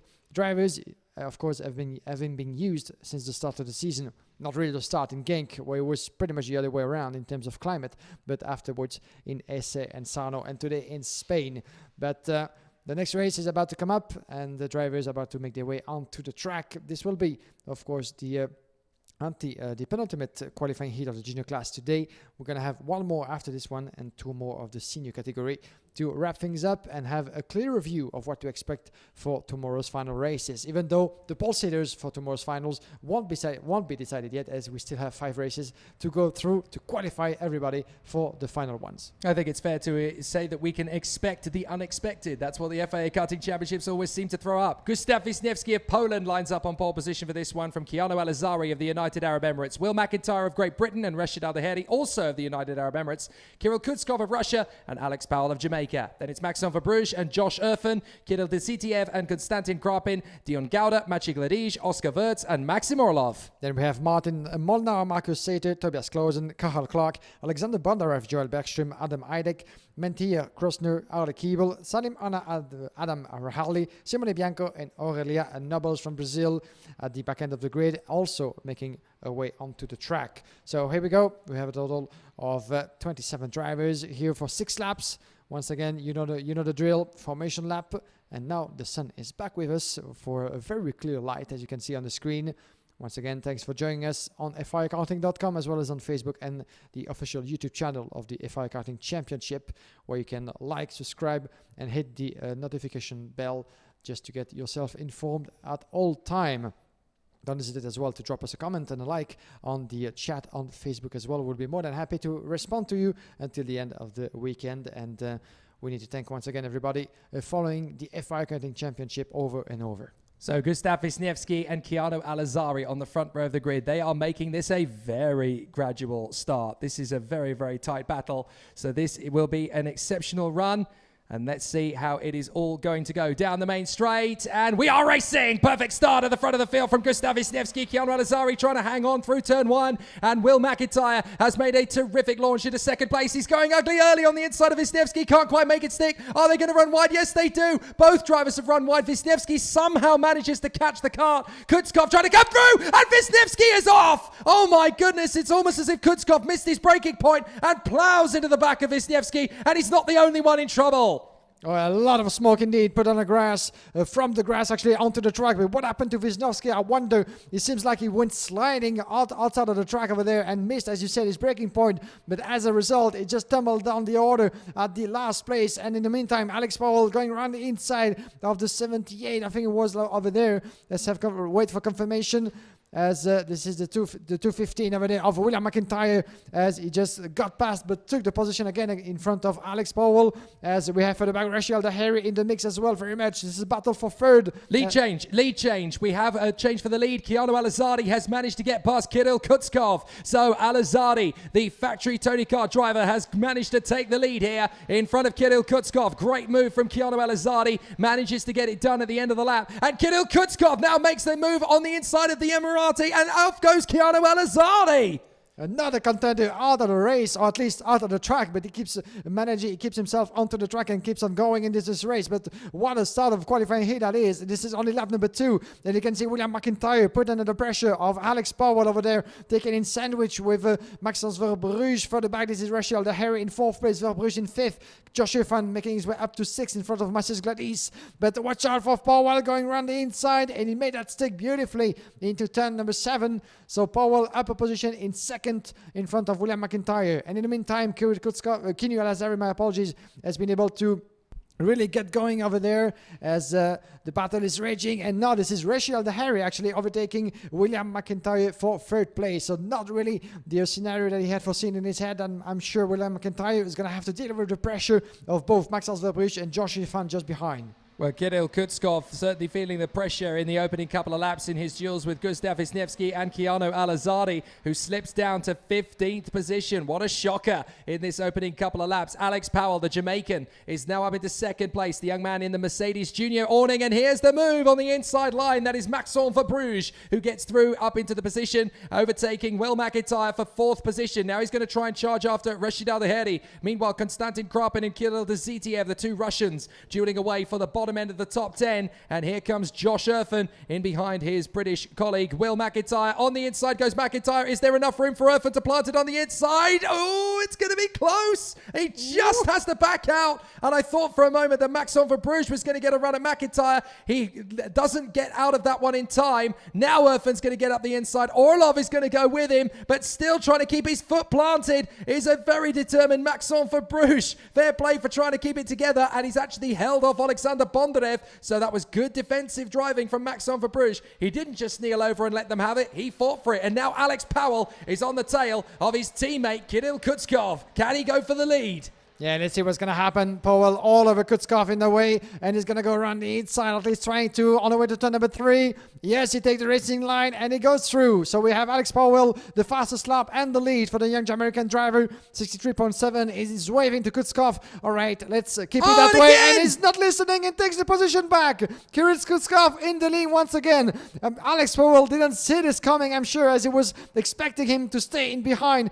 Just for a little while, the time for them to really get away from Rashid Al-Daheri. But Kirill Kutskov has having none of it and took the position back. What a drive that is. I'll tell you what, someone should send Kirill Kutskov a pair of boxing gloves in the post. He certainly seems to be using his elbows out there to barge his way through. Oh, now we got a great battle in the midfield. And that's Powell back into the lead once again. So Alex Powell, the Jamaican, has retaken the lead here from Kirill Kutskov, and now the Jamaican is up front. He needs to get some heat wins under his belt now as well, Alex Powell, especially if Matias Ferreira in the previous heat is starting to struggle to get those wins in. Here comes Kutskov, having a look on the inside of Alex Powell. Powell is trying to hold on to it this time. Kutskov doesn't have a move to counteract on Alex Powell. Kutskov having a think about it on the inside hairpin. No, you don't. Alex Powell is a fast cookie, the youngest man ever to be picked up by a Formula One junior program.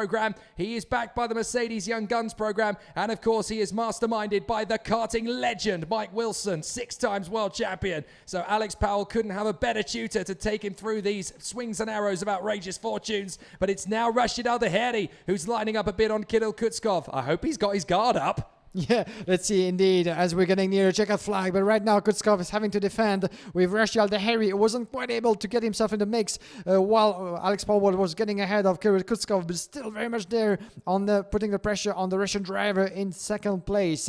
As we have further back on the way to the checkered flag with William McIntyre, actually who lost the position to Maxim Orlov for 4th in front of Josh Herfan. Here we go for the final lap. Powell just 0.4 of a second ahead of Kutskov, having to defend against Rashid Al-Daheri. Not happy at all. He goes around the outside, at least trying to surprise the opponent in turn number 2. It didn't work quite yet, and Rashid Al-Daheri waving actually from left to right, trying to find a way past Kirill Kutskov, was going really defensive and aggressively defensive on that one. And watch out, because Maxim Orlov, the fastest on track, goes through as well, and Al-Daheri, instead of getting ahead of Kutskov, is losing a position to Orlov. You don't need a PhD to read that body language. What are you playing at? Get out of the way. Stop defending. There goes Al-Daheri. There goes Orlov. Kutskov is run out of road as McIntyre gets by as well. Kirill Kutskov's defensive tactics finally coming unstuck, but he does manage to get back on the inside of McIntyre. Erfan comes through as well, and no chance at all to defend from Alexander Bondarev. McIntyre can't shut the door in time.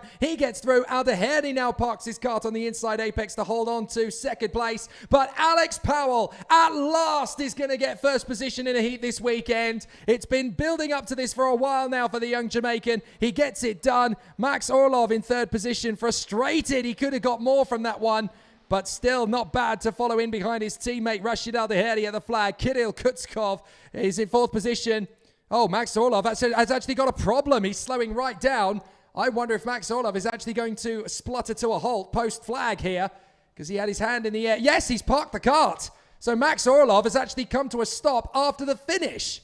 Wow, well, it was about time, actually, because one more lap, it would have been a disaster for Maximum Orlov, actually, who finished in third place, but seems to have a bit of a problem indeed. He had to step down onto the track, and the 334, his chassis, his powered-in chassis is going to have to be taken by the assistance team all the way back to the Parc Fermé for further scrutineering and work certainly to be done from the powered-in racing kart mechanics. But in the meantime, this young man on your screen, Alex Powell, managed his first win of the day, and he had to wait, of course, after a couple of still happy results, a second and a fourth, including some of these. But, you know, he had it seen coming, but the result has been achieved. So victory for Alex Powell in front of Rashid Al-Daheri for 1.8 seconds Maxim Orlov taking third place in front of Kirill Kutskov. From Josh Effen, Alexander Bondarev, William McIntyre, Konstantin Krapin, Kini Lazari and Maxence Verbruge running in the top 10. Just outside of it, Masis Gladys from Arle Kiebel, Oscar Wurz, Marcus Sater, Menye Krosner and Kirill Didziev in 16th place. Kehal Clark 17th in front of Dion Gauda, then Martin Molnar ahead of Simone Bianco, Adam Hideg and Salim Hadar from Tobias Clausen, Joel Bergström, Gustav Wisniewski, Adam Rahali and Aurelia Nobels. And would you believe it, despite all of that drama and tension, all 27 drivers that started that race actually made it to the flag. Can't quite believe it when you consider everything that went down in that one. But yes, they all made it home, and fabulous stuff. The Hard Charger Award definitely goes the way of the supremely talented Ukrainian Alexander Bondarev. 13 places made up to finish P6. He is one impressive young tyke. Excellent stuff from the drivers in that one. Oh, my word. I've just got to kind of grab my breath back. Back to the pole position for the American sensation from North Carolina, Kai Sorensen. They really do churn them out, though, don't they, the world of kart races. Alongside Polish star Jan Pisadowski with Akshay Bora and Edgar Anpirigov. We're going to chat to one of the drivers who's fighting his way forward from the tail end of the grid. Did not get a great qualifying lap, but certainly one to watch for as he is part of the Sauber Karting Young Driver Program. Brazil's Miguel Costa. It's been very challenging, especially in the first few races of this championship. I was still trying to get used to the tires. For me, it's my first year. I'm just trying to have fun and prepare myself for next year to be at the front. Very low sprocket, obviously, because there's a lot of high-speed corners here. The low-speed corners, you just have to compromise them as much as you can. Everyone is almost on the same sprocket because you have to find the exact right balance from having enough top speed to not get overtaken on the straights and also having enough bottom to not get overtaken out of the corners. I think it's very difficult to overtake in this track because there's a lot of high-speed corners, and I think especially if you're at the front, you don't want to risk crashing in a heat just to throw all your points away. So I think you have to look to overtake on the low-speed corners, which is a lot easier and a lot less risk. I think I've learned a lot how these people race now at this level, and I think I'm just trying to get more and more at the front. Because in some weekends I've been quick and not qualified well, and other weekends I was just not really quick. Coming into this season, I was just not thinking about any of this. I was just thinking about do my part, get some good results, let's keep focusing, and learn for next year. It's been very challenging. Great to hear from Brazil's Miguel Costa, who's obviously fighting his quarter in the junior category. Back to the front end of the field for this one, American Kai Sorensen alongside Jan Pisadowski on the front row of the grid. With Kai Sorensen, this has been a bit of a building road to this. He's really struggled to make an impression for the Forza Racing team over the course of the first two weekends. But this is his fourth weekend in the category, and he's finally got his first pole position to echo what his fellow American James Zagotzi did last time at Sarno. These two are going to be battling for next year's title without any shadow of doubt. But this is a big opportunity for Kai Sorensen. He managed to bag a second place in the previous heat and he's been in the top 5 for all 3 races so far. So he's got a genuine chance of staying there at the top end of this grid. This is a coming-of-age moment for young Kai. Yes, definitely, and that's always refreshing to see that in the course of just one race. You know, after a couple of setbacks or not happy results, or not at least up to the expectations through the season, and to see that happening for some of the drivers, we've seen that through the season in the other category for Nicola Solov, for instance, on some of them as well in the junior class. Jan Perirowski is going to be starting alongside Kai Sorensen, being one of them. But young Kai, indeed, first pole position of his young career at this level, and certainly a string of very impressive results so far, even though he hasn't been able yet to convert his pole position into a win, but a second and a third and a fifth so far for Kai Sorensen. The progress has been there. He's been showing his teeth out actually at the upper part of the field, but maybe he's still missing that little bit of a couple of tenths of a second, or maybe that tiny bit of experience. Of course, this is his first season at this level, and we shall see how the progress will be for him through the next few months ahead of us, of course. But we've seen him, of course, battling, trying to protect his position, sometimes a bit too early during the races. In the early stages of some of the races, he was going defensive. That's what he needs to do. Of course, he wants to protect his result, but you would have thought sometimes that with a bit more experience, of course, in his hand, he could have maybe dealt with that differently.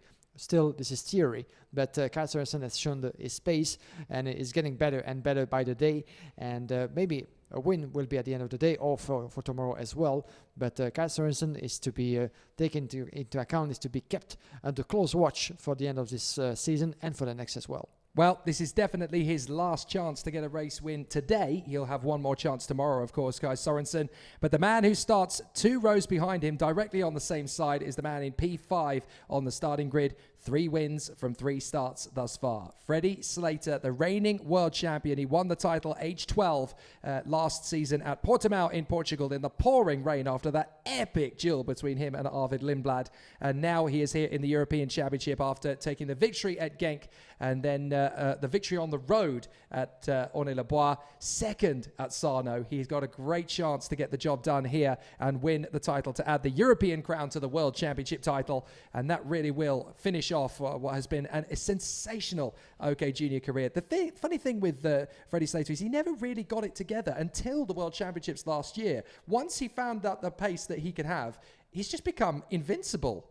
Yeah, always had the speed, was there from time to time, but not on a consistent level. And it seems like one of those races when you get everything together, you get a strong result, the confidence is there, and from then on, you just keep on building from that result. That was a World Championship in soaking rain for Freddie Slater, one of the most fantastic finish we have ever seen, certainly, against Arvid Lindblad. In just if you were not there with us or if you didn't see it, it just came down to the wire in the last corner, not figuratively, but really down to the wire, just a couple of meters before the finish line, and there was a switch of position in the very last corner of the Portimao circuit at the time, and the title was just won on the edge by Slater at the time. Arvid Lindblad second on the road, 4th in the end, with certainly a taste of revenge coming to the season and this class, of course.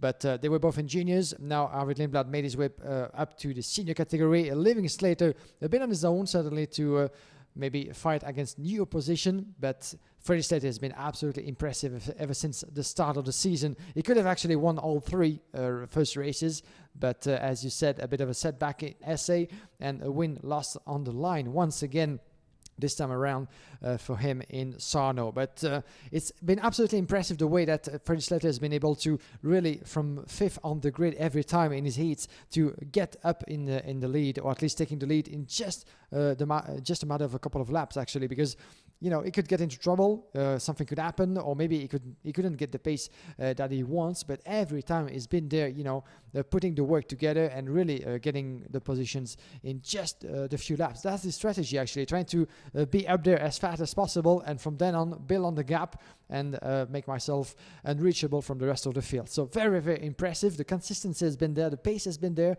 and this is certainly the strongest contender for the title this year, even though, of course, some of the names, including Matheus Ferreira, have been putting strong efforts all throughout the weekend, with the performance as well from Matheus Ferreira. And once again, let's not forget that these are the qualifying heats where you need to perform, but sometimes, and we've seen that more than once in karting, it all goes down to the final. And sometimes even the best results coming to the final can actually be put upside down because of bad performance. Yes, indeed. I mean, the competitors have been very exciting in this junior campaign 2021. They are aged, of course, between the ages of 11 and 14, although, of course, technically they can still compete if it's the year of their 11th birthday. And this is such an incredible opportunity for them. When you race on the world stage at FIA Karting level, this is serious, serious business. And these guys have all come from their local and regional categories to race then up into their national championships. Then they race in continental championships as well. And then they come onto the world stage, the European Championship midway through the season. And then, of course, the season finale, the World Championship, that one weekend, very similar to the Indy 500. Win it or bin it. And it's an amazing proving ground for some of the world's greatest racing drivers over the years. They have all come through this paddock. 18 of the current 20 Formula One drivers on the starting grid came through this very paddock for at least one weekend. The only 2 that didn't were Sergio Perez of Mexico and Yuki Tsunoda of Japan. They just missed out on the FIA karting experience, but it just shows you the level of ability and technical know-how that you need to have to compete at this level. But this is their school. This is their karting academy. It all starts here, and the drivers really, really consider themselves to be at the very pinnacle of the sport when they race in this category. And let's not forget the actual FIA Karting Academy trophy, of course, that goes as one of the first steps to get yourself into the competition And most of the drivers actually competing in juniors, sometimes some of them had actually a shot at a season in the Academy Trophy. That, of course, goes together with the gearbox classes. But yeah, this is proving ground, and this is where actually you get to learn your craft, learn to be a better driver, and no better places than those actually very competitive racetracks in those, weather conditions that put you to the test, really. Not only the mechanics, of course, and the machines, but the organism of those young drivers. So there's no better school indeed on and outside of the track as well, because this is maybe a side of the business that we don't get to talk very much about once we're in the heat of the action, but what's happening on the sideline as well with the mechanics, the relationship with the teams, and the way you approach the sport, not behind the wheel, is certainly equally important. So the drivers getting themselves ready for the last junior heat of the day. Kai Sorensen and Jan Bezadovsky from Akshay Bora and Edgar and Biligov, Freddie Slater and Shuda Zono from Ian Eichmans and Douwe de Decker, Augustin Bernier and Dimitri Matviv, Gilles Caranta, Eric Genet, Auguste Herbeau and Anatoly Kavalkin. Then we have Caleb Garifar, Alberto Hurtado Gonzalez, René Lammers, Andres Cardenas, Hugo Erin, Maximilian Obst, Enea Frey, Thomas Kinsey, Theodor Ordmark, Nacho Tunan, Alvar Simesvara, Miguel Costa, Thijs Kieran and Len Neys. 28 drivers onto the dummy grid and 28 onto the track for the formation lap. This is the last race indeed of the OK Junior category, at least for now, for today, because we're going to have a couple of more, 3 of them tomorrow morning before the last 2 seniors, and then the context will be posed, everything will be set for the final tomorrow afternoon. The seniors will be coming up just after this one for the last 2 heats of today. And then we'll get a clearer view, a clearer perspective of what to expect for the last day of the weekend. In the meantime, Kai Sorensen is chasing his first win of the weekend as well. He might need it actually, even though he was able to collect a couple of strong results, a second and a third as his best. But starting from pole position, you need to get that win done, and this is always easier said than done. But can it be a good occasion for Kai Sorensen, who's going to be starting from the inside line, coming to turn number 1. Here we go, and we're racing straight away. No problems at all for Kai Sorensen off the grid into the first corner. Bora into second, Slater into third, as we saw from their previous 3 heats. And straight away, Ian Eichmans looking to make the move on Freddie Slater. Can't make it stick as they come through turn 2. Everybody's keeping it nice and tidy. Into the braking zone. Slater already getting a chance on Akshay Bora. That was a little hesitation from the young man from Singapore. That was all the invitation Freddie Slater needed. That'll do. Thanks very much. I'm going to get it a second, and now I'm going to take on Kai Sorensen for the 4th time. Ding ding, round 4 to your corners. And once again, what a start that was from Freddie Slater, actually having no trouble at all coming from 5th to 2nd in just a matter of corners. And now he is with Ian Ekmans making his way up to 3rd as well, trying to get himself in the mix. And Ian Ekmans, another young name from Belgium, who's been really progressing through the ranks of karting for the past 2 seasons. Douwe de Decker didn't manage an equally good start as before, ever since he finished a couple of times in 3rd place as well, with the pink livery colors just behind. But there he goes through Douwe de Decker in the S-bend at the end of the opening lap. Here we go for the classification. Kai Sorensen, Freddie Slater, and Kai Sorensen no longer in the lead, and Freddie Slater, as he did the last time around, taking the lead in the first corner. There he goes. Lap 1. He finishes it off and crosses the line in the lead. That's astonishing. Freddie Slater, no time at all. He gets the lead back, but Sorensen wants it back again on the inside. He has to hang back. Oh, and Eichmans goes over the top of his wheel. Oh my God, that was close indeed. And yeah, Ian Ekmans, we can easily understand why not happy at all about what happened, but Kai Sorensen and Ekmans just went together, and that could be a good occasion indeed for the driver just behind the 277 of Jan Perezowski, who's going to try to go around the inside of the young Belgian, but he stays behind in 3rd. Actually, I don't know by how miracle, but Ian Ekmans managed to stay on the track, and Kai Sorensen as well, but the two tangled together, and Ian Ekmans was just propelled into the air for a brief moment. That was quite more surprising and impressive than actually of a setback for both drivers, but you know, what a move. That's one of the maddest overtaking moves I've ever seen in my life, to fly over the back wheel of your competitor to get through. But Eichmans is in 2nd, Sorensen down to 4th behind Jan Pesadovsky. Then you've got Bora, De Zono, De Decker, and then it is Auguste Herbeau who's up to 8th place. Anatoly Kavalkin is up to 9th. 2 drivers really charging through. Then at Bidigov, Bernier, Frey, Gafrara, the American, in 13th place ahead of Matviv, the Russian. Here we go on the inside. That is a move once again, side by side. You're going to see Pesadovsky, that's Bora battling away with Kai Kai Sorensen. Sorensen does not want to let the young Singaporean through. He keeps his position. Kai Sorensen, the young man from North Carolina, still hanging on to 4th position in front of Akshay Bora from Singapore. Here comes the move. Oh, does it? Does it? Oh, it's forced through. Kai Sorensen drops back. Akshay Bora did not want to have a defensive driver in front of him any longer, and he forces the issue. Yeah, this won't be this time around. Unfortunately for Kai Sorensen, that this will be victory as he's stumbling down the order, having actually opened the door way too much to protect his position. In the meantime, Douwe Dekker around the inside of the 203. This is Akshay Bora getting past as well with one of the energy drivers. This is Chutanotso getting ahead as well. But Douwe Dekker is here to give him a hard time as well, as he's going to try to go around the inside after the turn number 1. More than 130 kilometers an hour. Oh, watch out. And further back, we have one of the drivers in trouble, putting 2 wheels on the grass. That was Sorensen. He just drifted slightly wide. Once again, Kai Sorensen, who keeps getting himself into trouble, unfortunately.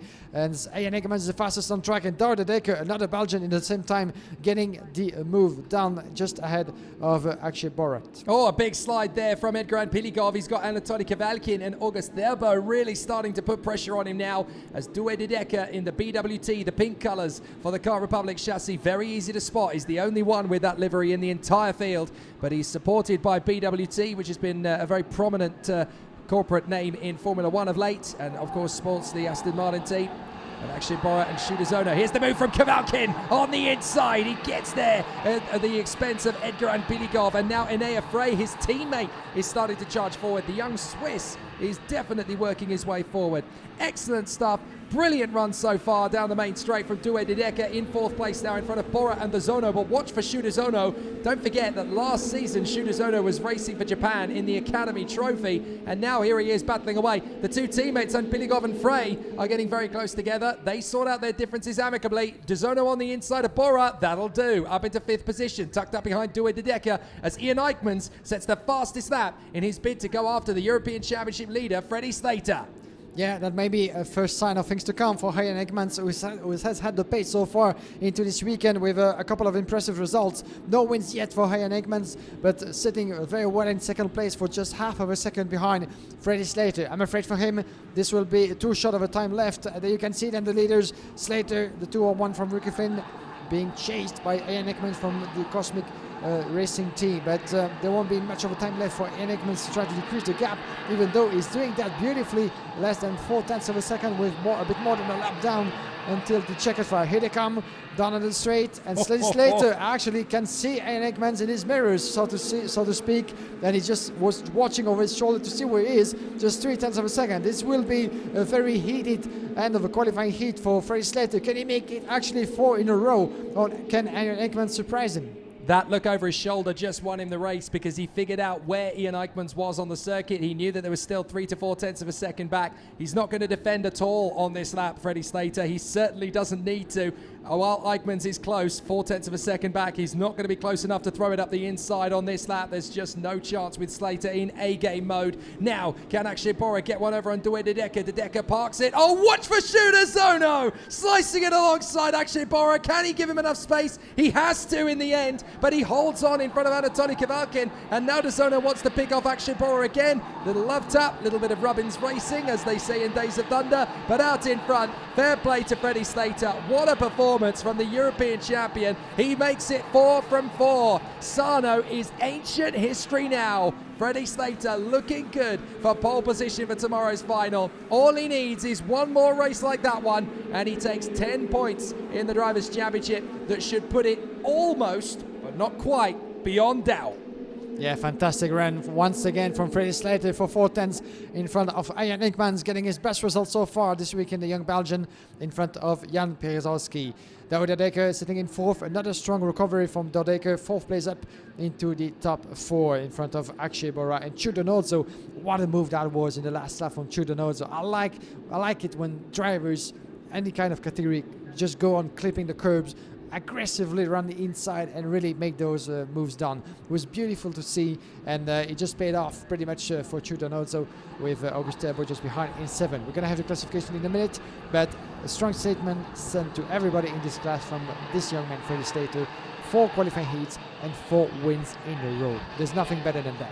This is my European title. Don't even think about taking it from me, says Freddie Slater to his opposition. I've worked this hard. I'm not backing down now. Freddie Slater takes 4 out of 4 from Ian Eichmans and Jan Pisarowski. Due Decker and Akshay Bora from Shu de Zona. What a star he's turning into. August Thurbo and Anatoly Kevalkin. Edgar and Pidigov and Anaya Frey from Kai Sorensen, who slips to 11th. Dimitri Matveev in front of Augustin Bernier. Andres Cardenas of Peru and Nacho Tunion of Spain. Then we have Caleb Garfar in 16 from René Lammers, Alberto Hurtado, Miguel Costa, Maximilian Obst, Jules Carantas in 21st, followed by Hugo Erin, Eric Jenny, Theodore Oldmark, Thomas Kinsey, Lynn Nates, Alvar Silmevara and Thijs Kieran. And once again, surprisingly, but good for everybody, all the drivers make it through to the checkered flag. It's not the first time it happened this afternoon. And it's fair to say that the tires, as well as the mechanics and the drivers, are getting tired, of course, after this long day of competition. So it might be one of the reasons why Kai Sorensen dropped so many positions in the end. He lost momentum through the course of his last qualifying heat. Wasn't able, unfortunately, for him to shut the doors as much as he would have liked. But it's also down partially, certainly, to the tires having been run so much through the past qualifying heats. And sometimes, just at the end of the day, even though you want to keep that pace going, sometimes just the tires are gone and there's nothing else you can do.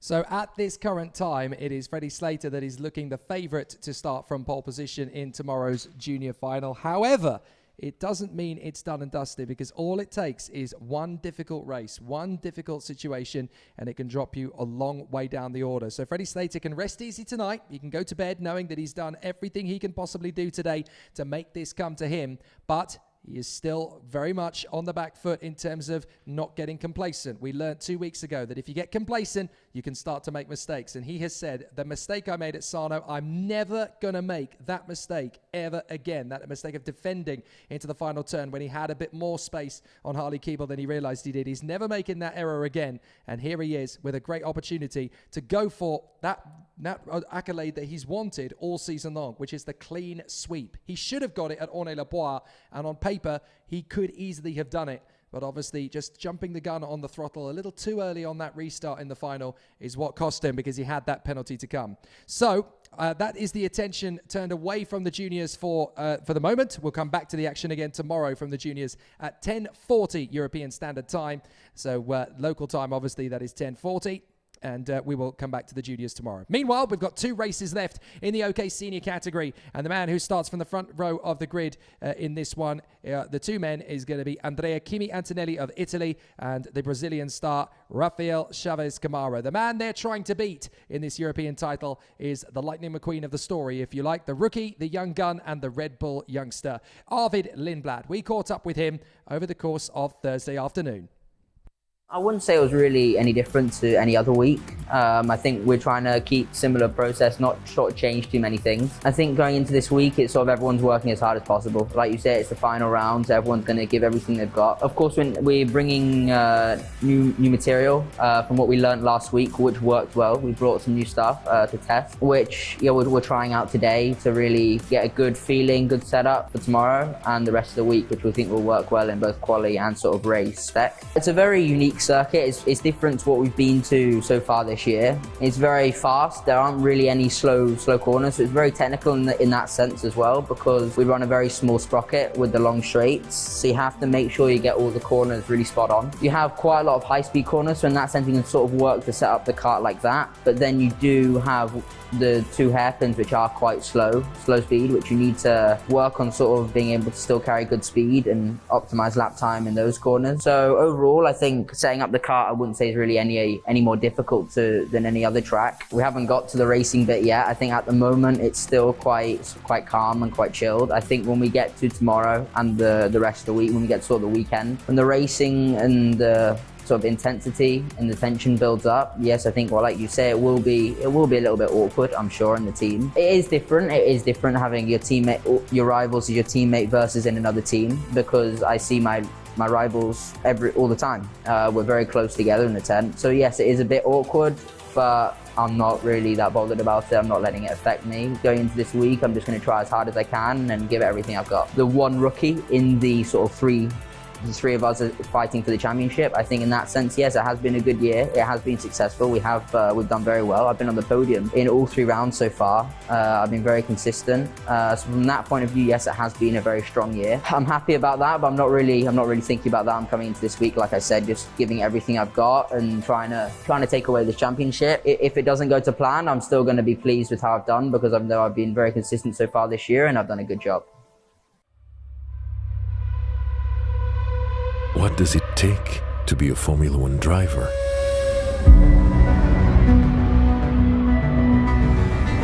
To be the most focused, to respect the rules, to be the quickest, to make a difference. Together we push forward health and safety innovations. We give our best to protect the environment. We stand against discrimination and fight for diversity. We promote motorsport and mobility around the world. To be a Formula One driver means to be committed. Together with the FIA, we are driven to help build a world that raises hope and enriches the lives of everyone, everywhere. Now we race for change. And we race because we are all purpose-driven.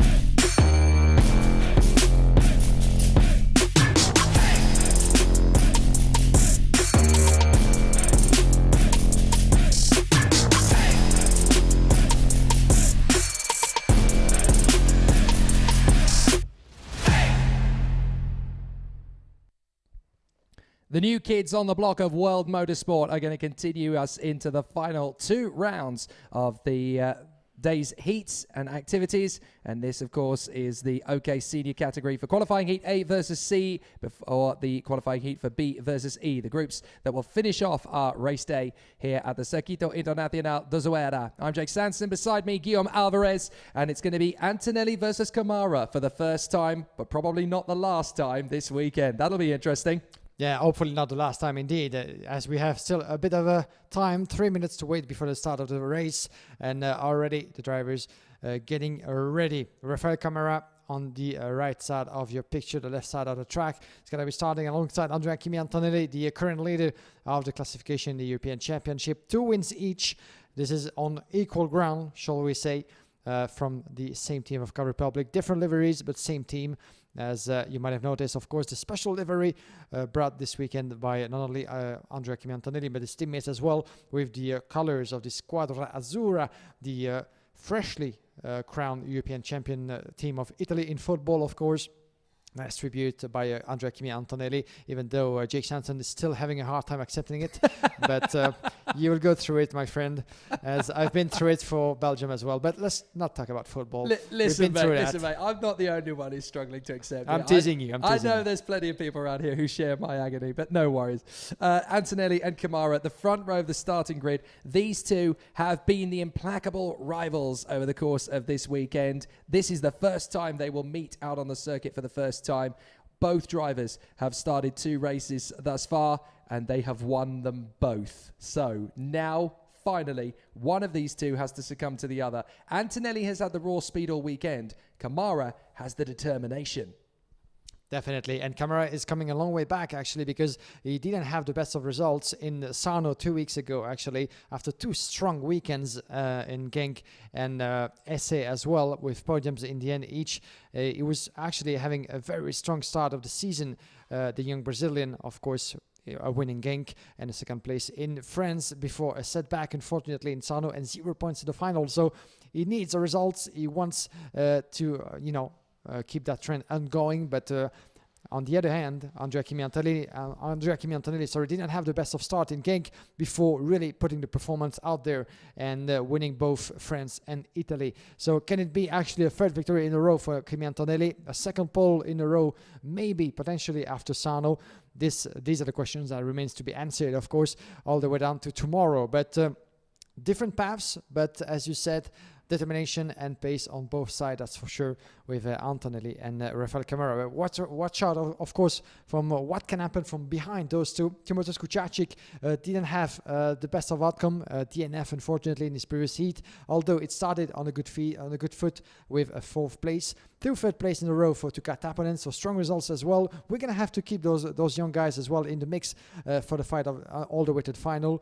Ariel Elkin also suffered a DNF as much as Kucharczyk, but he managed a 4th place as well, so same results. And Norton Andreasen as well from World Racing has been up there with a 2nd and a 3rd. So the opposition is there, the opposition is strong, but I'm pretty sure that in the end it's going to come down to the wire between the two drivers up front. It's definitely going to be the toughest heat of the OK Senior category so far. The unbeaten boys on the front row of the grid, Andrea Kimi Antonelli and Rafael Camara, neither has lost a race yet. Somebody's going to have to in this one. Tuka Taponen and Timo Kucharczyk from Ariel Elkin and Norton Andreasen, Lawrence de Sertua and Caspian Hagman from Eduardo Villa and Joe Turney, with Rafael Modenese and Brando Badoa. Then we have Victoria Bocchina, Ricky Liu, Emo Fittipaldi, Matheus Morgato, Ivan Dominguez, Emily Covisto, Ruben Moya, Fredrik Lund, Christian Batuca, Hugo Besson and Santiago Valvey. A total of 22 drivers, and everybody clearing out the dummy grid onto the track for the formation lap. We switched to another 9-lap length twice, this one and then the next, to wrap things up for today's program. 20 races in total under the heat of ZUERA, the beautiful Circuito Internacional here in the Aragon region. It's been a fantastic day of racing once again, as we should expect it at this level of competition. But on the Andrea Kimi Antonelli, Rafael Camara, 2 names for a pole position, 2 names potentially for an European title this season. Not to forget the other 2 contenders in the provisional ranking that we're going to have afterwards for the last race, Nicola Solov and Arvid Lindblad. But first of all, let's see what's going to happen in this one. This is the race I've been looking forward to all day long. Antonelli versus Camara. They're going to go round again by the look of it. Yep, several drivers had their hands in the air. They wanted another lap. So the race director, Nigel Edwards, I think was already willing to oblige before they even gave the signal. But this just adds to the tension. Both Kimi Antonelli and Rafael Camara have won both of their heats today. So now it's about who's going to blink first. Whoever beats the other in this race essentially takes the psychological upper hand. Yeah, definitely. And this is coming down to the wire. This is the last explanation between those 2 drivers today.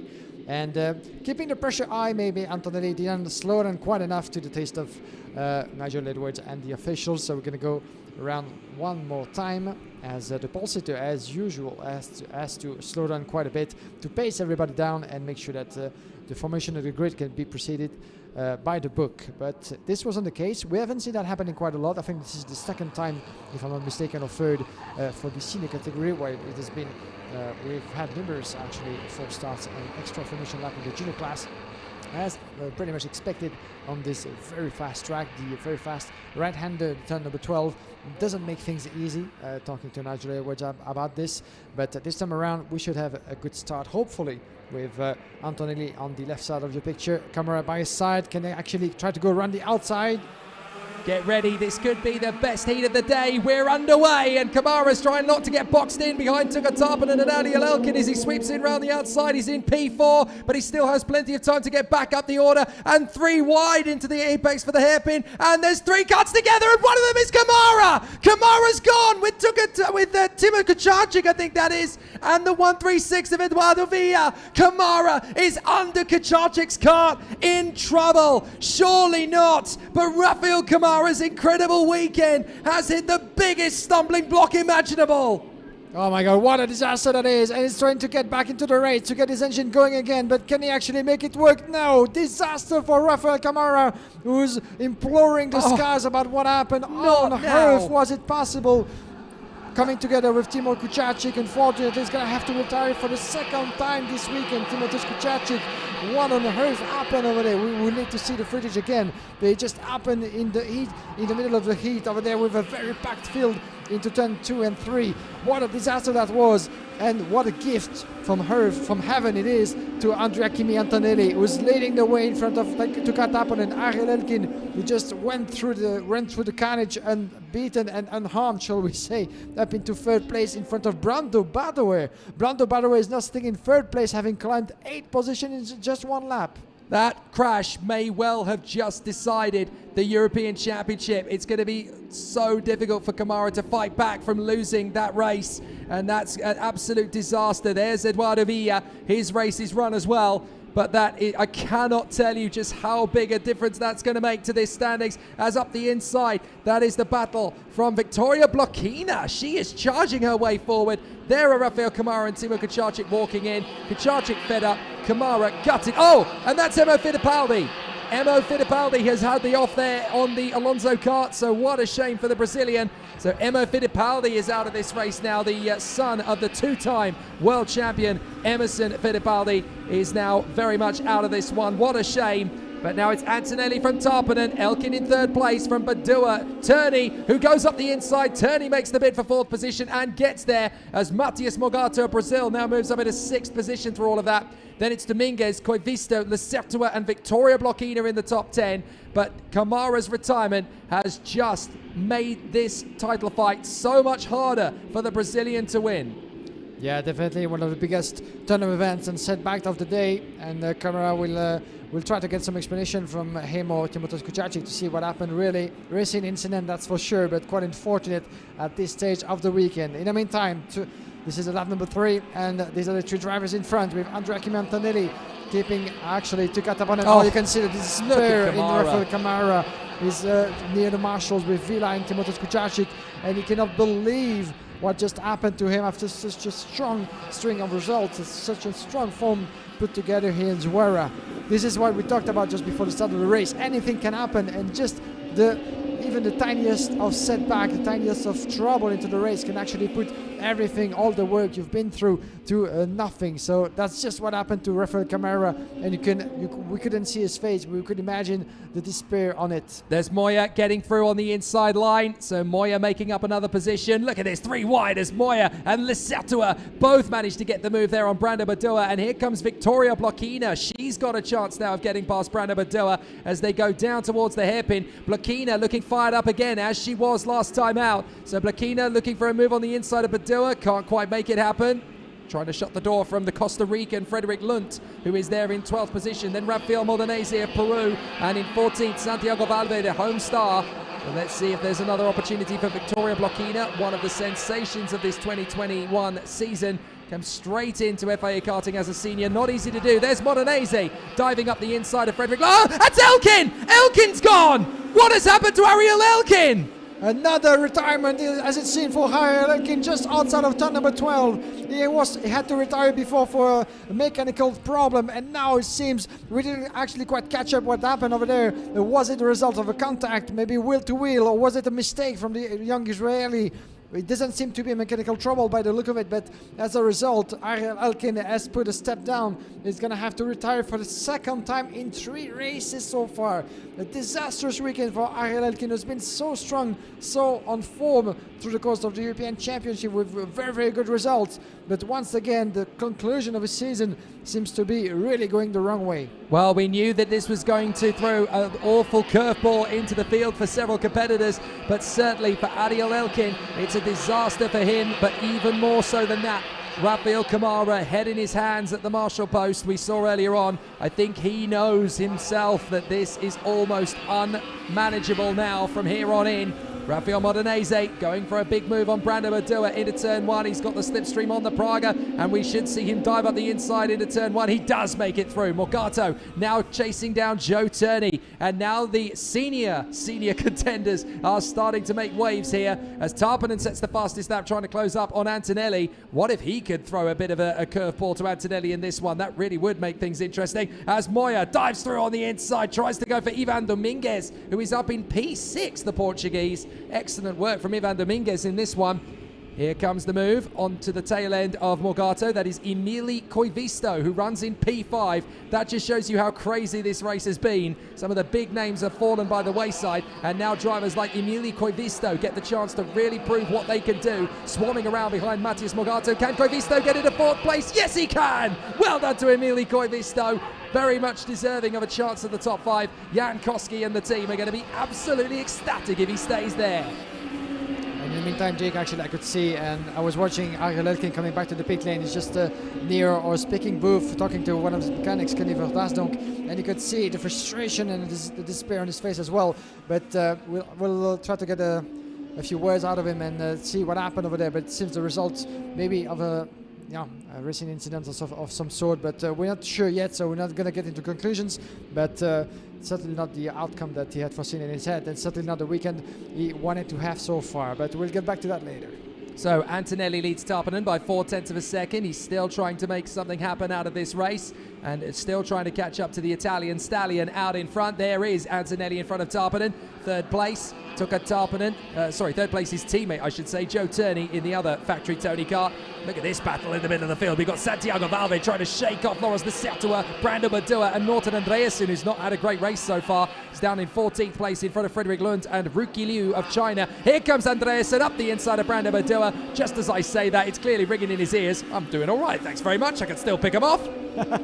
Indeed, but we had expected more from Norton Andreasen, looking at his past results actually, because he was able to finish in 2nd and 3rd, and tumbling all the way down to outside of the top 10 in 12th place at the moment. So definitely not the conclusion of the day that Norton Andreasen would have won it indeed.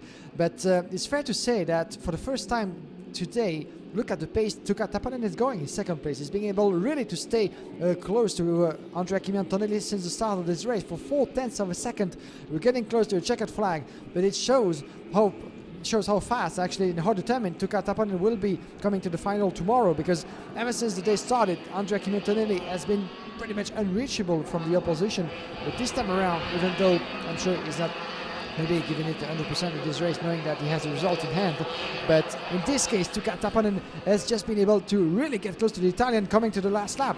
Just less than 0.3 of a second. Can he actually make the biggest surprise of the day and try to go around the inside of the young Italian? That would be maybe a risky move in the last lap at the last heat of the day. But who knows, this is racing, and maybe Tuukka Tarpanen has a good chance of taking the victory. Well, Tarpanen's got nothing to lose at this phase. He's not in the title fight. He is obviously one of the star drivers from last year's junior European title fight. Now he's in the senior. Tarpanen has nothing to lose here. He may as well see if he can try and catch up to Antonelli. But it's interesting that of all the drivers to give Antonelli the hardest time today, it's not one of his title contenders. It is the rising flying Finn, Tuukka Tarpanen of the Tony Kart Factory team. Antonelli's got himself back onto his A game again. I think he was just trying to rein it in a little bit and then suddenly realised, oh, hang on a minute, Tarpanen's actually got his foot planted to the floor. I need to get back on with this. So Antonelli is going to secure the victory, but Tarpanen's going to give him plenty of pressure to the flag. Antonelli is going to be given the biggest early Christmas present you could ever ask for. He wins with his main title rival, Rafael Chaves Camara, out of the race. Heartbreak for the Brazilian. It's heaven sent for the Italian, and now surely Kimi Antonelli has one hand on this European Championship trophy. One hand, maybe the second, but this will be for tomorrow. But at least this has been a strong statement sent to everybody by, especially to this young man, Rafael Camara. Look at it. I've never seen anyone just look so soul destroyed after a race meeting. He knows that it's going to be almost impossible to overturn this situation. He needs Antonelli to have a similar problem tomorrow, essentially, to have this kind of race result overturned and to come back in his favour. But Rafael Camara, he knows that that retirement, which was probably completely unavoidable, nothing he could have done about that, 3 karts into one space and never going to work. But Rafael Camara, unfortunately, taken out of the race by an unfortunate accident, and the Brazilian out of contention if it stays like this. What a shame. Well, he's going to have to hope that Antonelli has the mother of all disasters tomorrow morning. For the moment, though, it is Kimi Antonelli who takes the victory in front of Tuukka Tarpanen and his teammate Joe Turney. Emili Koivisto and Matthias Morgato, great results for them. Ruben Moyer in P6 is a good one too, from Ivan Dominguez, and Victoria Blochina in 8th from Rafael Modanese and Christian Bertucca, Norton Andreasen, Brando Badoa, and then Loris de Sertua. Then following in 14, we have Santiago Valve from Frederic Lund, Ricky Liu, Casper Agman, Hugo Besson, and in the list of retirement, a couple of impressive names with Eduardo Vela, Timothée Kuciacic, Rafael Camara, Emo Fittipaldi, and Ariel Elkin. What a bunch of drivers that actually couldn't make it through this race, and certainly one of the biggest setbacks of the day to Rafael Camara, taken out, and you can see him. What an image that is, what a picture that is of Rafael waiting for the assistance team to be taken care of and bringing actually himself and his material back to the Parc Fermé. But we'll talk about it more, of course, throughout the remaining of the day and tomorrow as well. Could be interesting to have the thoughts, of course, of Rafael Camara about what happened and his thoughts on the incident on track. But as a result, this will be 0 points, so to speak, in this race. But nothing is finished yet. There's still one race tomorrow as well as the final. We shall see what's going to happen in the classification, but that's for sure. The confidence will need to be built again. But what a reflection on Rafael Camara's character, in that when all has tumbled about his ears, you know, he's not throwing his toys out the pram, he's not enraged, he's not shouting at other drivers, he's not blaming other people, he's not pointing the finger, he's not picking a fight, he's just taking it all on board, he's soaking it up. You know, he's a very mature young man, Rafael Camara. It's devastating. You can't believe just how much hard work he's put into this European Championship campaign. To have it snatched away from you in the heat of the adrenaline, you could respond anyway. But it's a massive reflection of this young man's character, that he is calm, he is cool, he's collected, he's just taking it on board, he's soaking it up, going, oh well, maybe the World Championship will go one better. So it's a bit of a difficult one for Rafael Chavez Camara, but now we are getting ourselves ready for the last race of the day, and it's the last Saturday heat of an OK driver for the man we spoke to yesterday. The Australian star, James Wharton, will be taking part in his last OK weekend, and so we caught up with him as he prepares to end his season in KZ in the next 2 weekends of his campaign, and how he has reflected on a 2021 season plagued with frustration and difficulty. Yeah, the build-up last week has not gone to plan with the testing, but we still need to focus on this week now. I had a couple of days rest, which is good for me to refresh for this week. Now going into this weekend, it's just about putting it all on the line, being my last OK race. I can just go out there and push 100%. The last couple of seasons have been really positive for me. I've learned so much. I've been around really good people, people that have helped me through to where I am today. Now it's just about maximizing the last race. Now it's about focusing again on KZ after this weekend.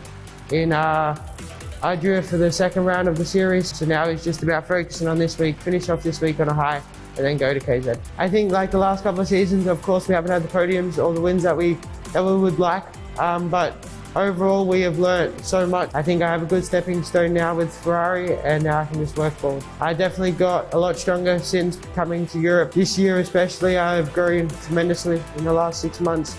I've really pushed to better myself every week. I think we still haven't got to that yet, but we're still working towards being fast in the straights and fast out the corners, because here there's a lot of slow speed, but then again there's a massive straight, so we have to balance it out. I think it's more the 1 lap speed on the new tyre is where we need to work, then we can fire it up the front in the heats, and it just makes the whole weekend easier if we do qualify at the front. I would give him that every week you put 100%, don't try and push too hard. If you need to do something, go out and do it.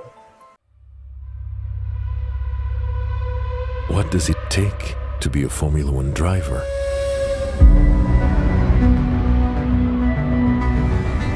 To be the most focused, to respect the rules, to be the quickest, to make a difference. Together we push forward health and safety innovations.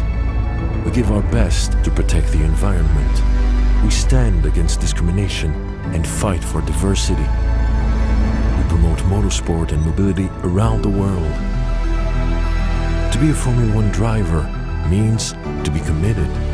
Together with the FIA, we are driven to help build a world that raises hope and enriches the lives of everyone, everywhere. Now we race for change. And we race because we are all purpose-driven.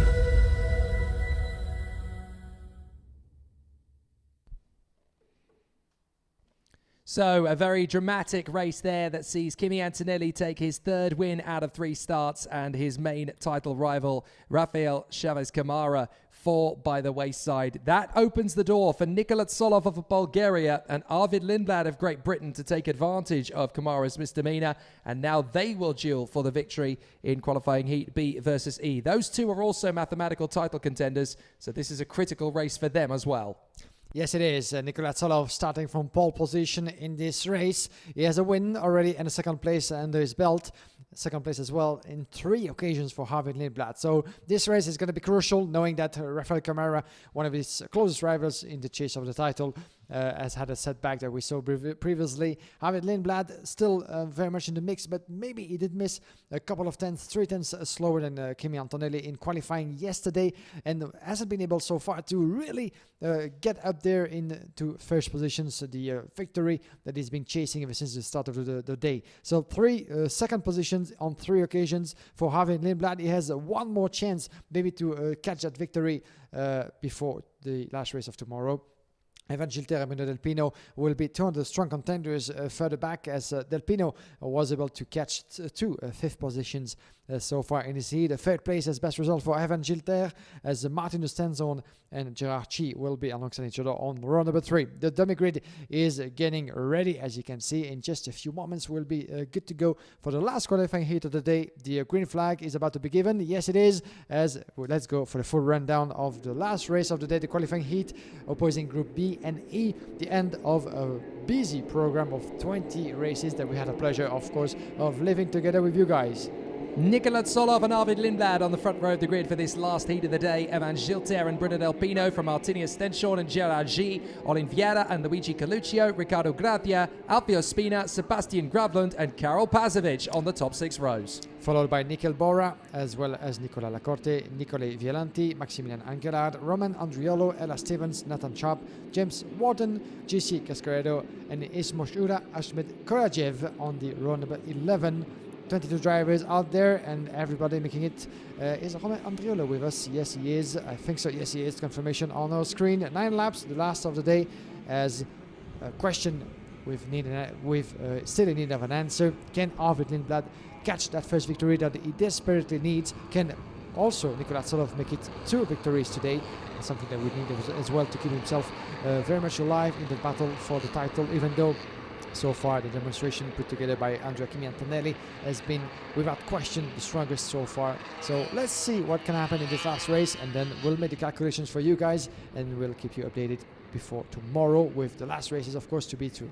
One way to find out who's going to have it best between Solov and Lindblad, put them on the front row of the grid and over the tram lines, and we'll find out. Is this going to go the way of Solov or Lindblad? Let's race up to the first corner. Solov with a good start. Gilter is not quite going to overhaul Lindblad. Lindblad's made a cracking start and he's going to try and challenge Solov into turn 2, but up the inside Gilter's trying to battle away as the karts make their way through, and Lindblad has held on to second place. A great start from Martini Stenson. Lindblad takes the lead from Nicola Solov. That's the most important overtaking move he's made this weekend. He needs to keep that one on top from Solov. Solov is going to be pushing very hard throughout. Stenson is right there for good company, but what an important overtake that is for Lindblad. Now it really is time for him to make a big challenge, but Solov is back on the inside. Lindblad needs to bounce back early here. Stenson into 3rd position still, but Lindblad definitely needs to recover this and get back on terms with Nicola Solov. Otherwise the Bulgarian's going to disappear. Yeah, and Martin Stenson actually in the meantime can try to get past as well. Fantastic start from Stenson, actually coming back from the setback that he had, the mechanical trouble in his first qualifying heat, and now he has a tremendous pace and a great start in front of Evan Gilter. Here we go, 1 lap completed into this last qualifying heat of the day, and Nicola Solov has been able to get past again Arvid Lindblad, in a bit of a trouble now because Martin Stenson goes around the inside and get past the British driver. Incredible demonstration from Martin Stenson at the position in 2nd place, and watch out for Evan Gilter from Vitica Racing sitting in 4th. He can actually try to go around the inside as well. If the gap is opened, then it's actually open door to all the possibilities in this race. But Arvid Lindblad having a hard time containing the assaults of Gilter as he did with Martin Stenson. And look at the gap already building, and Lindblad dropping another position in 4th. He's going around the inside, fights back against Gilter and take the position back. But what a drive that is, but not the start of the race that he wanted to have, that's for sure. So Nicola Solov back into the lead in front of Stenshon. Stenshon's going to try and give it everything he's got, but Lindblad needs to hang on to at least a top 3 finish here to stand the best possible chance of a good starting grid position for the final tomorrow. He just needs to keep it together, knuckle down, head down in the seat as he desperately tries to maximize the most he can out of the Ayami engine in his Kart Republic chassis. But the similar machine of Evan Gilter is now riding behind him. Olivieri is there in 5th position, the Brazilian trying to make his impact on this race on the CRG. Here comes Gilter on the inside of Arvid Lindblad. That'll do nicely. Merci bien. Up into 3rd position comes Evan Gilter, and now there's not a lot Arvid Lindblad can do in response immediately. He's going to have to try and dig deep and find something before Gilter scampers away.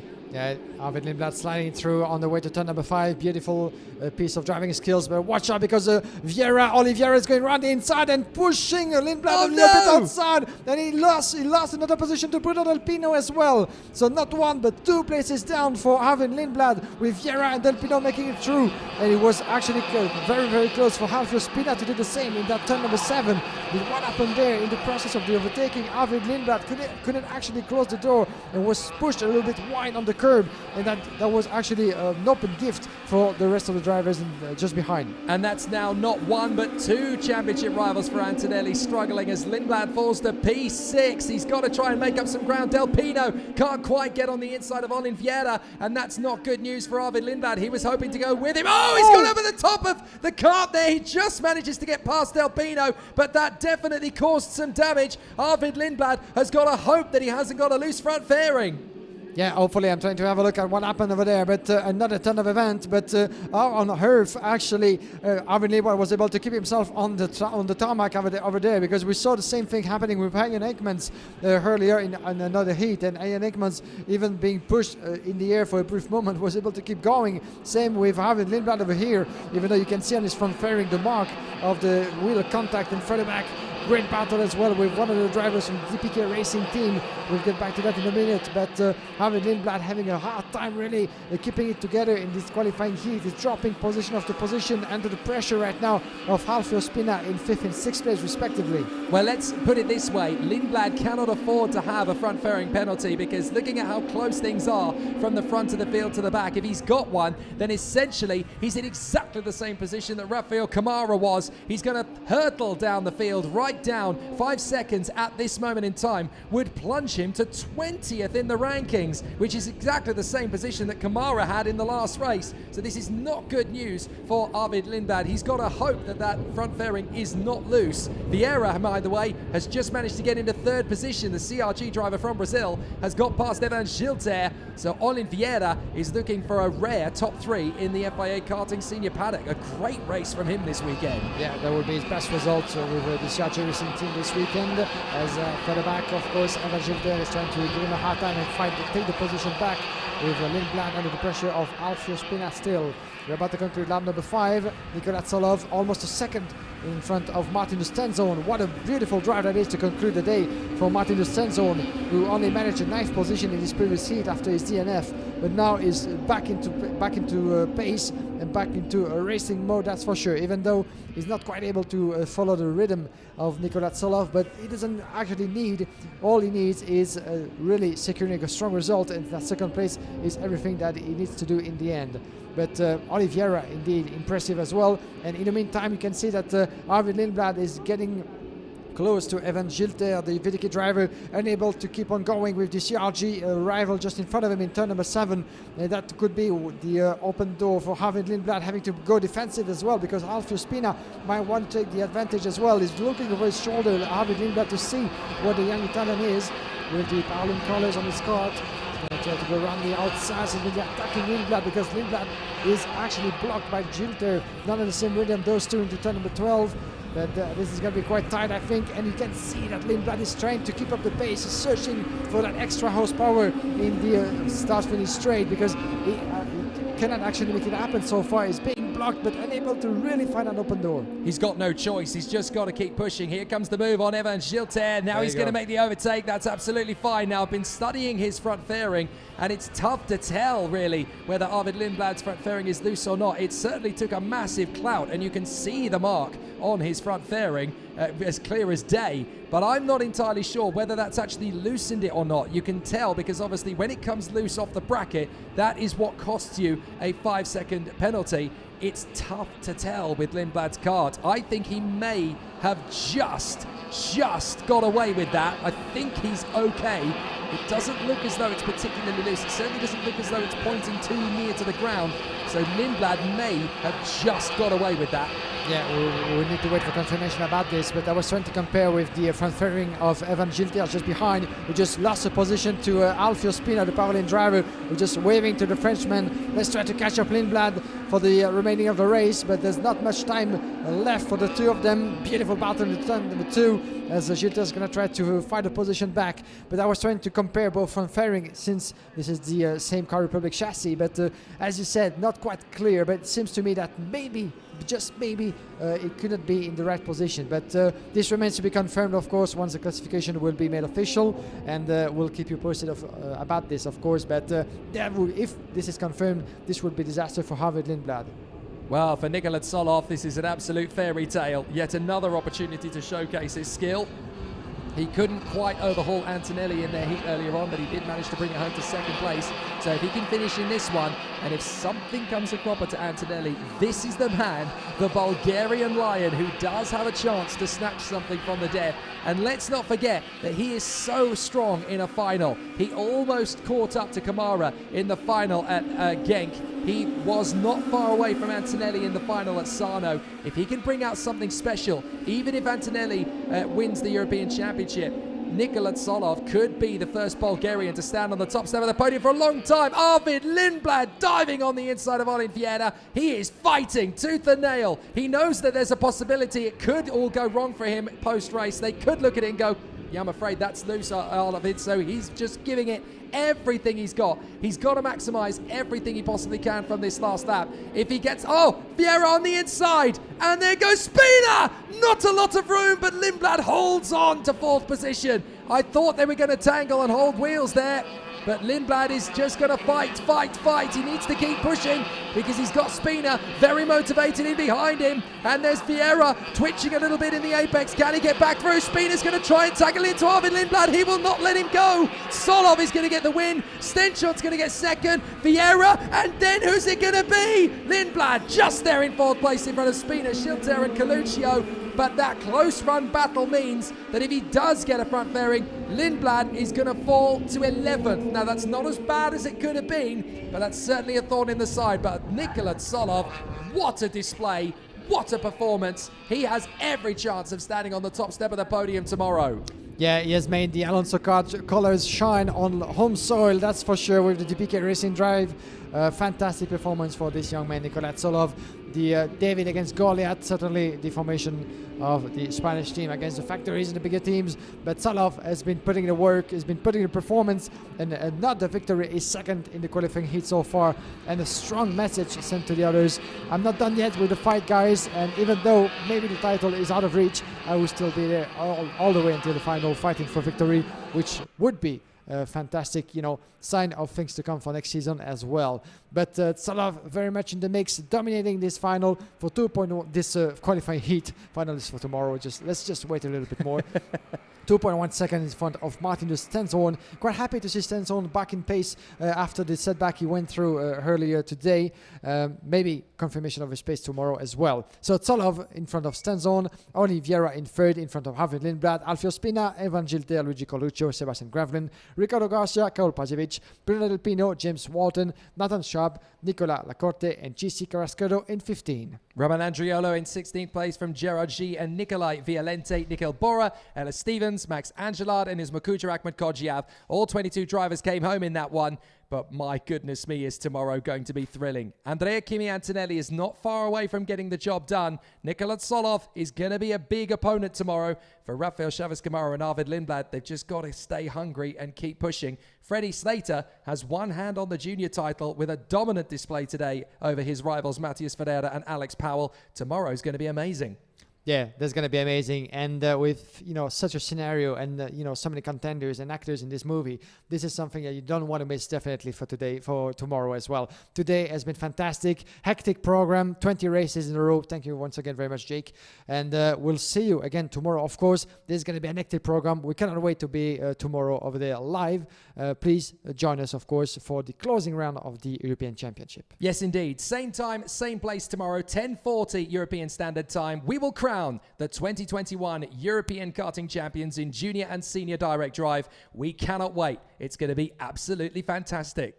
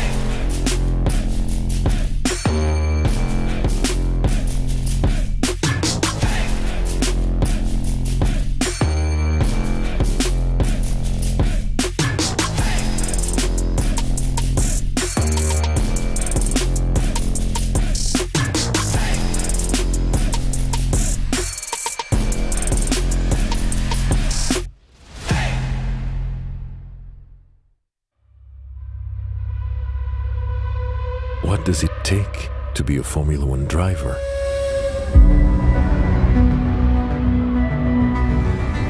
To be the most focused, to respect the rules, to be the quickest, to make a difference.